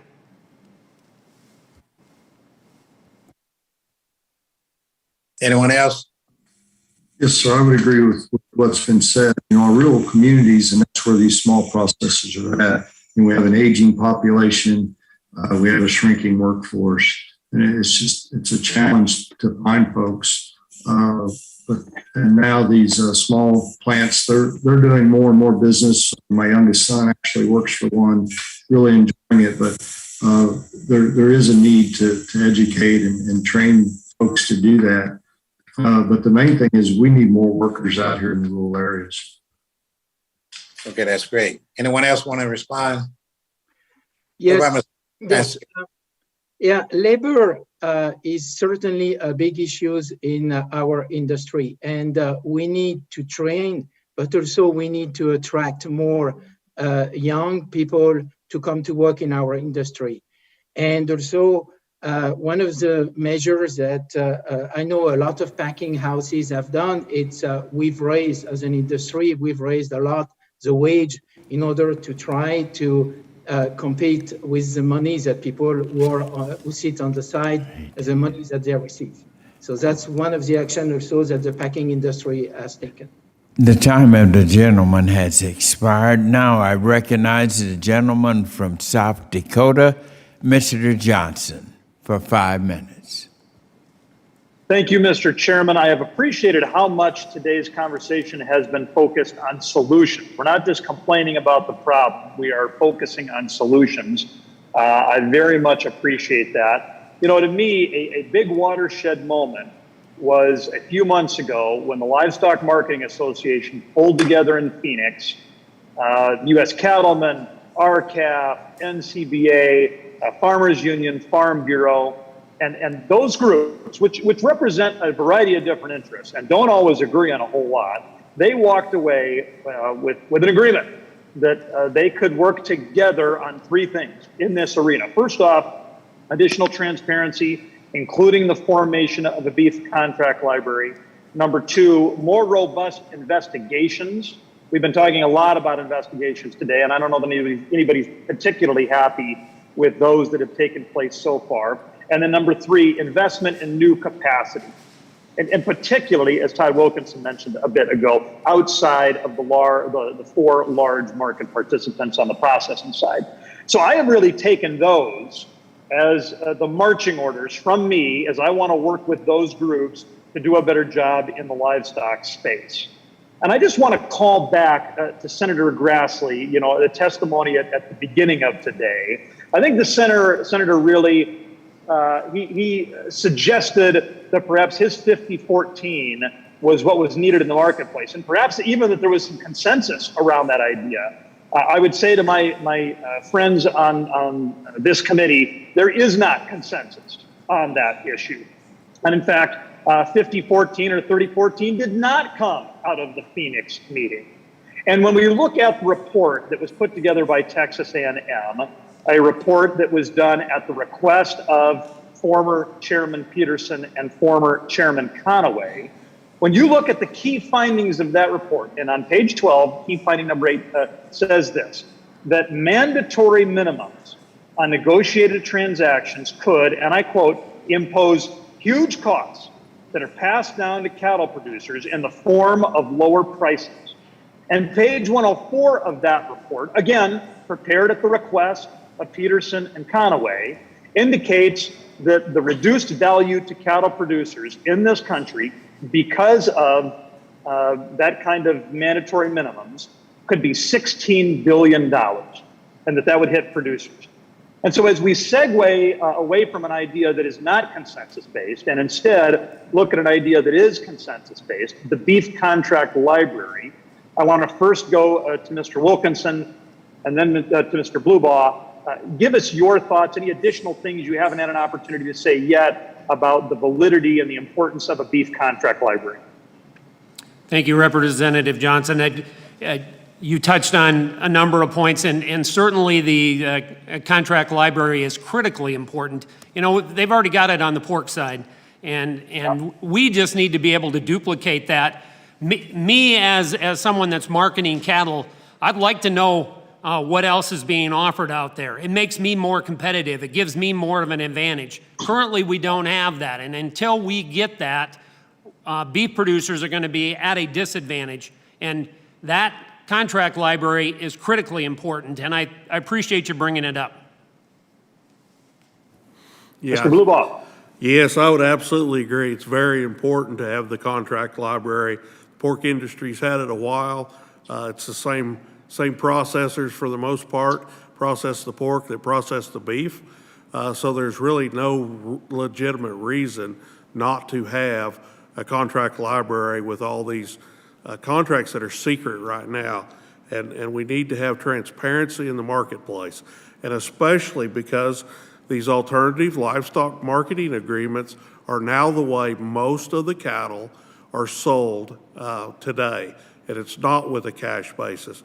Our organization, we support more cash trade, whether I don't have a magic number, whether that's 30% or 50%, but we support more cash trade to establish the market. So with just the 20 seconds I have left, Mr. Hayes, you know pork. We've said that it's on the pork side. Is there anything that would cause, would you tell us we should not pursue a contract library on the beef side based on your experience on pork? I don't see a problem with having a contract library. It has served the pork industry well. We had some of the same fears, but it's worked well. I don't think it's caused issues that some of the folks may be concerned about. Thank you, and Mr. Chairman, I yield back. Thank you. The gentleman from Ohio, Mr. Balderson, is recognized now for 5 minutes. Thank you, Mr. Chairman, and thank you for the panel for being here. And my first question is going to just kind of add on. Ranking Member Thompson started and asked the question and kind of ran out of time, but it's for Mr. Wilkinson. As you know, the USDA recently closed its public comment period for the $500 million in grants, loans, technical assistance to address bottlenecks and supply chain issues. What advice would you have to the USDA to ensure they distribute this money effectively and expand processing capacity? Thank you, Representative. First, I would again echo the need for this to get to the small, the very small, and the medium-sized processors. And in that situation, they don't need just grant money to build the facilities. Oftentimes, it's operating capital and the ability to guarantee a loan that's more critical for them. We don't want to set up a whole bunch of new processors just to fail to watch the big boys come in and buy them up, because that doesn't gain us anything. We need a framework around these loans and these grants so that they can have success going forward in the future. Thank you. A follow-up, Mr. Wood, can you explain how a shortage of beef processing capacity, processing capacity affect cattle producers negotiating leverage in fed cattle transactions? I'm sorry, Representative, was that directed to me? I couldn't hear. Yeah, I apologize. I stumbled there a little bit. Yes, Mr. Wilkinson, that was directed to you.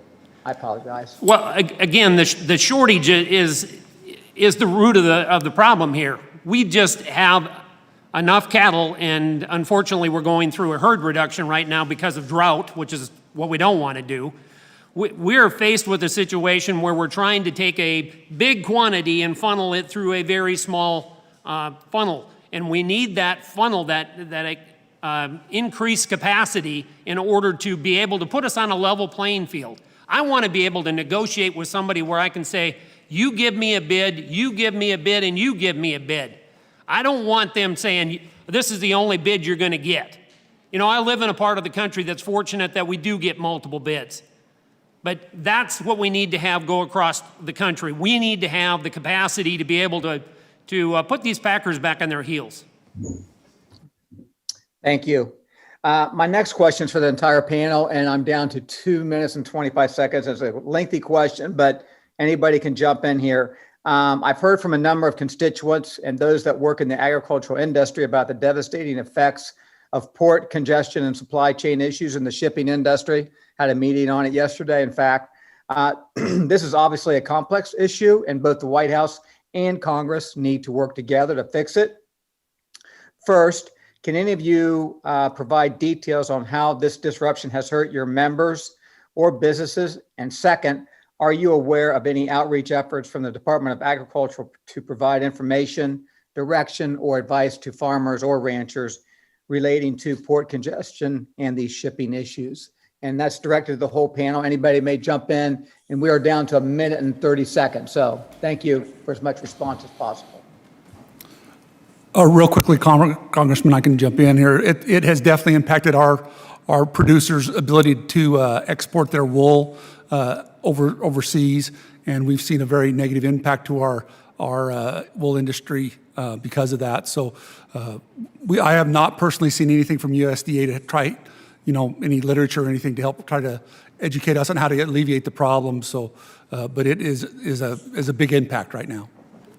Congressman, if I may, certainly the lack of shipping capacity has impacted the beef industry, but it's also impacted the producer from the other side. The producers aren't able to get their components to be able to run their tractors, to do everything else that's necessary in the industry. And we're faced with a situation, I can't even buy fence posts right now because they're not available, and this port congestion seems like a problem that the government should be able to handle.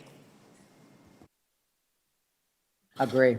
I would just add, I agree. We're having difficulties buying anything that's imported in here right now for spare parts, whether it's clothes. You see in department stores, shelves are empty. This port problem is huge, and it is becoming a very big problem for us to operate out here in agriculture. Thank you all very much for your answers. And Mr. Chairman, thank you. I yield back. Thank you. And now I recognize the gentleman from Kansas, Mr. Mann, for 5 minutes. Thank you, Chairman Scott, and thank you to everyone for participating in this panel. It's essential, in my mind, that this committee consistently hears directly from the producers who feed, fuel, and clothe our country and world. Appropriate ag policy results in a freer America that does not have to depend on any other country for food.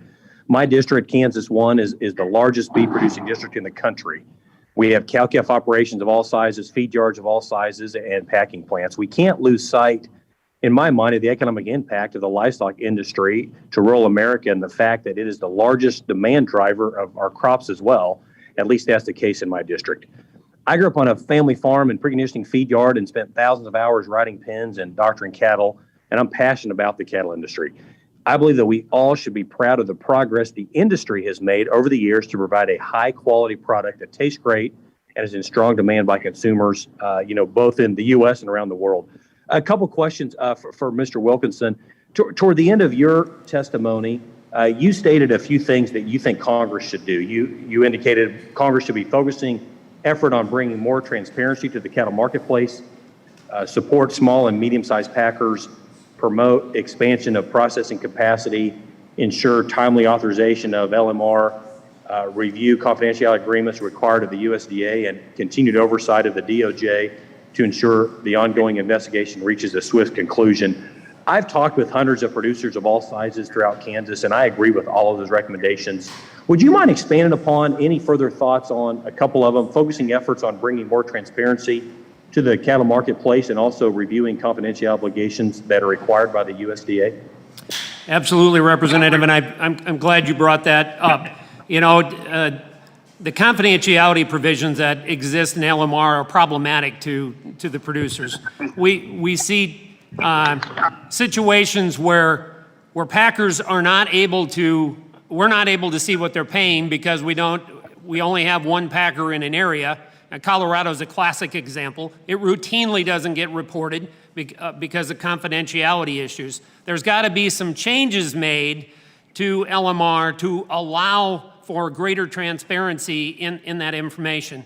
And that's just critically important. You know, part of the other issues are, I'm going to speak from NCBA because we've tackled this issue. We went head on and we went out and formed a working group that actually the producers have caused a greater negotiated trade to occur because of themselves on a voluntary basis. And it's that producer-led solution that is going to get us out of this situation. No offense, but sometimes the government brings bigger problems than you can bring solutions. No offense taken. I completely agree. And kind of, that was really my second question for you, Mr. Wilkinson. You know, I've talked to hundreds of cattle producers in Kansas Big First, from small scale operations to some of the country's largest feed yards and everything in between. I'll tell you, overwhelmingly, I've heard that we need to, A, increase the price discovery in the cash market. B, we need to make sure that producers benefit when they provide a superior product. C, we need to not let the government interfere in the free market. And D, we need to acknowledge we have regional differences.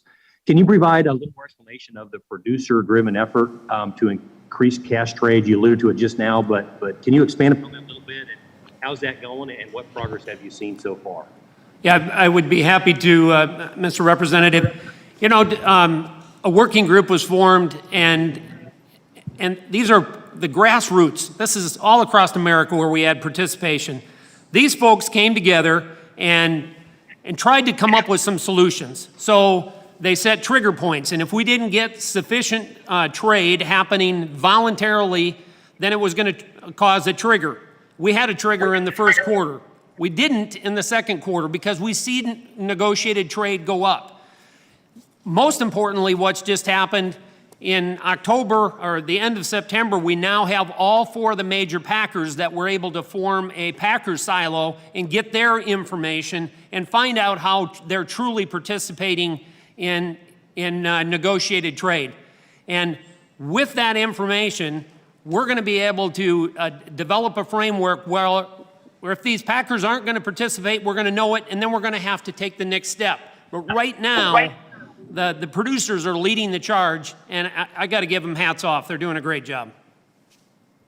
Thank you, Mr. Wilkinson. I believe I'm out of time. We appreciate everyone on the panel for being here today. And Mr. Wilkinson, thanks for the further explanations. I yield back. Thank you. Now I recognize the gentleman from Iowa, Mr. Fenstra, for 5 minutes. Thank you, Chairman Scott, and thank you, Ranking Member Thompson. We got a problem. We got a problem. I probably represent the most independent producers of anywhere in the country. And my producers sometimes can't even get a bid. Can't even get a bid, unless you're vertically integrated, of course. So I talked to Secretary Vilsack this morning about the importance of price discovery and measuring measures within the cattle market. Mr. Bloombaugh, can you share how increased price transparency and true price discovery measures included in long-term reauthorization of the livestock mandatory reporting may benefit the market participants? Sure, it's just simply transparency. If we can get that contract library, we can get that data in there on all of the sales and not just part of the sales reported. That is going to help us a lot, make that, be able to decide what really is the true value of our cattle, because it's so difficult right now. You see the price of boxed beef at record high prices. The price in the grocery stores are very high, but at the very same time, our ranchers' prices are going down and continuing to go down. And every time we see a black swan event, which we have seen a cyber attack on some of the large processors that have shut them down. We have seen a fire up in Holcomb, Kansas, that shut one of the large plants down.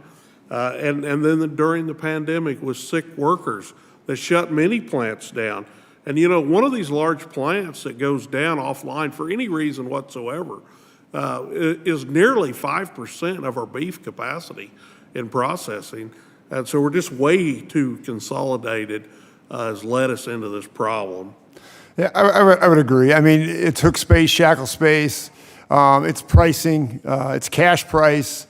I'm just trying to find my way of what we can do as Congress. And I do not agree that it's just simply hands off and let it play out. It's just not. I mean, the four packers, they have their way right now. They're making incredible amount of profits. All right, my in-laws, my people I know, they're losing $120 a head. So my question to you also would be, what do you think of 5014 that Grassley and Fisher sort of are looking at? Senator Grassley spoke a little bit this morning that he was in negotiations with Senator Fisher on coming up with a compromise bill to kind of mesh those two together. I think that's a great idea. I think it's the right direction that we need to go in. So I don't have the magic number of the best way. I know different regions of the country, there is more cash trade in some areas and less in others. I will tell you in the southern plains, it is a very low cash trade, below 20% in most weeks. So it's almost non-existent in the southern plains. Right. I would agree with you, and that's the trouble. I think the producers in Iowa are just trying to make a living and just trying to get some fairness in the market, and that just doesn't seem to happen. I want to pivot just a little bit to Mr. Hayes on the swine industry. I've got about a minute left. Can you just talk about the African swine fever and that we have a possible vaccine, the ASF vaccine, and what your thoughts are on how we can prevent this as we move forward, and is this an opportunity for us? Mr. Hayes, if you could just extrapolate on that. Sure. Where we need to focus, Congressman, is keeping it out of the country, obviously, and that's why so much focus has been put on the Dominican Republic and Haiti, because it's in the so close to us, and we'd worry about it getting into the wild pig population. We're very supportive of the vaccine. We're excited about the vaccine, but that's more of a tool to clean up if we get African swine fever here. If we run out and vaccinate the U.S. herd without having it wild strain here, then all the problems that we're going to have with trade come as soon as we stick the first pig. Yep. We're considered positive at that point. So, great tool to have, but it's not the way to prevent it from coming on. Yep, I agree 100%. It's just one of those things that we have hopefully at our discretion. And I represent the largest hog production in all of our nation in the 4th District. So thank you for those comments, and I yield back. Thank you, Mr. Francois. And now I recognize the gentlelady from Minnesota, Ms. Fishback, for 5 minutes. Thank you, Mr. Chair. I appreciate it. And I'd like to thank all the witnesses and thank them for hanging in there with us. I know it's been a long day And so I appreciate you hanging around to testify and to answer questions. And I'd also like to associate myself with the comments, the opening comments of Mr. Mann when he talked about how critical it is that we hear from producers, because as we are going through legislation and policies, it is absolutely critical that we hear from the folks that are actually doing the work, that are actually having to implement the kinds of regulations and legislation we put into effect. So I particularly want to say thank you, because it is critical that we hear from producers. And just a couple of quick questions. Mr. Hayes, your testimony included a variety of technical suggestions to the livestock mandatory reporting requirements for the swine industry. And big picture, can you explain what kind of benefits such changes would provide? So yeah, basically, Congresswoman, what we're asking is just to modernize it, I guess would be the best way to say it. The pig market, the way we market pigs, continues to evolve and change. And, we basically get to make changes in LMR once every 5 years. And we're just trying to get the market to catch up with where the industry's at. So I guess would be a quick way of summarizing that. Okay, well, thank you very much, and do keep in touch on those, because they're just it's critical as we do go through the process of creating those new requirements. So thank you very much. And Mr. Wilkinson, in your written testimony, you talk about long-term declines in negotiated trade of fed cattle. In your opinion, what has been the main driver of that decline, and is the NCBA concerned about the lower levels of negotiated trade? Representative, I would tell you that NCBA is critically concerned about the reduction in negotiated trade. The good news is that we have seen some increased trade this year, in part because we've got producers trying to come to a voluntary solution. But negotiated trade has to pick up. Why is it going down? I think that's largely because we've got people using different marketing programs as to how to market their cattle. 20 years ago, there wasn't a lot of formula trade. Now we've got a grid-based trade. All of those are relatively new. That doesn't mean that they're wrong. As a producer, if I think my cattle are worth more, I want to get a better spiff, and I want to be able to negotiate that with the person that I'm selling my cattle to. And unfortunately, that doesn't mean I'm going to take a bid from JBS or take a bid from Tyson or all of those. I want to be able to negotiate my cattle as a premium. So if I'm selling certified Angus beef, I want to capture that premium. So when I do that, I take it out of the direct cash negotiated trade. And that's part of the issue. I'm not going to say it's a problem. It's the nature of where we are right now. But we still have to have price discovery, and we can't have everything based off of AMAs. Thank you very much. I appreciate that. And then finally, Mr. Laser, how might government mandates on those required thresholds for cash purchases of cattle affect your business model? So I'm in a different part of the United States because I'm in the Southeast. As you may know, we're not feeding very much cattle over there, but we're more a cow-calf producer. In regard to my business, I'm buying all my cows on the cash market negotiation. It's negotiated. So basically, we are in auction barns, and we have 3, 4, 5 packers that bid for the same cow. And that's how I buy. And I have another type of buy that where I put my grid every day out to certain buyers, and they deliver the cattle based on the price that I have put out. It's their choice. They have no obligation to come and deliver the cattle. If the price satisfies them, they come to me and they supply me. Well, and thank you. And again, thank you to all of the witnesses. I really do appreciate you being here. And with that, Mr. Chair, I yield back my 13 seconds. Well, thank you for that. The gentleman from California, Mr. LaMalfa, is around, recognized for 5 minutes. Thank you again, Mr. Chairman. I appreciate it. for our panelists there, Mr. Wilkinson and Mr. Bonner. We asked Secretary Vilsack a little while ago about the vacant grazing allotments in the West that are, an issue for our livestock folks. And so he was talking about there might be certain issues with maybe endangered species or others. It didn't sound like it was a bureaucratic issue. What is your experience with your memberships on what's going on with that? Whether it's a habitat issue, whether it's an endangered species, or some other issue with environment, or is it just coming down to bureaucracy not getting the things out? Is there a concerted effort to just not get these allotments done for growers? What do you think about that, Tim? Yeah, Mr. Representative, I'm going to start by where you left off on your question, and unfortunately, I think a lot of that is based on bureaucracy.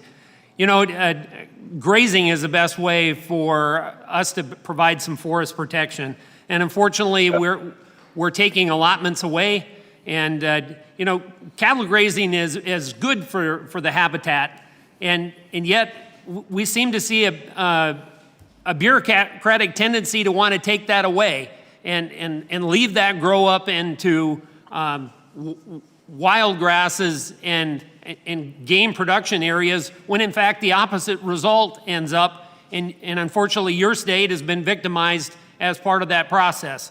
So grazing allotments need to be given out, and we need to get the cattle back on the ground, because that's the best forest protection we can do. Yeah. Thank you for the question, Congressman.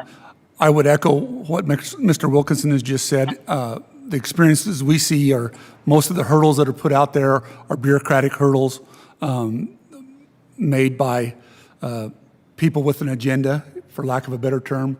And it is not good for forest or forest management. We see that throughout the summers as we watch our forests burn throughout the West. And so I would echo what Mr. Wilkinson said, that it's a bureaucratic problem. Well, what do you gentlemen think? In part of my district and neighboring districts, also you have a wild horse issue, you have sage grouse. I guess part of the things we need to dispel is that cattle grazing does not compete with wild horse territory. Do you guys, and sheep, do you guys find that the livestock industry is still being victimized by a perception on the wild horse issue? And then touch on to the sage grouse and that habitat and such. Yeah, absolutely, Representative. And I'll start with sage grouse first, because it appears that we've made such progress by the producers voluntarily working on programs to enhance sage grouse, only to suddenly have the federal government decide that they want to declare more habitat critical and kick the cattle back off the areas. It's just counterintuitive. I don't understand it, and neither do our producers. And the wild horse situation, we're not competing for the same area.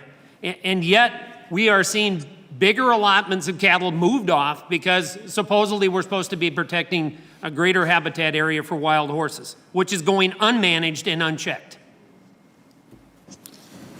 Yeah, I would just add, in my home state of Wyoming, the wild horse issue is a tremendous issue.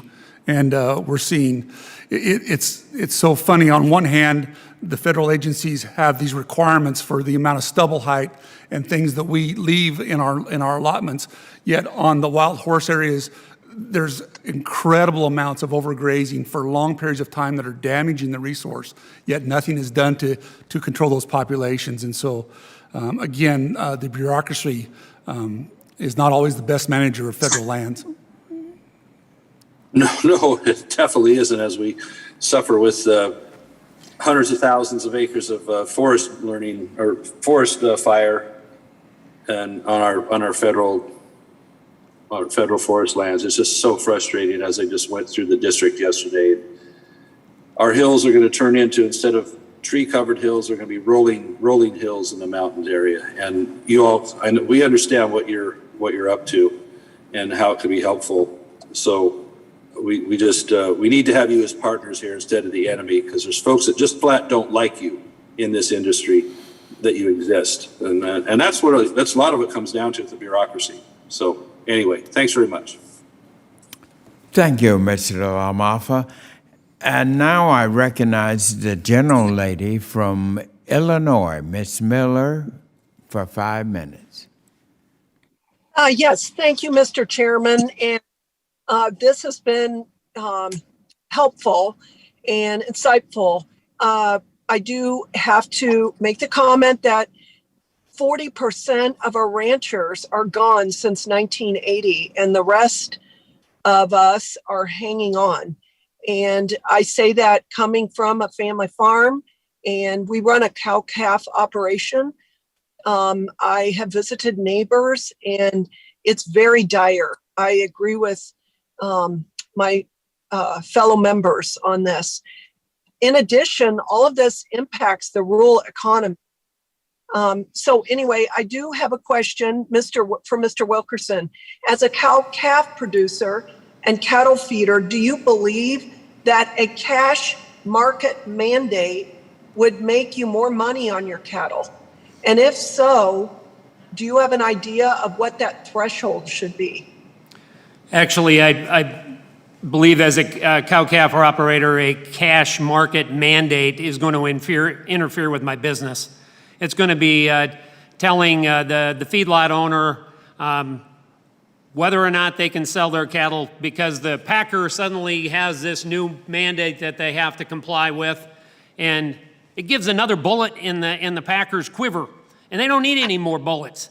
We need to take away some of that. And I'm very concerned, our producers are very concerned that they're going to get taken, their free choice is going to get taken away. They want to be able to market their cattle the way they want to market their cattle.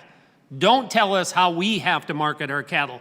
And you can say, yeah, I'm going to tell the packer, but the packer's going to tell us because that's the nature of the market right now. Thank you. And then I have another question relating to constituents that have reached out to me in light of expanding opportunities for, small operation packers opening. What do you think? Do you think it's viable to allow veterinarians to be licensed to do meat inspection in processing facilities? Do you think there's a place for this in the livestock industry? Madam Representative, if the veterinarian is trained and has the ability to do that, absolutely. We need more inspectors to be able to increase the smaller operations. We're looking for any solutions that we can put out there to increase the small producer production, because that's the producer that's going to get the food to that local community that's going to drive the economy. It's not the big packers. We need to hit it on the ground level. I appreciate the question. Yes, and I understand my sons have been having to schedule a year ahead of time for processing. So like the other members have said, this is a serious issue that we have. Thank you so much. And I yield back. Thank you very much. And now we will hear from the gentleman from Texas. Mr. Cloud, you're recognized for 5 minutes. Thank you, Chairman. Texas is a state, of course, where alternative market agreements are heavily relied on. And generally, my constituents argue for less regulation. As you can imagine, Texans generally do not support mandating a minimum amount of cash for the cash trade. In the last year, the Texas, Oklahoma, New Mexico region has made strides in increasing the amount of negotiated cash transactions. Today, 17% of the transactions in this area are negotiated by cash trade, not too far from the company average of 26%. At one time, packers in this region only bought 1% of the cattle through cash contracts. Mr. Wilkinson, can you discuss some of the challenges associated with the government requiring certain levels of negotiated trade? Yes, and Representative, you hit the nail right on the head there. You know, that increased cash trade came from producers voluntarily doing that. They went out and wanted to make the change. And again, the issue is if you force something on the packer, we are afraid as the feedlot owners that is then going to come down to us, and we're going to be limited on how we can market our cattle. So let us have a chance to solve this problem, because this year has demonstrated one thing loud and clear: we're making progress. And to all of a sudden force something down our throats and mandate something that the government knows best is clearly going to be problematic for America's cattle producers.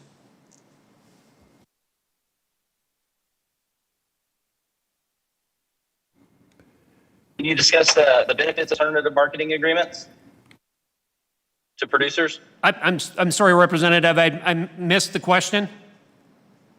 Can you discuss some of the benefits of alternative marketing agreements to producers? Well, yeah, absolutely. I'll use myself as an example. You know, I'm producing an Angus animal. I've got the ability to market that animal at a premium, and I'm getting paid for that premium.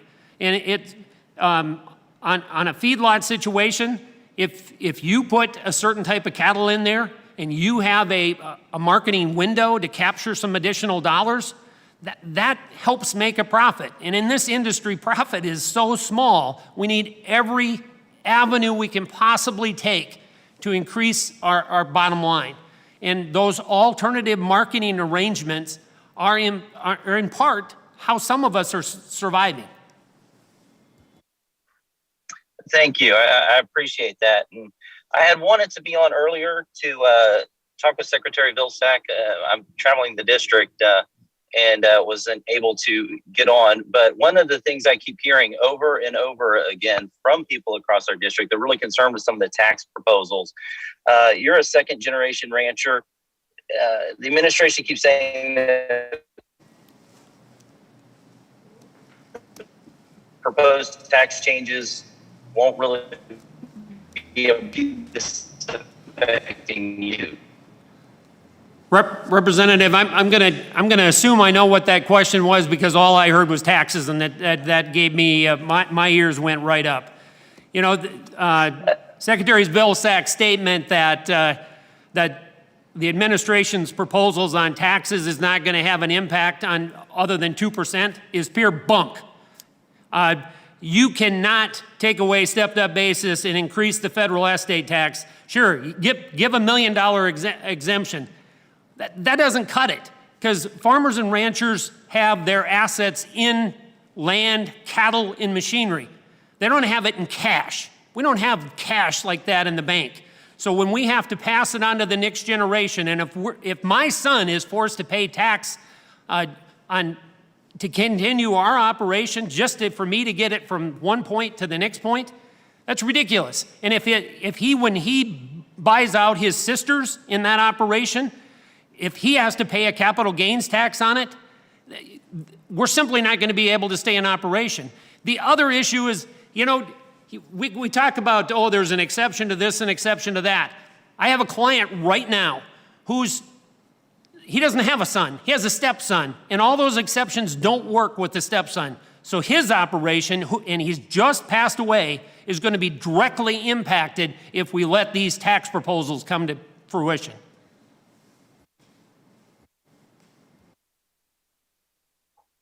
Thank you, Mr. Wilkinson. I really appreciate your testimony. It is so vital that we do everything we can to protect the family farms.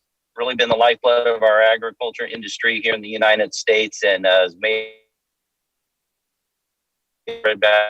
basket of the world. Well, thank you very much. Well, thank you very much. Unfortunately, we're not hearing everything, but we certainly thank you for that. And I certainly agree with you on the step up.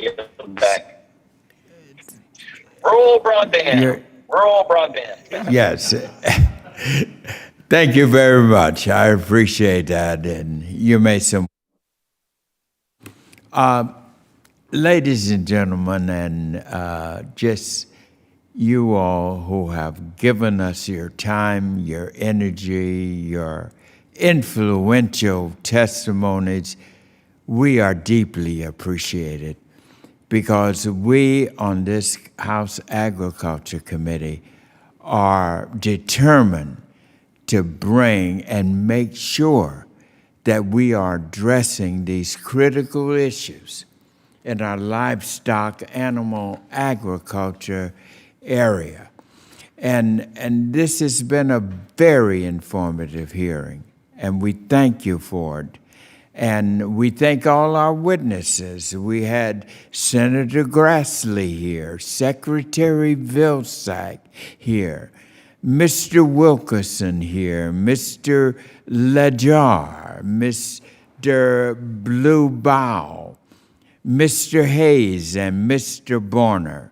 Thank you both. Thank you all 5 of you, for coming today and sharing your views and answering our questions. And I want you to know, I am committed as chairman of the House Agriculture Committee to ensuring that livestock mandatory reporting is extended. And you know, I referenced my bill, H.R. 5290, which would extend livestock mandatory reporting for 1 year, a policy that has broad industry support. My bill has broad bipartisan support, as you heard. Both Republican and Democratic members here are on board and committed as strongly as I am to making sure, because number one, it maintains the transparency that you all have talked about, price discovery that you all have talked about. And this, as I said before, and I use the terminology and I mean it, this is our precious industry. It is our food industry.